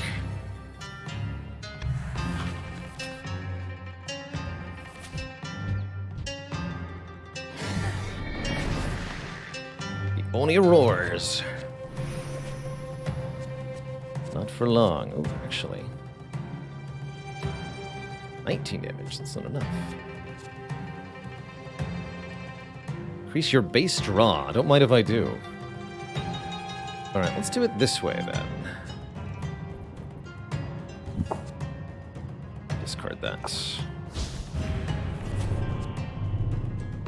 Oh, what is that? 32 health. Goblin Poisoner. Oh no.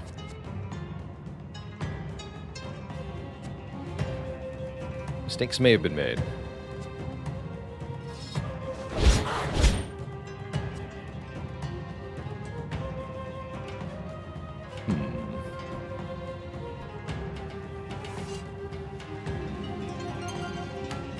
We should be fine. Looks like vulnerability decays at a rate of 1 per turn. 2 poison. Alright, definitely getting beat up a little bit more than I would like.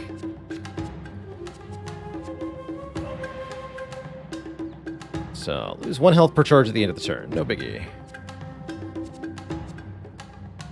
26. We can kill that and that. Perfect.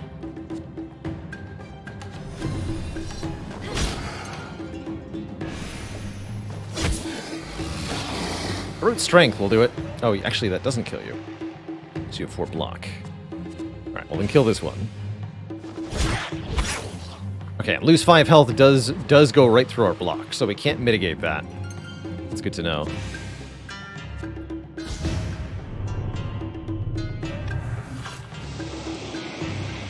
We don't have that many turns left in this scenario. And the poison is adding up.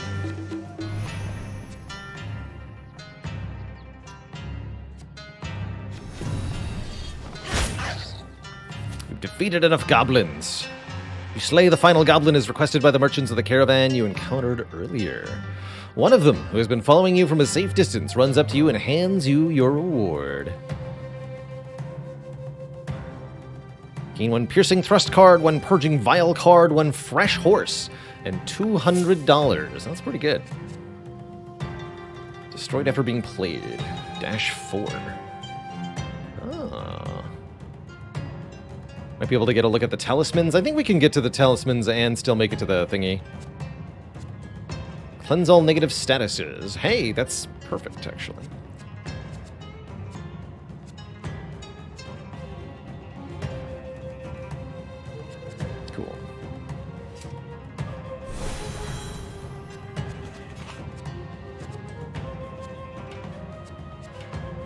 Can't quite kill in 1 hit. Don't even need to kill this enemy, but I want to. Alright, let's...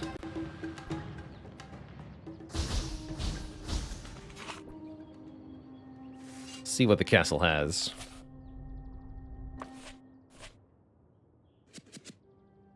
Gain 2 base energy but lose 1 draw. Gain 2 energy every 4 turns. Or 25% more gold when you kill an enemy. 2 base energy is a big deal, especially since that affects our base movement.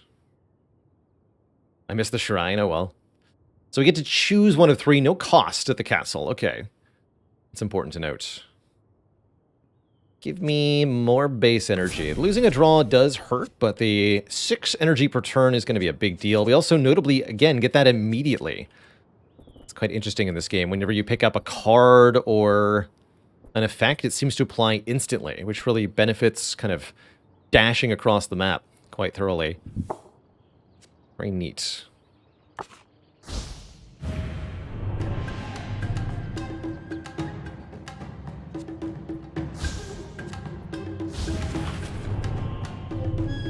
Defense per discarded card. Vengeful Strike. These are all unnecessary, I'm going to call them. Punch. Goblin Punch.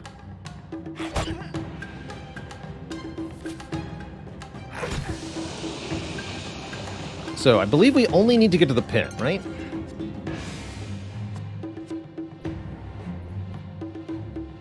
Oh, no, we need fly to get through enemies, not dash. Got it. Oh, well, we can kill you and run through you. All we have to do is pay a little bit of health, no problem. Oh, but then I can't dash. But I can do this. Run! There is a cultist to deal with, too.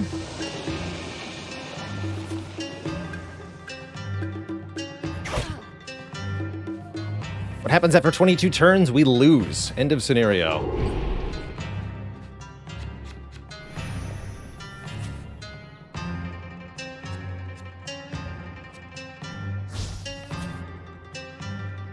Seal the pit.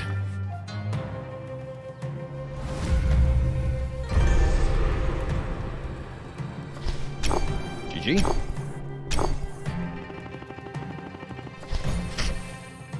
Purificator. Okay, the side quest was also for bonus things. Good to know. Level up. Fancy. So these are new talismans. Again, adding more options, but no objective power upgrades, at least not in this screen. But we've seen the unlock trees provide the permanent upgrades. Cool. Oni's Nail, the Red Skull. Monk Dolls, interesting. Yeah, I'm really liking the base mechanics of this game. The music's jamming too. Very, very intrigued by this title overall.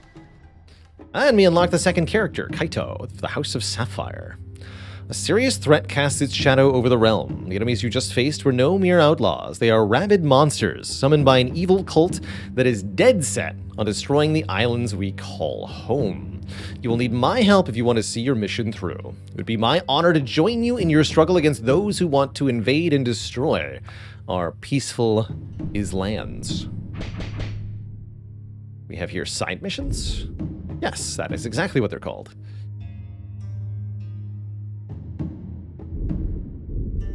So side missions and story missions. Okay. Let's upgrade our ways. Additional common card slot. First destruction's free. First upgrade's free. First upgrade being free seems pretty good. Pick a common card at the start of a mission, also pretty good. If I just go down this tree, what do I get? Additional rare card slot in the marketplace. More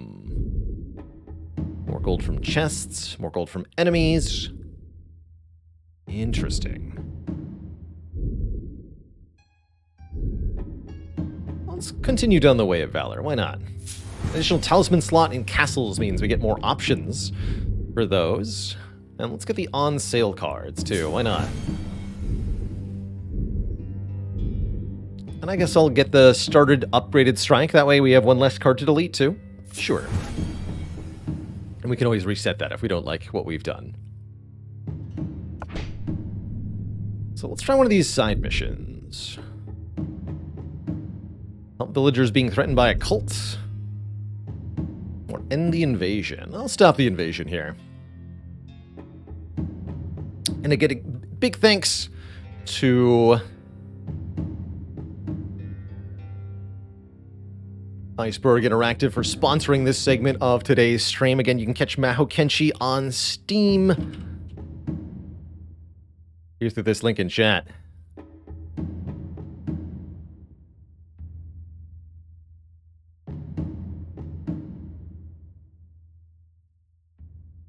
All right, let's go. We're going Princess Arum. So let's try Kaito, the House of Sapphire, the toughest of the Mahokenshi, gifted by the Kappa with unmatched defense. He never hesitates to provoke or charge enemies, as he becomes even stronger when surrounded thanks to his spikes and area attacks. So I like both of those things. Seal the 3 corrupted pits. Army of goblins is invading an island from multiple pits. You must seal them all to stop the enemy horde. 1, 2, 3. We have 100 base health. Let's in the starting deck. Our strike plus steals 9, so 4 strikes, 2 dash. So I'm guessing this character's card pool will be different. It's not entirely clear. Let's grab our first talisman to start. Oh yeah, these are new. Trample. Charge an enemy. On arrival, deals 6 damage to all adjacent enemies.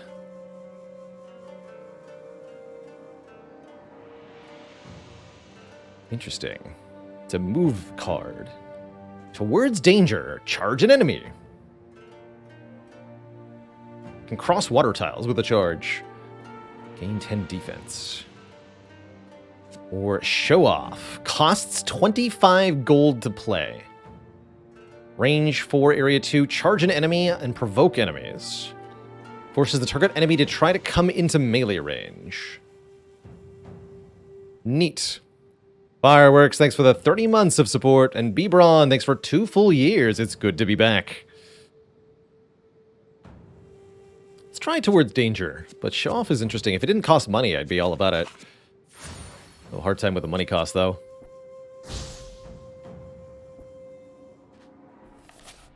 What do you got? So, choose from 4, yes. 2 energy when we kill an enemy.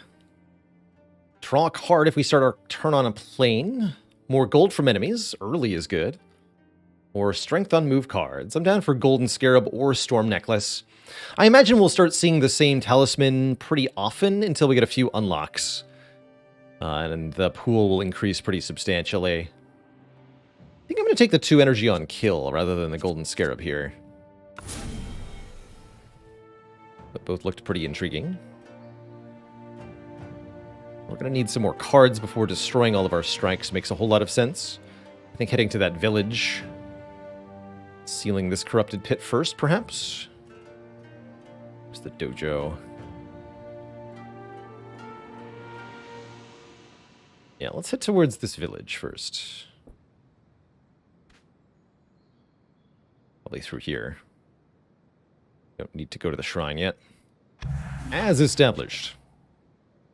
Has Goldfeld pretty powerful? Yes. You can trade gold for upgrades and removals with no limit on how many, so more gold is definitely more better. With enough gold, you can upgrade your entire deck at once. You can also purchase new cards and more. 4. Okay, so I imagine that's the turn until spawning happens. Oh, here's the challenges. Okay. Complete the mission, seal 2 pits within 5 turns of each other, and win before 6 new enemies appear.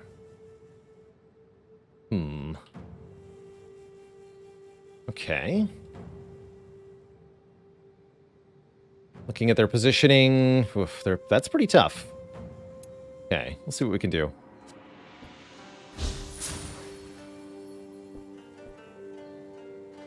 Remember, the new card gets added to our hand immediately. Charge an enemy dealing damage equal to your defense, huh? Range 4. I'll try it.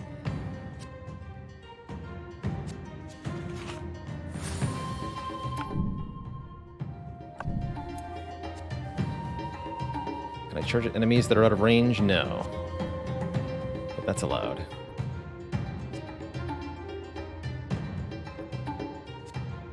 Definitely willing to trade some health to complete this mission more quickly.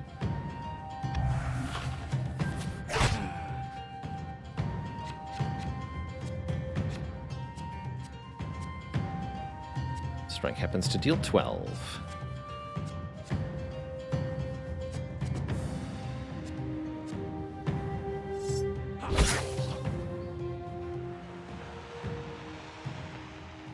I'm allowed to charge there if I want to move faster. Interesting. Also get onto the rare card reward. I want that. Naked Manzo, thanks for 28 months.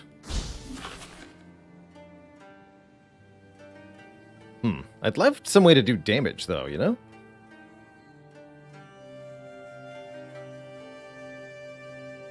Lose all defense, turn it into energy. Interesting. Think I want to hold the line? Nothing here. Strange.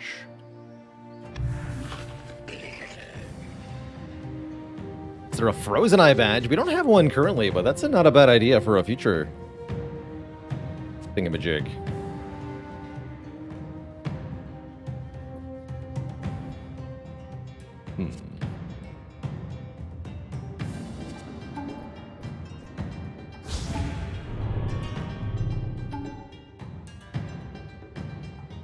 We really just don't do that much damage, is the thing.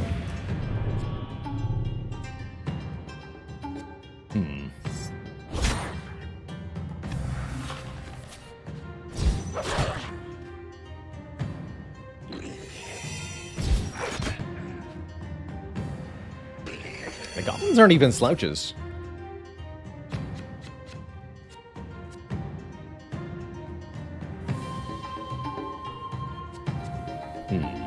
Oh, and I am allowed to do that. Okay. That's good to know.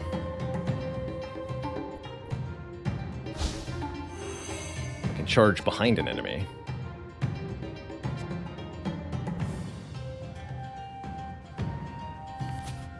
Seal the pit. Stop that spawn. We don't actually have to kill any of the enemies. It just says seal all the pits and win before enough new enemies appear.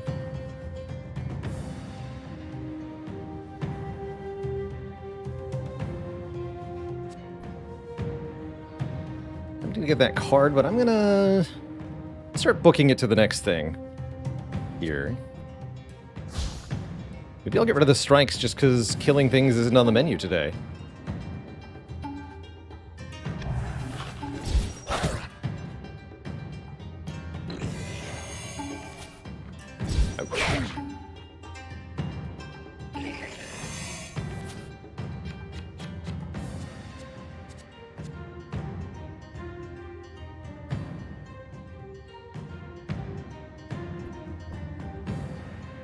Road makes that easy to travel over.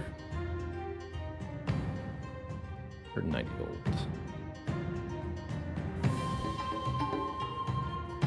Buying cards at the village is kind of reasonable. Seems like a good idea. Oh, I should have dashed though. Didn't quite do that right. Here we go. Damage and defense. Do I even need that anymore, though?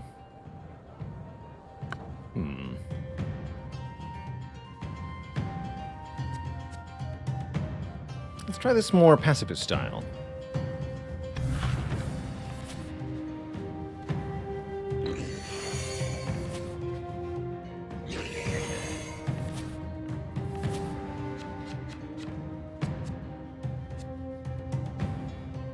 So I do get energy for killing enemies. Duly noted.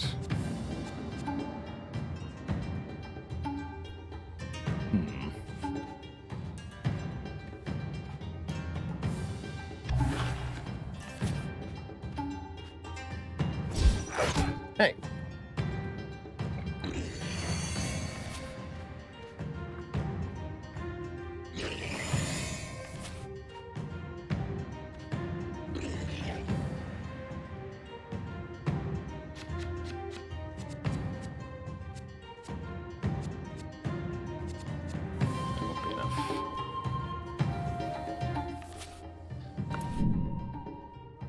Okay, 50 gold per purge. Lose this, this, and this.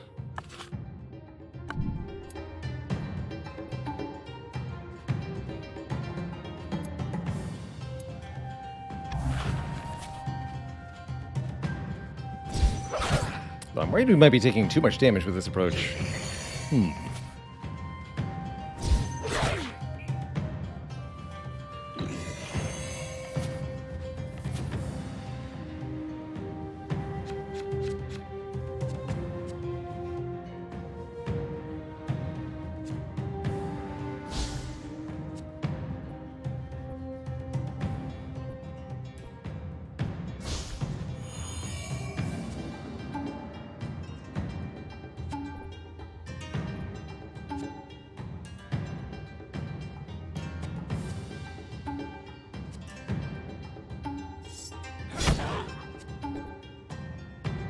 Want to go here? If that was right.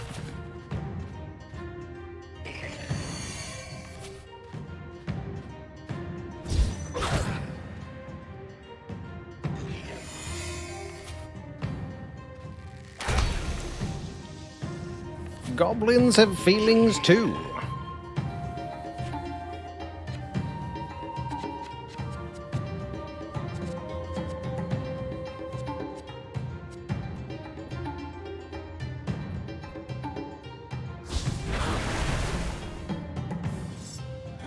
Too energy back for that.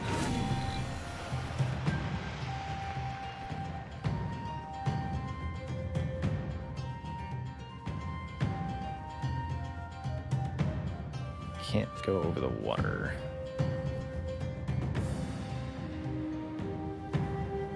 It's a rare card then.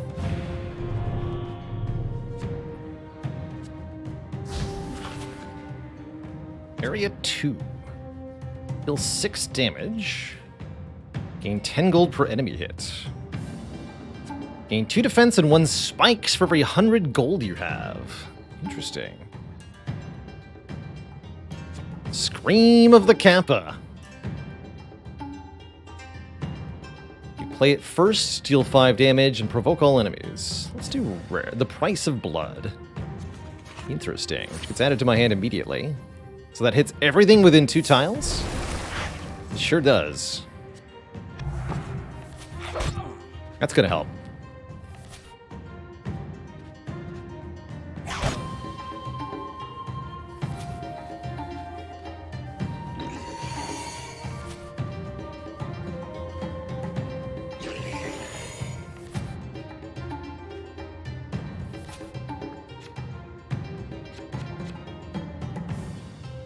So I am allowed to, yeah, charge through an enemy.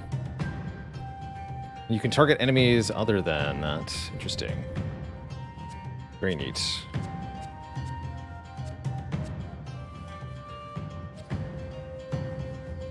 Use this first.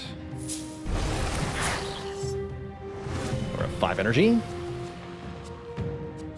Charge through this enemy. And I am allowed to charge that one too. Good.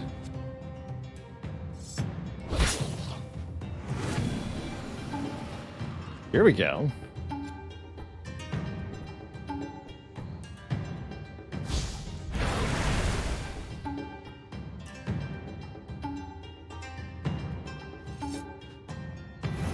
Some health back. Now it feels like a more card draw might be helpful.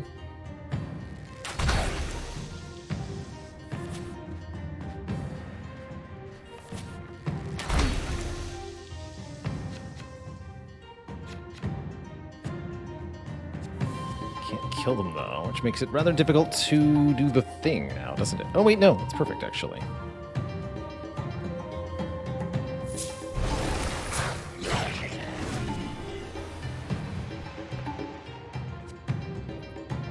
So we want to do dash, dash, seal the pit,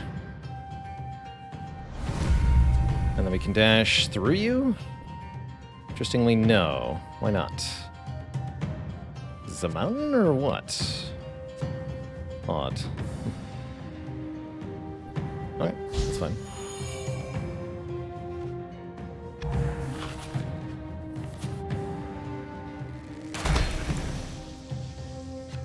How's it going, Sakoti? I had an amazing time off. Truly wonderful.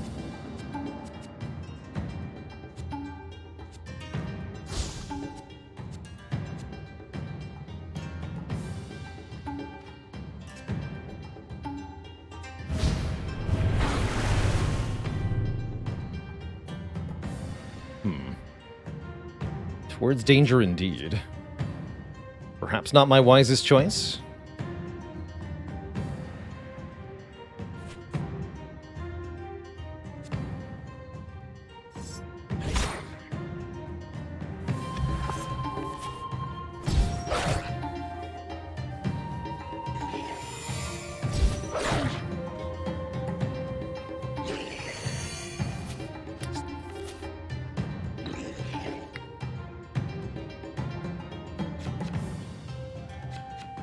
Got 5 block.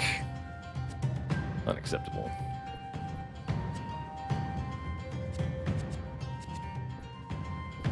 But there we're allowed to charge through this one behind it. Glorious. And we're able to sort of harvest gold by repeatedly striking things. Have to get to a shrine? No, not a shrine. The upgrade place. Dojo? Might not happen. We just need to get to and seal that thing within a couple more turns.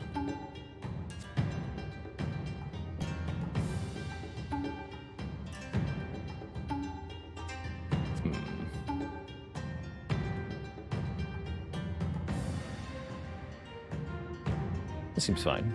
Let's go.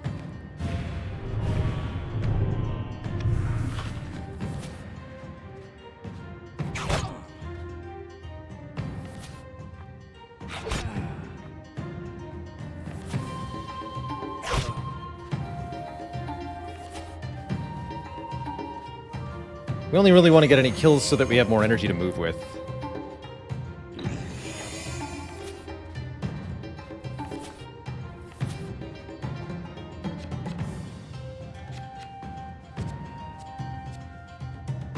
kill that goblin and then just get a move on.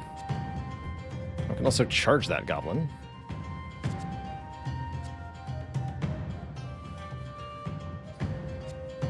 And then kill it.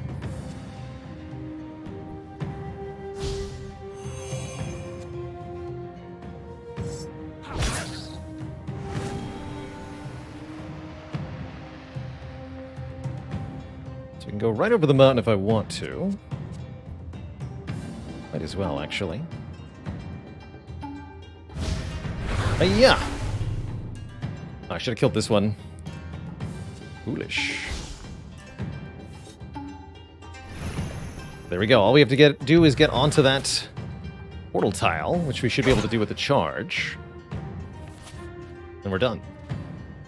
Hit points are an expendable resource. They sure are. Especially a renewable expendable resource. That's all it takes. Seal the pit.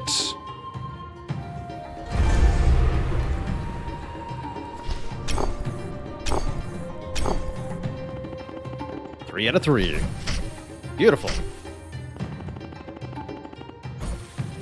Although we could have gotten more experience for the character by killing more goblins. Noted. Neat. That's fun. Actually, I really like that.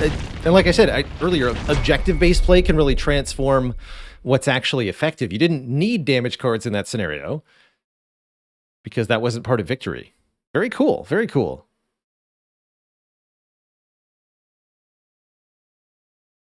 Whirlpool and Geyser Eruption both seem pretty cool. Gain 3 spike if you have enemies adjacent to you. Do stuff. The scenario is randomly generated? I do not believe so. There's sort of a set series of story missions to progress through. But the map might be a little bit, and of course the rewards and cards you get during the scenario will be randomly generated.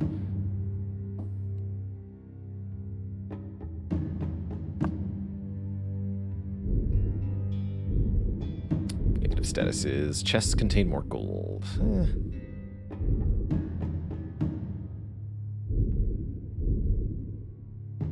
The Way of Valor. Wait, no, not that button. This button. Purchase them.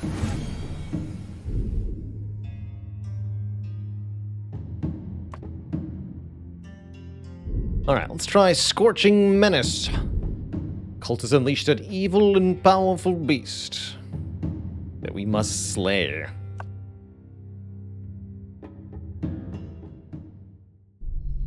Well-defended castles protect magical gemstones that hold the power of the Kami. The cult is seeking these gems, and has unleashed a blazing Oni to retrieve them. Stop it from reaching the castle, or nothing but ashes will remain. Seems like one that Kaito will not necessarily be good at, but I want to try Kaito again, so we'll do it. Even though I don't think it'll necessarily be the right play. So we must defeat the Burning Oni. We lose if we fail to protect the castle. Stop it from reaching the castle. So like I said, objective-based play. Losing doesn't necessarily mean running out of health here. It means not preventing the enemy's movement. Or running out of health. And looks like it has quite the journey here. So the Oni has a completely separate path from us. We'll have to try to keep up with it. This character's quite good at moving around, though, so that's encouraging.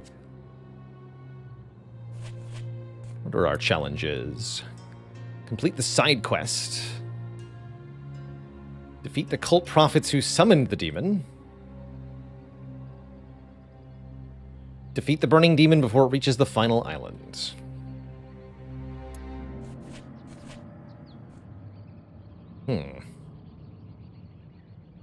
Interesting.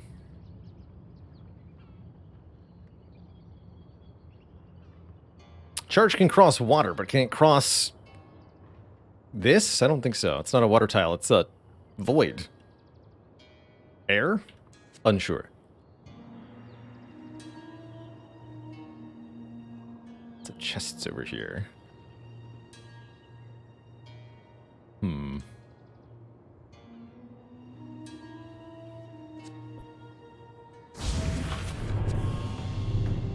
Oh, we can get technical strike on this character. Okay. Sure.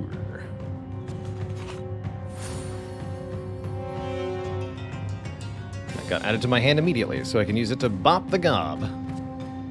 Squish. Easy.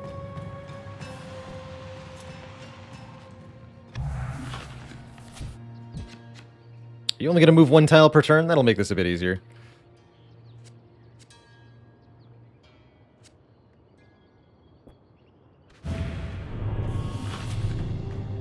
Defensive strike.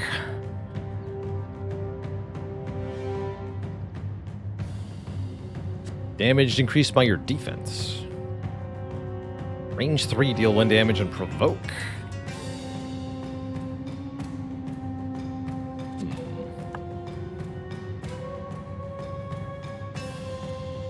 People throw a pebble that far. Interesting.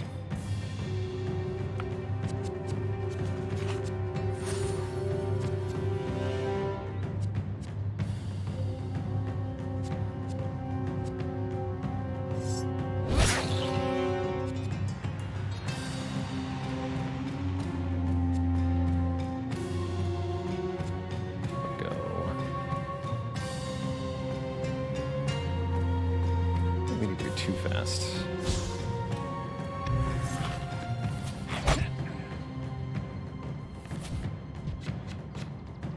Although, actually, what is your base? 3 energy. Okay, it's just got really tough terrain to get through, but it's going to be pretty fast in some of the other terrain. Noted.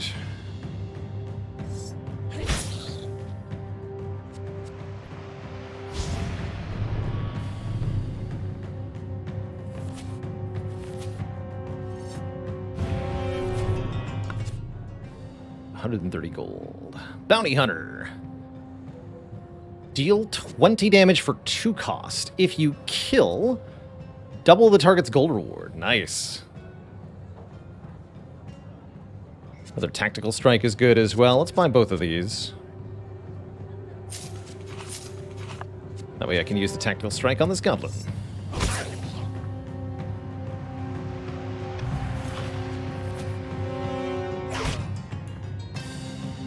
That's an on-sale hand degree, that's right.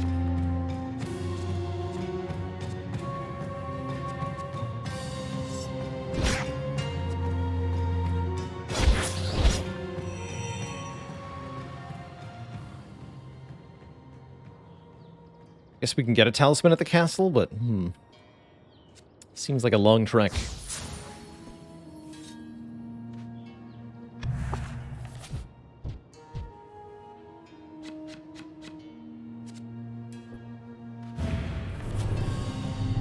Two base strength, yeah.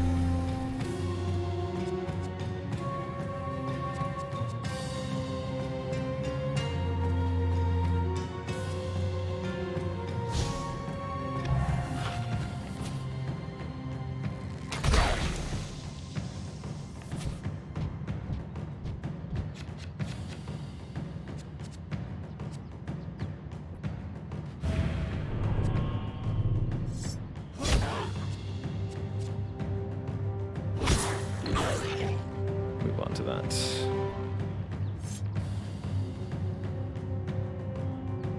Increase your base energy, that's going to be worth it.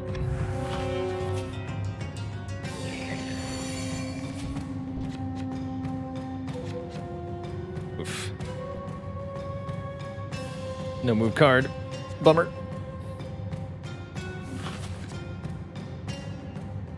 Range 4, charge an enemy. That seems important. 2 cost is a bit annoying, but I really want a charge card.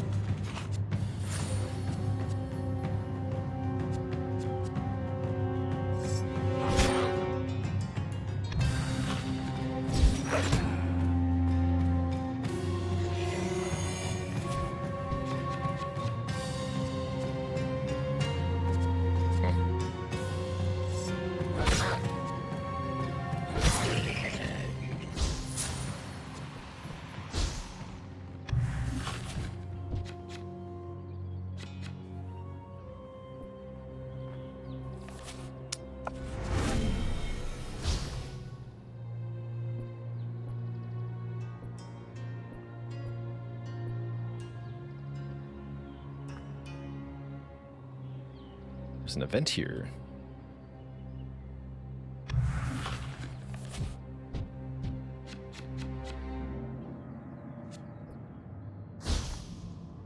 Oh, there's a dojo. Perfect.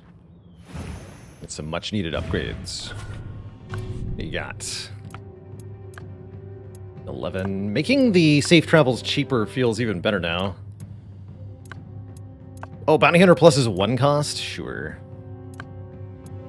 Same with Ride the Wave Plus. Alright, let's get some cost reductions in then. Good.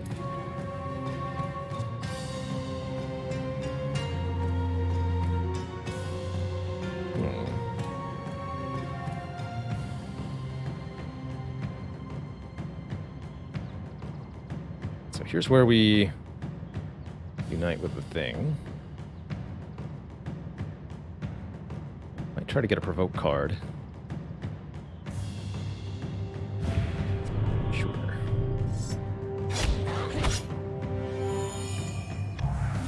How's it going, Stupid Dutch? This is Mahokenshi, a deck-building roguelite meets map exploration game.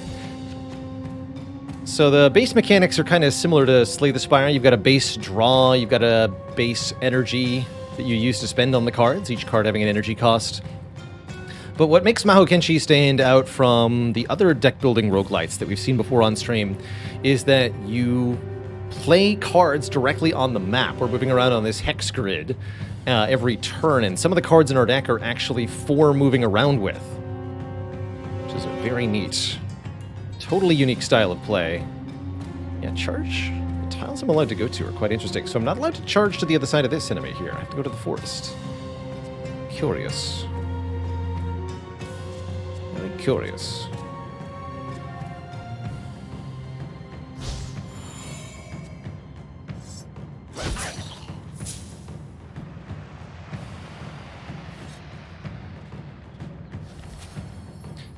You feel a sinister aura emanating from nearby. A quick investigation leads you to a red-robed cultist.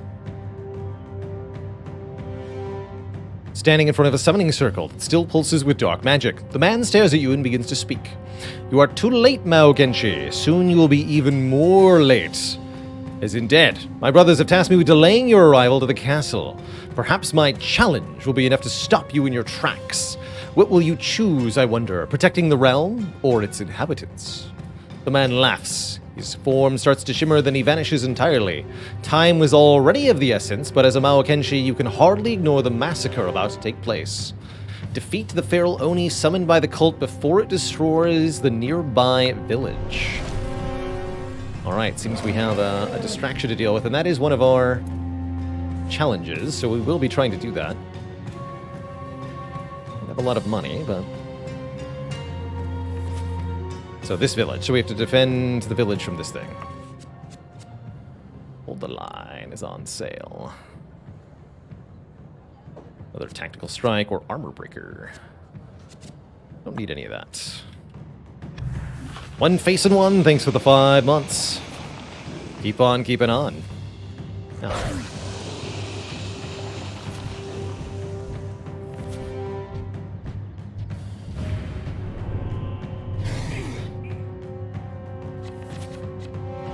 Well, oh, that's not the hand we wanted. Alright, I'll pay you for your tactical strike now, because I want it in my hand. Thanks. Thanks for that. 7714 kills that thing. I'm just gonna go straight for the Oni, though.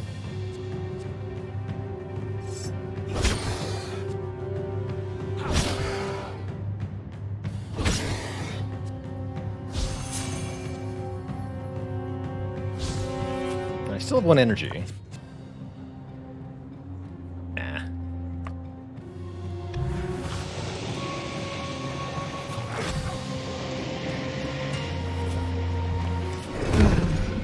Ouch. I'm not liking the game so far. Really intrigued by it, actually. There seems to be a lot of variability in what the player is asked to do, which means that different cards are useful in different situations. For example, the last mission we played, I had to run around the map sealing portals that were constantly spawning enemies, and I didn't actually have to kill any enemies at all to do this. So I really like those sort of variable objectives. changing up what the player is being asked to do. Very promising.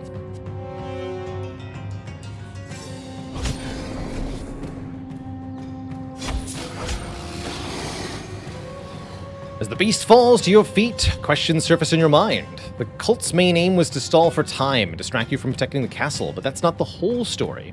Who are these red-robed cultists? What role do they play in the greater scheme of things? How is this man able to disappear like that? To your knowledge, such power is reserved for the Mahokenshi and the Flowkeeper monks. No mere mortal should be able to travel so easily. With no answers to be found here, you decide to hurry to the castle after informing the nearby villagers that the threat has been eliminated. Relieved and thankful, they offer you some of the relics they used as protective wards. +1 energy and draw. Okay, that's going to be a big difference for us here.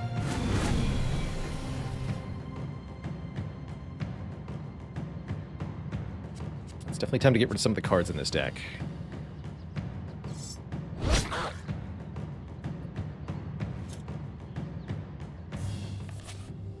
$50 per remove. Get rid of strike, strike, strike.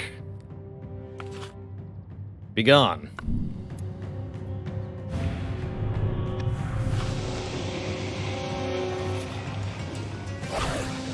And yes, all those bonuses, all the cards we add to the deck, they all apply only for the current mission. Oof, that poison is getting nasty. I gotta make sure that stops happening now.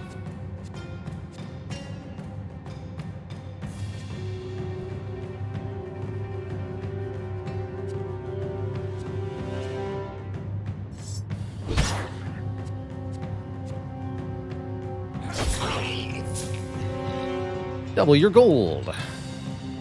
Double your dojo. I can charge all the way over there if I want to. Let's look at a card reward first. First strike, draw 2 cards.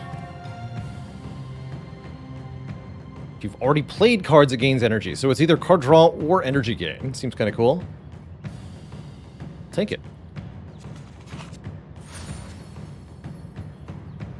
That's +1 energy immediately. I've already played 2 cards. Neat.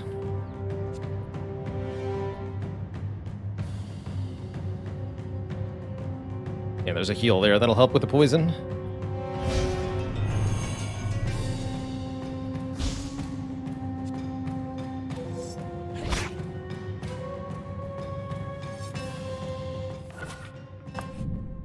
Only have enough money for 1 upgrade, though. Upgrade you. Yeah, some card rewards tiles specify rare, and you can even see the difference visually. The common cards have a white glow to them and no icon on the card back. The rare cards have a circle-ish icon and glow yellow.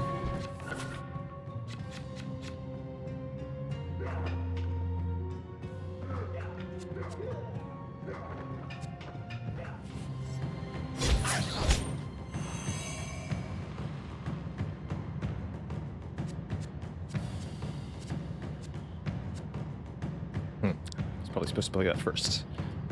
Doesn't matter too much, though.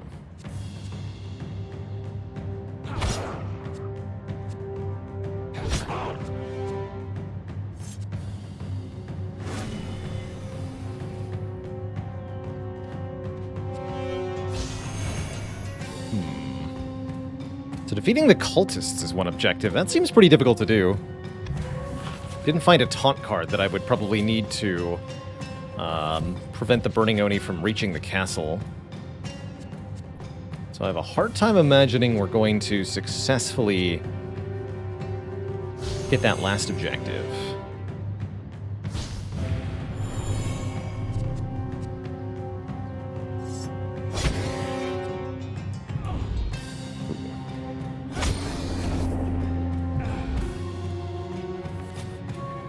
Bonus. Burning.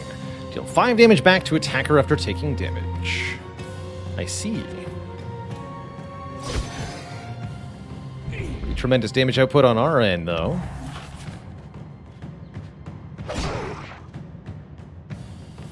Oh yeah, maybe the Oni will chase us. That's true.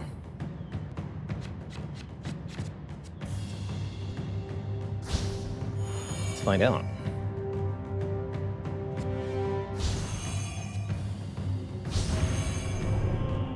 Whoops. That's funny. What do you think, Mr. Oni? What are you going to do?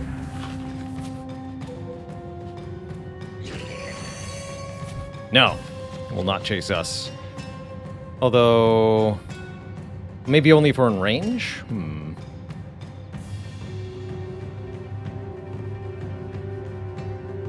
Quite a few turns.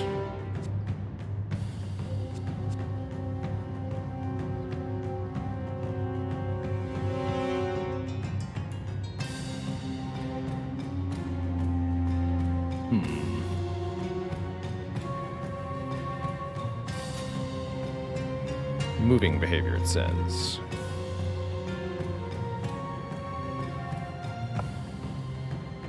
I think I'll just finish the mission quicker. I'd rather show the stream more content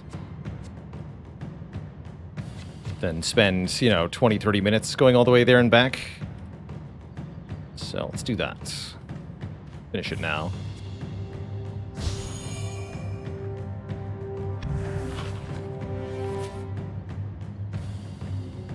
Three out of 4 ain't bad, as they say.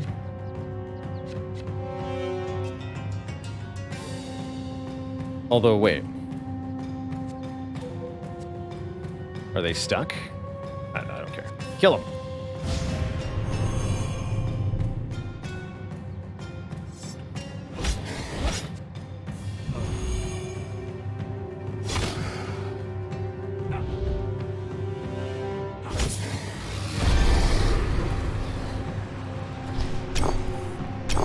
Success.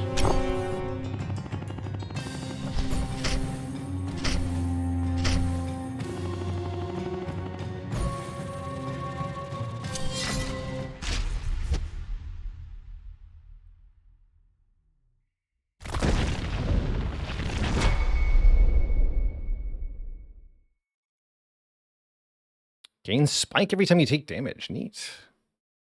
Good when you're surrounded.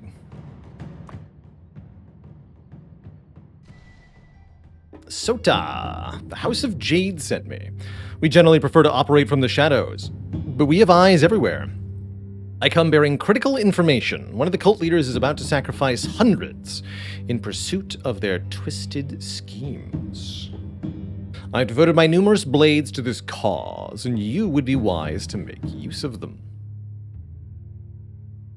Very green. So, new mission and new side mission. The leaders of the cult. Stop him before he lays waste to the land. We fell into a trap. We'll just do the next story mission here. Well, let's get another couple of unlocks. Choose from 4 seems pretty good. Start with 100 more gold, also pretty good. You can buy better horses in way stations. We've not even seen a way station.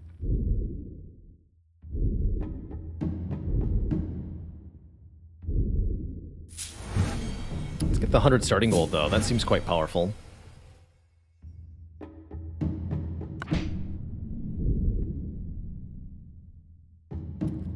Well, let's try this out with our new character. As villages start to burn, the presence of a forbidden magic becomes obvious. A corrupt sorcerer is sacrificing innocents as part of a dark ritual to invoke Oni from the underworld.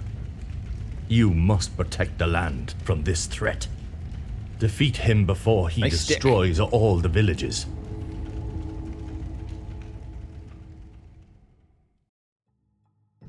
Sota, Master of Stealth and Kunai. Gaining dexterity. The Ogamo has granted him the power to use lures and poisons to confuse and assassinate his enemies one by one. Let's try it. Scholar of Corruption. As villages start to burn, the presence of forbidden magic becomes obvious. A cult sorcerer is sacrificing innocents as part of a dark ritual to summon Oni from the underworld. You must protect the land from his threat. Defeat him before he destroys all of the villages. Oh, 200 health. There's a real boss. So far, we've only seen 80 health Oni. That's totally different.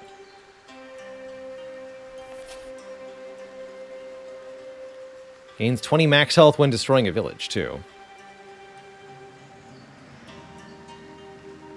Okay. And our challenges for this mission. Win before the second village is destroyed. Okay, I was wondering if there'd be a get none of them destroyed. Win after sealing every corrupted pit.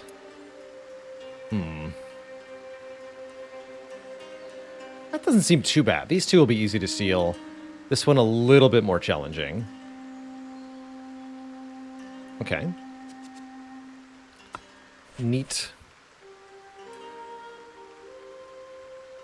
An event there. Increase your base draw, very important. Definitely want to get that early. Okay.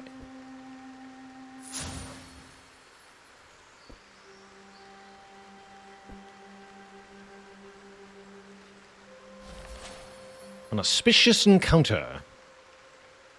After a long, arduous trek through the ancient forest, you come to a clearing with a single stone in the center. As you approach, you notice a familiar figure sitting at the monolith's base, the Flowkeeper monk you encountered previously on the first mission. Greetings, Mahokenshi. I sense that you are here for the cult sorcerer that has taken up residence on this island. I heard that he studied dark magic and lost his mind on this very island. As the story goes, he and his brothers grew up here and kept their secrets well hidden deep in the forest. Do you have a plan to defeat him? Gain gold, a rare card, or base strength? I'll take the base strength. Only power can crush evil. +1 base strength. Not much. But if it saves us a card here and there, it'll be well worth it.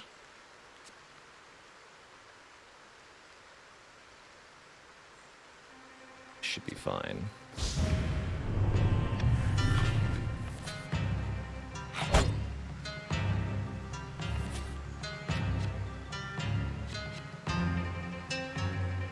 As for what the game is like, I'd say an interesting mixture, already making a difference by the way, that one strength. An interesting mixture of Slay the Spire, and actually kind of feels like Civ, the way the units move around and attack. That plus the three-dimensional hex-based grid with different terrain tiles really does give it a Civilization feel. Or maybe a Heroes of Might and Magic feel, but it's quite something. Rather than having a map that is separate from the combat layer, the map and the fighting is intrinsically linked. I think that's what makes it feel like Civ a little bit. Certainly a game with style.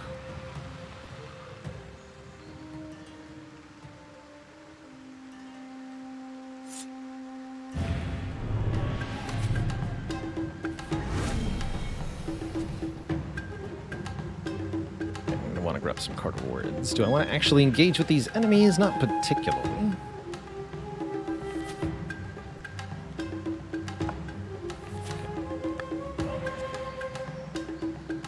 Probably the safer tile, though. Arancia, thanks for the 18 months, a year and a half. All right. Steep.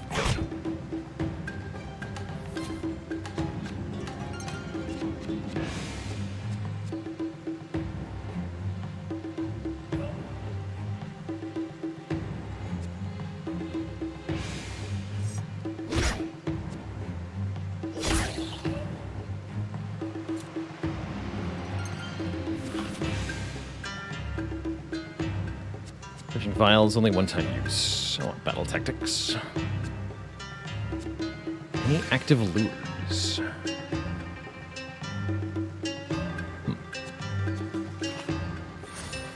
Dash 3 would be good.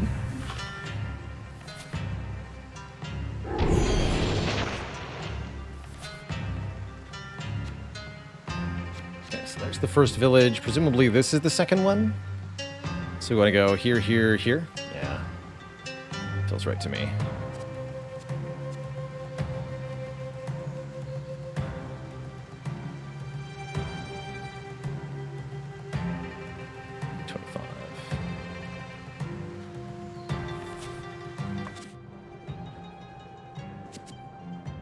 Ooh, wow. Toxic Drain. Deal 8 for 0. If the target is poisoned, gain 2 energy. There's a way to inflict poison. So is this. Seek 2 attacks. Gain 1 stealth. Interesting.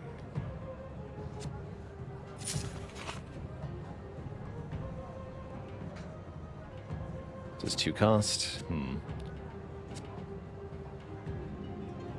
Take Poison Claw. Neat. Get rid of this.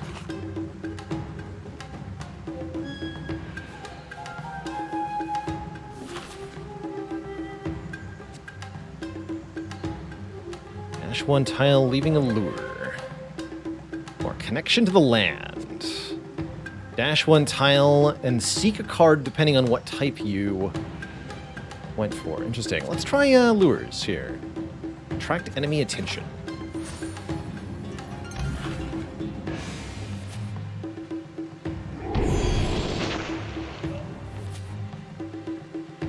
Oh yeah, the village is super dead.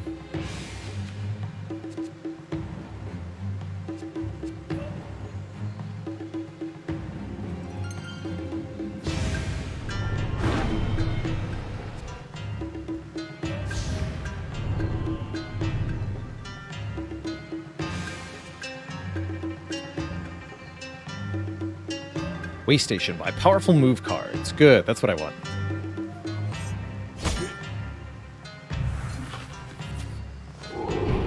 Good, waste your curse.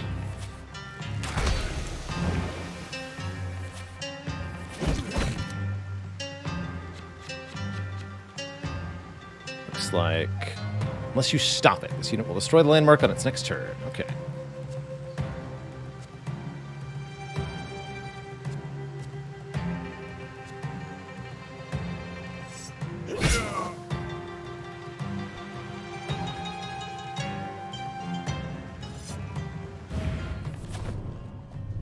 Fresh horse. Wait.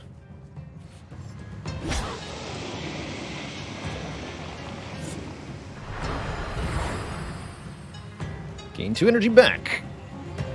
The end of its turn. So I think it gets to act before the poison kills it. So that's ephemeral dash 4. And I can buy more than 1, which I will definitely do. I'll take 3, actually. Sounds great.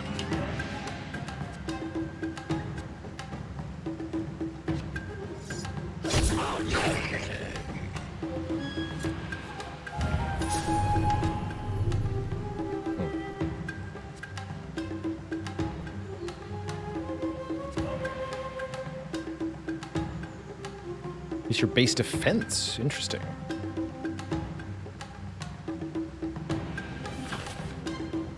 Dash 3 tiles. That's what I want.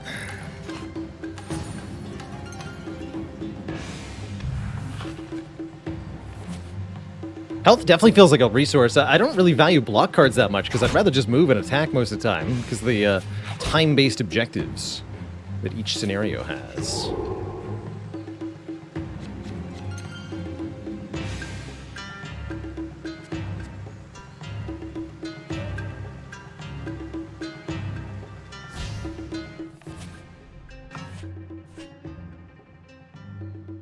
Energy when you kill an enemy. That's what I want.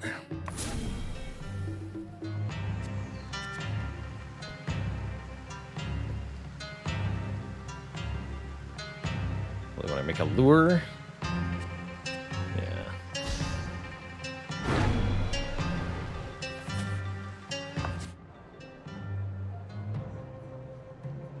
Range 2. Deal 7 damage and 3 poison. More if they're on a forest. Apply poison whenever you deal damage this turn. Ooh. Attack and place a lure if you kill. Let's do that.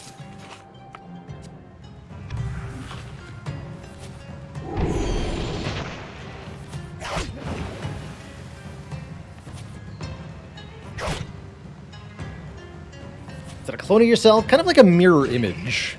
Essentially a decoy. How many turns do I have? Very few. Jesus.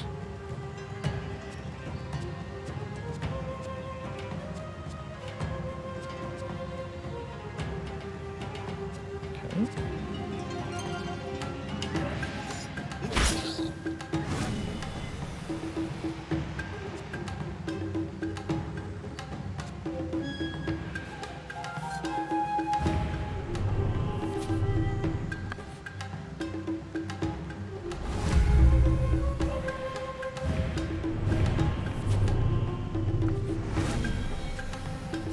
block.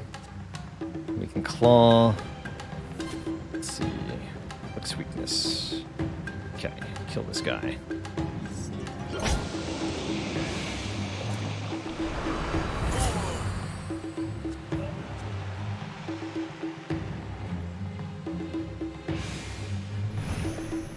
So we want to get over to the other two portals. There's one right there.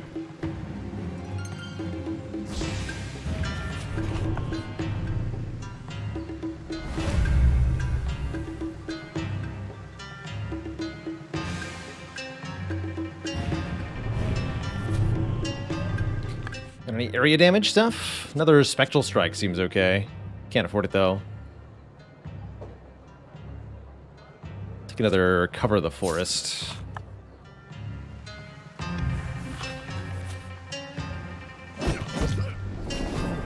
This will be the last game for stream, Snuffy. Be finishing up in maybe half an hour.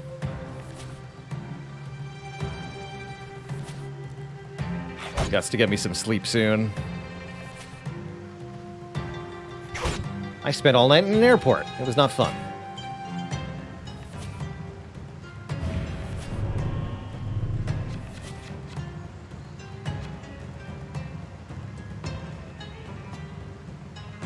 Not even a little bit.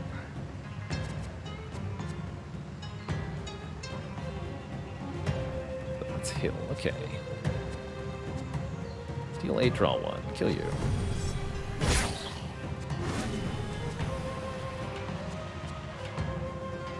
Okay, we can probably distract the boost a bit as well.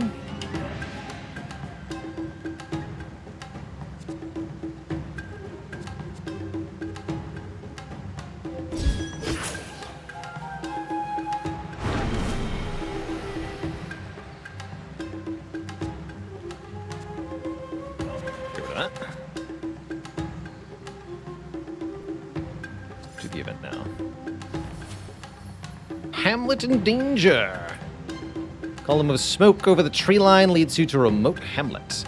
Several farms are burning, and terrified peasants are running for their lives. A monstrous Oni is rampaging through the village, slaughtering all who cross his path.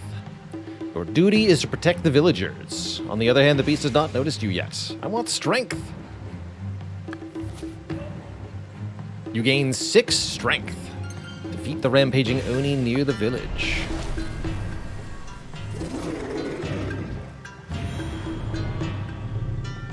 Oh my.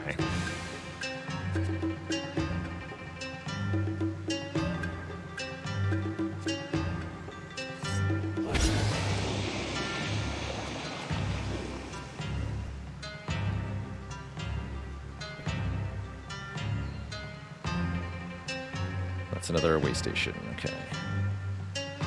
Dash here, dash here.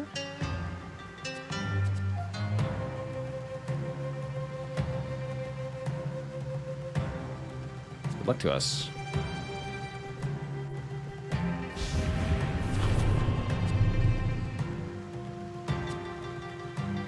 Gain as much energy as you have stealth.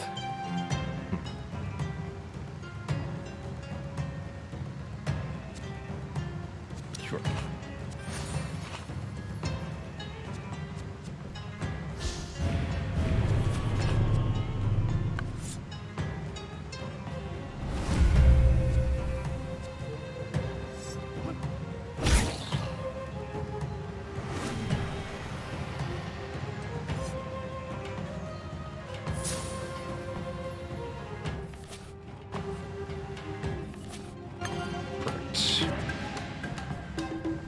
We can go right back to the Oni.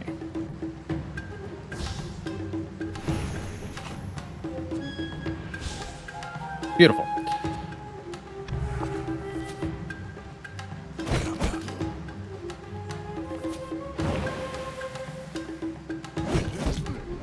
Definitely gonna get ganged up on a little bit here. This could be a big problem.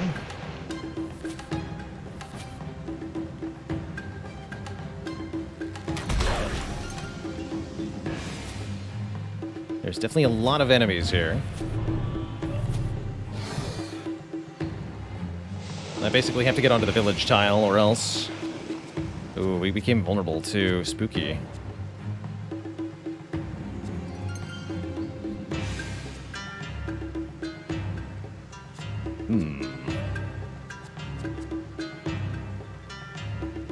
Not good.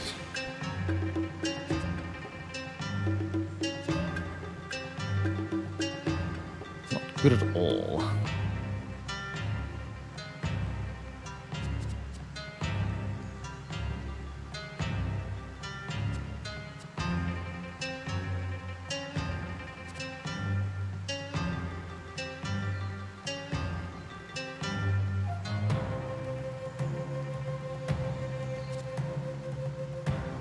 Imagine stealth when there's already enemies here probably won't do much.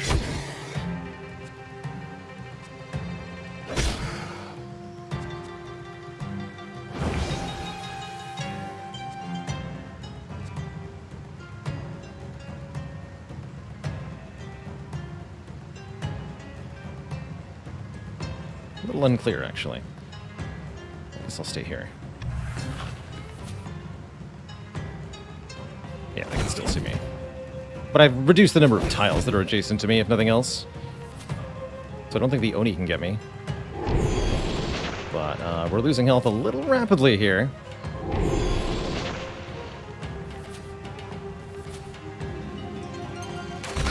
Oh god, I'm gonna die. Also, this boss has huge health. Oh yeah, no, I've made a terrible mistake. This has not worked out. I don't think I'm the right character for this mission, though, quite frankly. At least not playing it like this.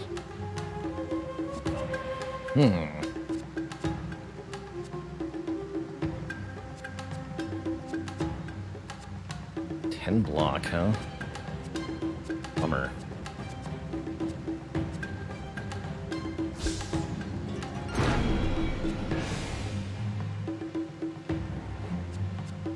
Okay, that kills. Maybe the reward will help.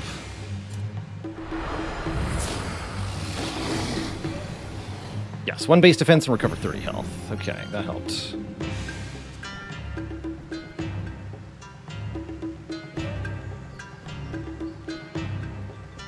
What's your behavior? Tracking range 3, okay. Oops, that's not what I meant to do. Shoot. I don't think there's an undo button, huh? Oh well.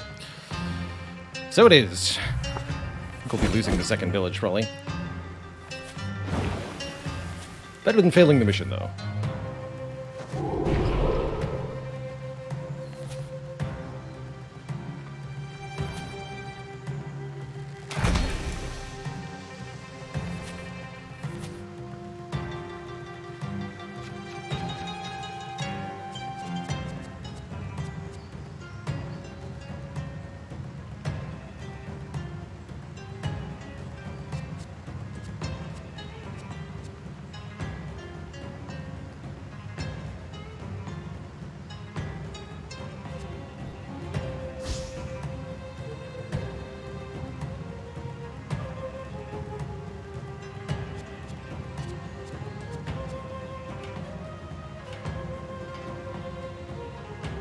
This.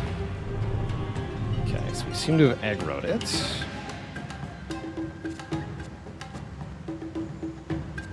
Stupid cultists need to go.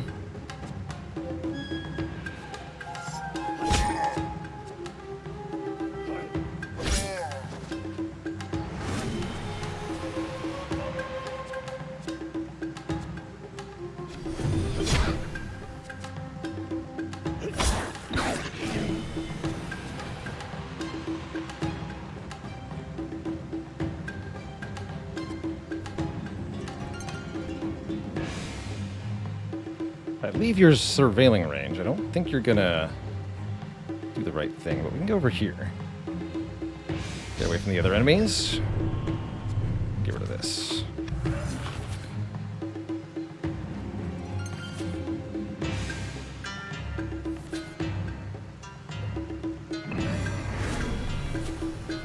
Ten strength? Excuse you?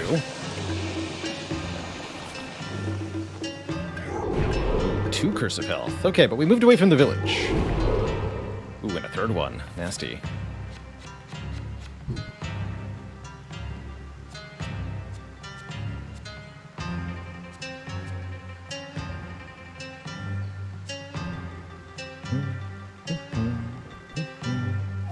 What? Oh, God. Ah. Okay. A little finicky with the placement of the move cards. I was not trying to play that. Not good. Alright, let's just see what happens.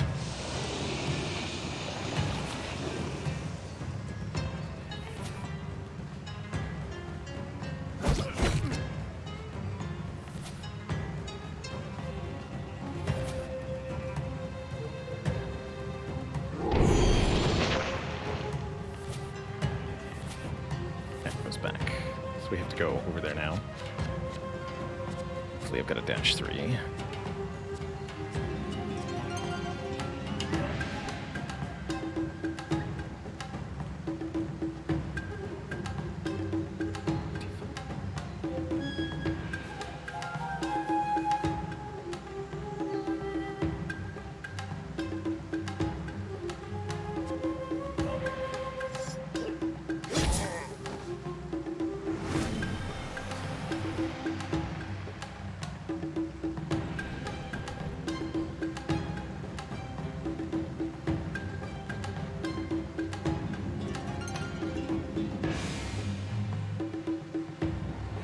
Over here.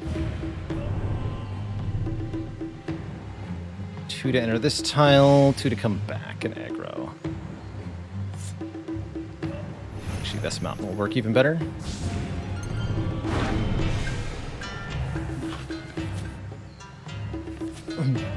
Was the advantage of using a -1 card over just moving? The -1 card will ignore terrain costs.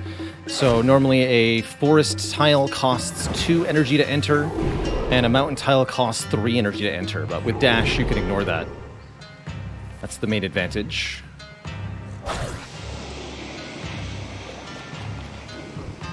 Okay, here we go.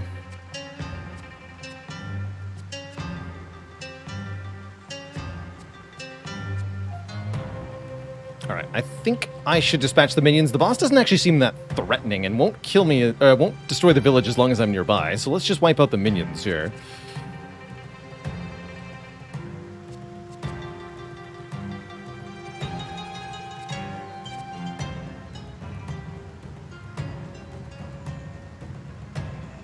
Things like this.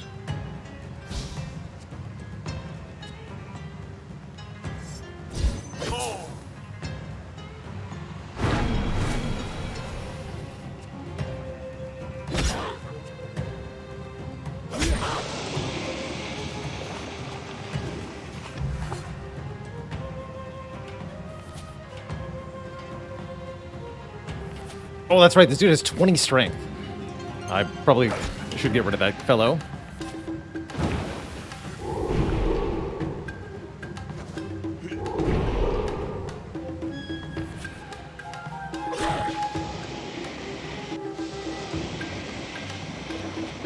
Or at least stay the heck away.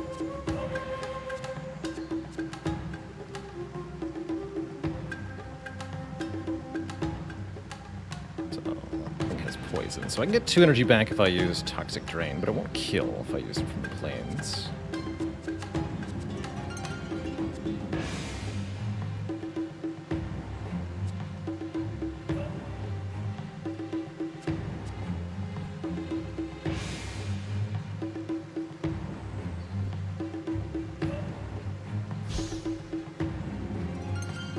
So I'll do this.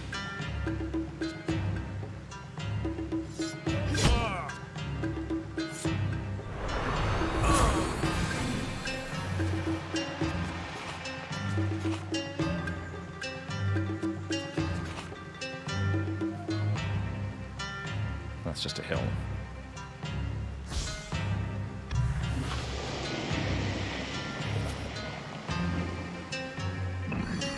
"30 strength. Okay, you gotta die, sir.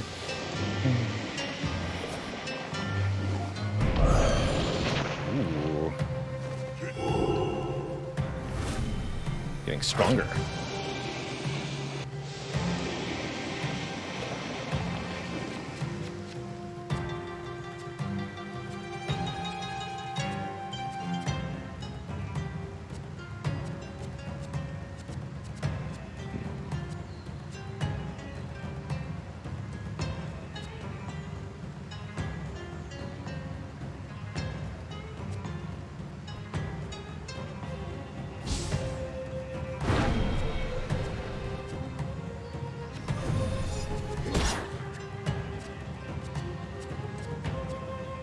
Poisoned, unfortunately.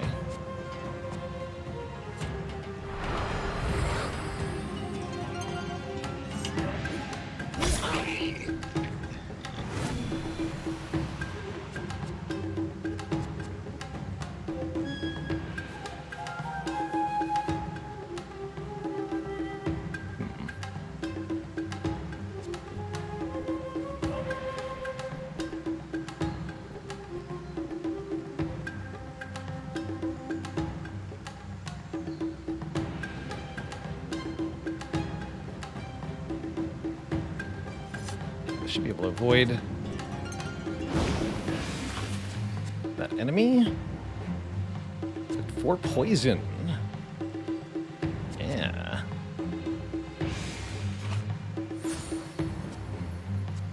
Won't work on you though. You evade block. Oh yes, it will.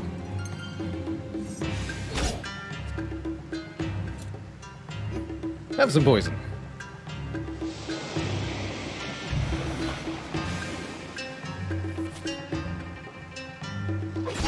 43 damage. The power.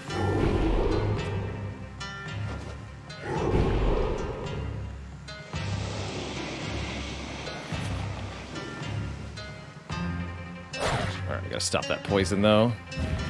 Seems hard. It is definitely a little challenging. Not as easy as I'd hoped it'd be, that's for sure.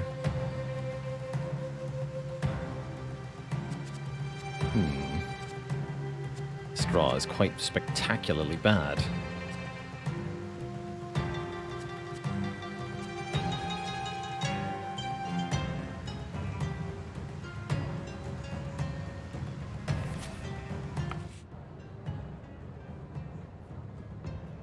Discard your hand.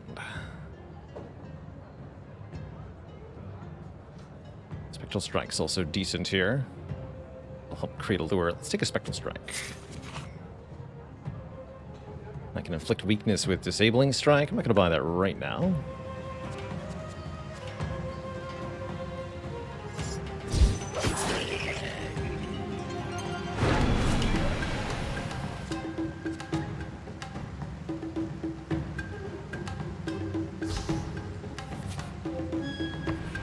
That's not health like I was hoping it would be.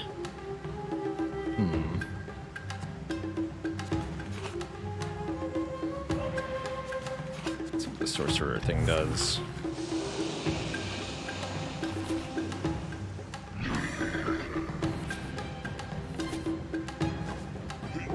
There we go. Finally succeeded in having the lure distract the boss there.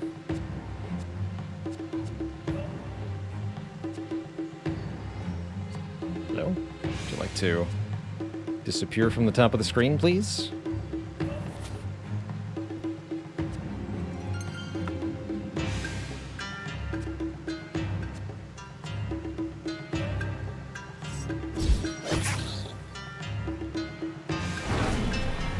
Apparently not.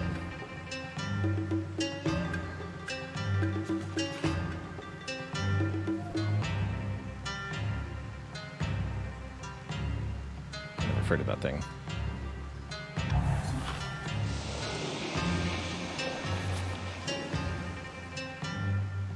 What? Ugh. Really? Okay. Apparently lures are not priority targets. GG, apparently. GG. Dang, this game is hard.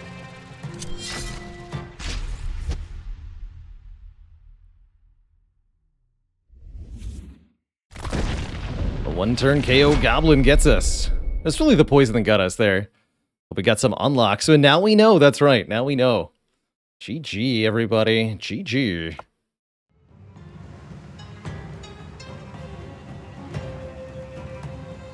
Very interesting. Well, what a delightful look at Mahokenshi this has been. I could definitely see myself coming back to this title and playing some more, but this is going to bring me to the end of our sponsored segment today. Big thanks to Iceberg Interactive for sponsoring the stream. One more shout out to that Steam link. You can catch the game Mahokenshi on Steam here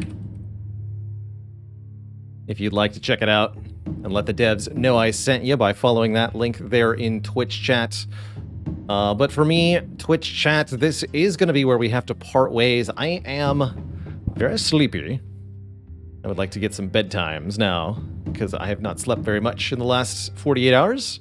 We will be back tomorrow with some more deck building action. Expect Slay the Spire. Expect... Oof, not sure. Either Monster Train or Slice and Dice. I have not decided. Probably one of those two. Tomorrow is Friday, right? I think so.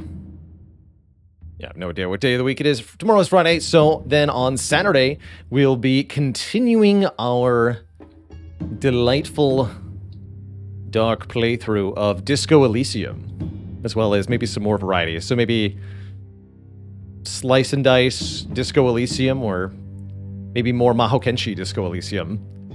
Unlikely to see much Spire on Saturday. Until we finish Disco Elysium, at least. I'll probably keep Saturday as a variety day for most of the year, actually. I'm thinking it's a really nice end to the streaming week for me, and it's nice to take a break from the main game and kind of feel refreshed. See you later, Virtual256, Miskatonic Blue, Midway Monster 89, Centeneer, Cheesy Whiz, Jamie Mars, Captain Planet, Okay Boy, Zizivivification, and everybody else. I hope you have a wonderful, wonderful time. Thank you so much for checking out Mahokenshi with me for this sponsored opportunity. It's absolutely a delight to be able to check out cool new games and get paid for it. The sponsored streams started as kind of a small thing for the stream, but are definitely a big part of what keeps the lights on these days. So I definitely appreciate folks who stay tuned in for this kind of content and who enjoy taking a new look at games in this fashion. It really works out well for me.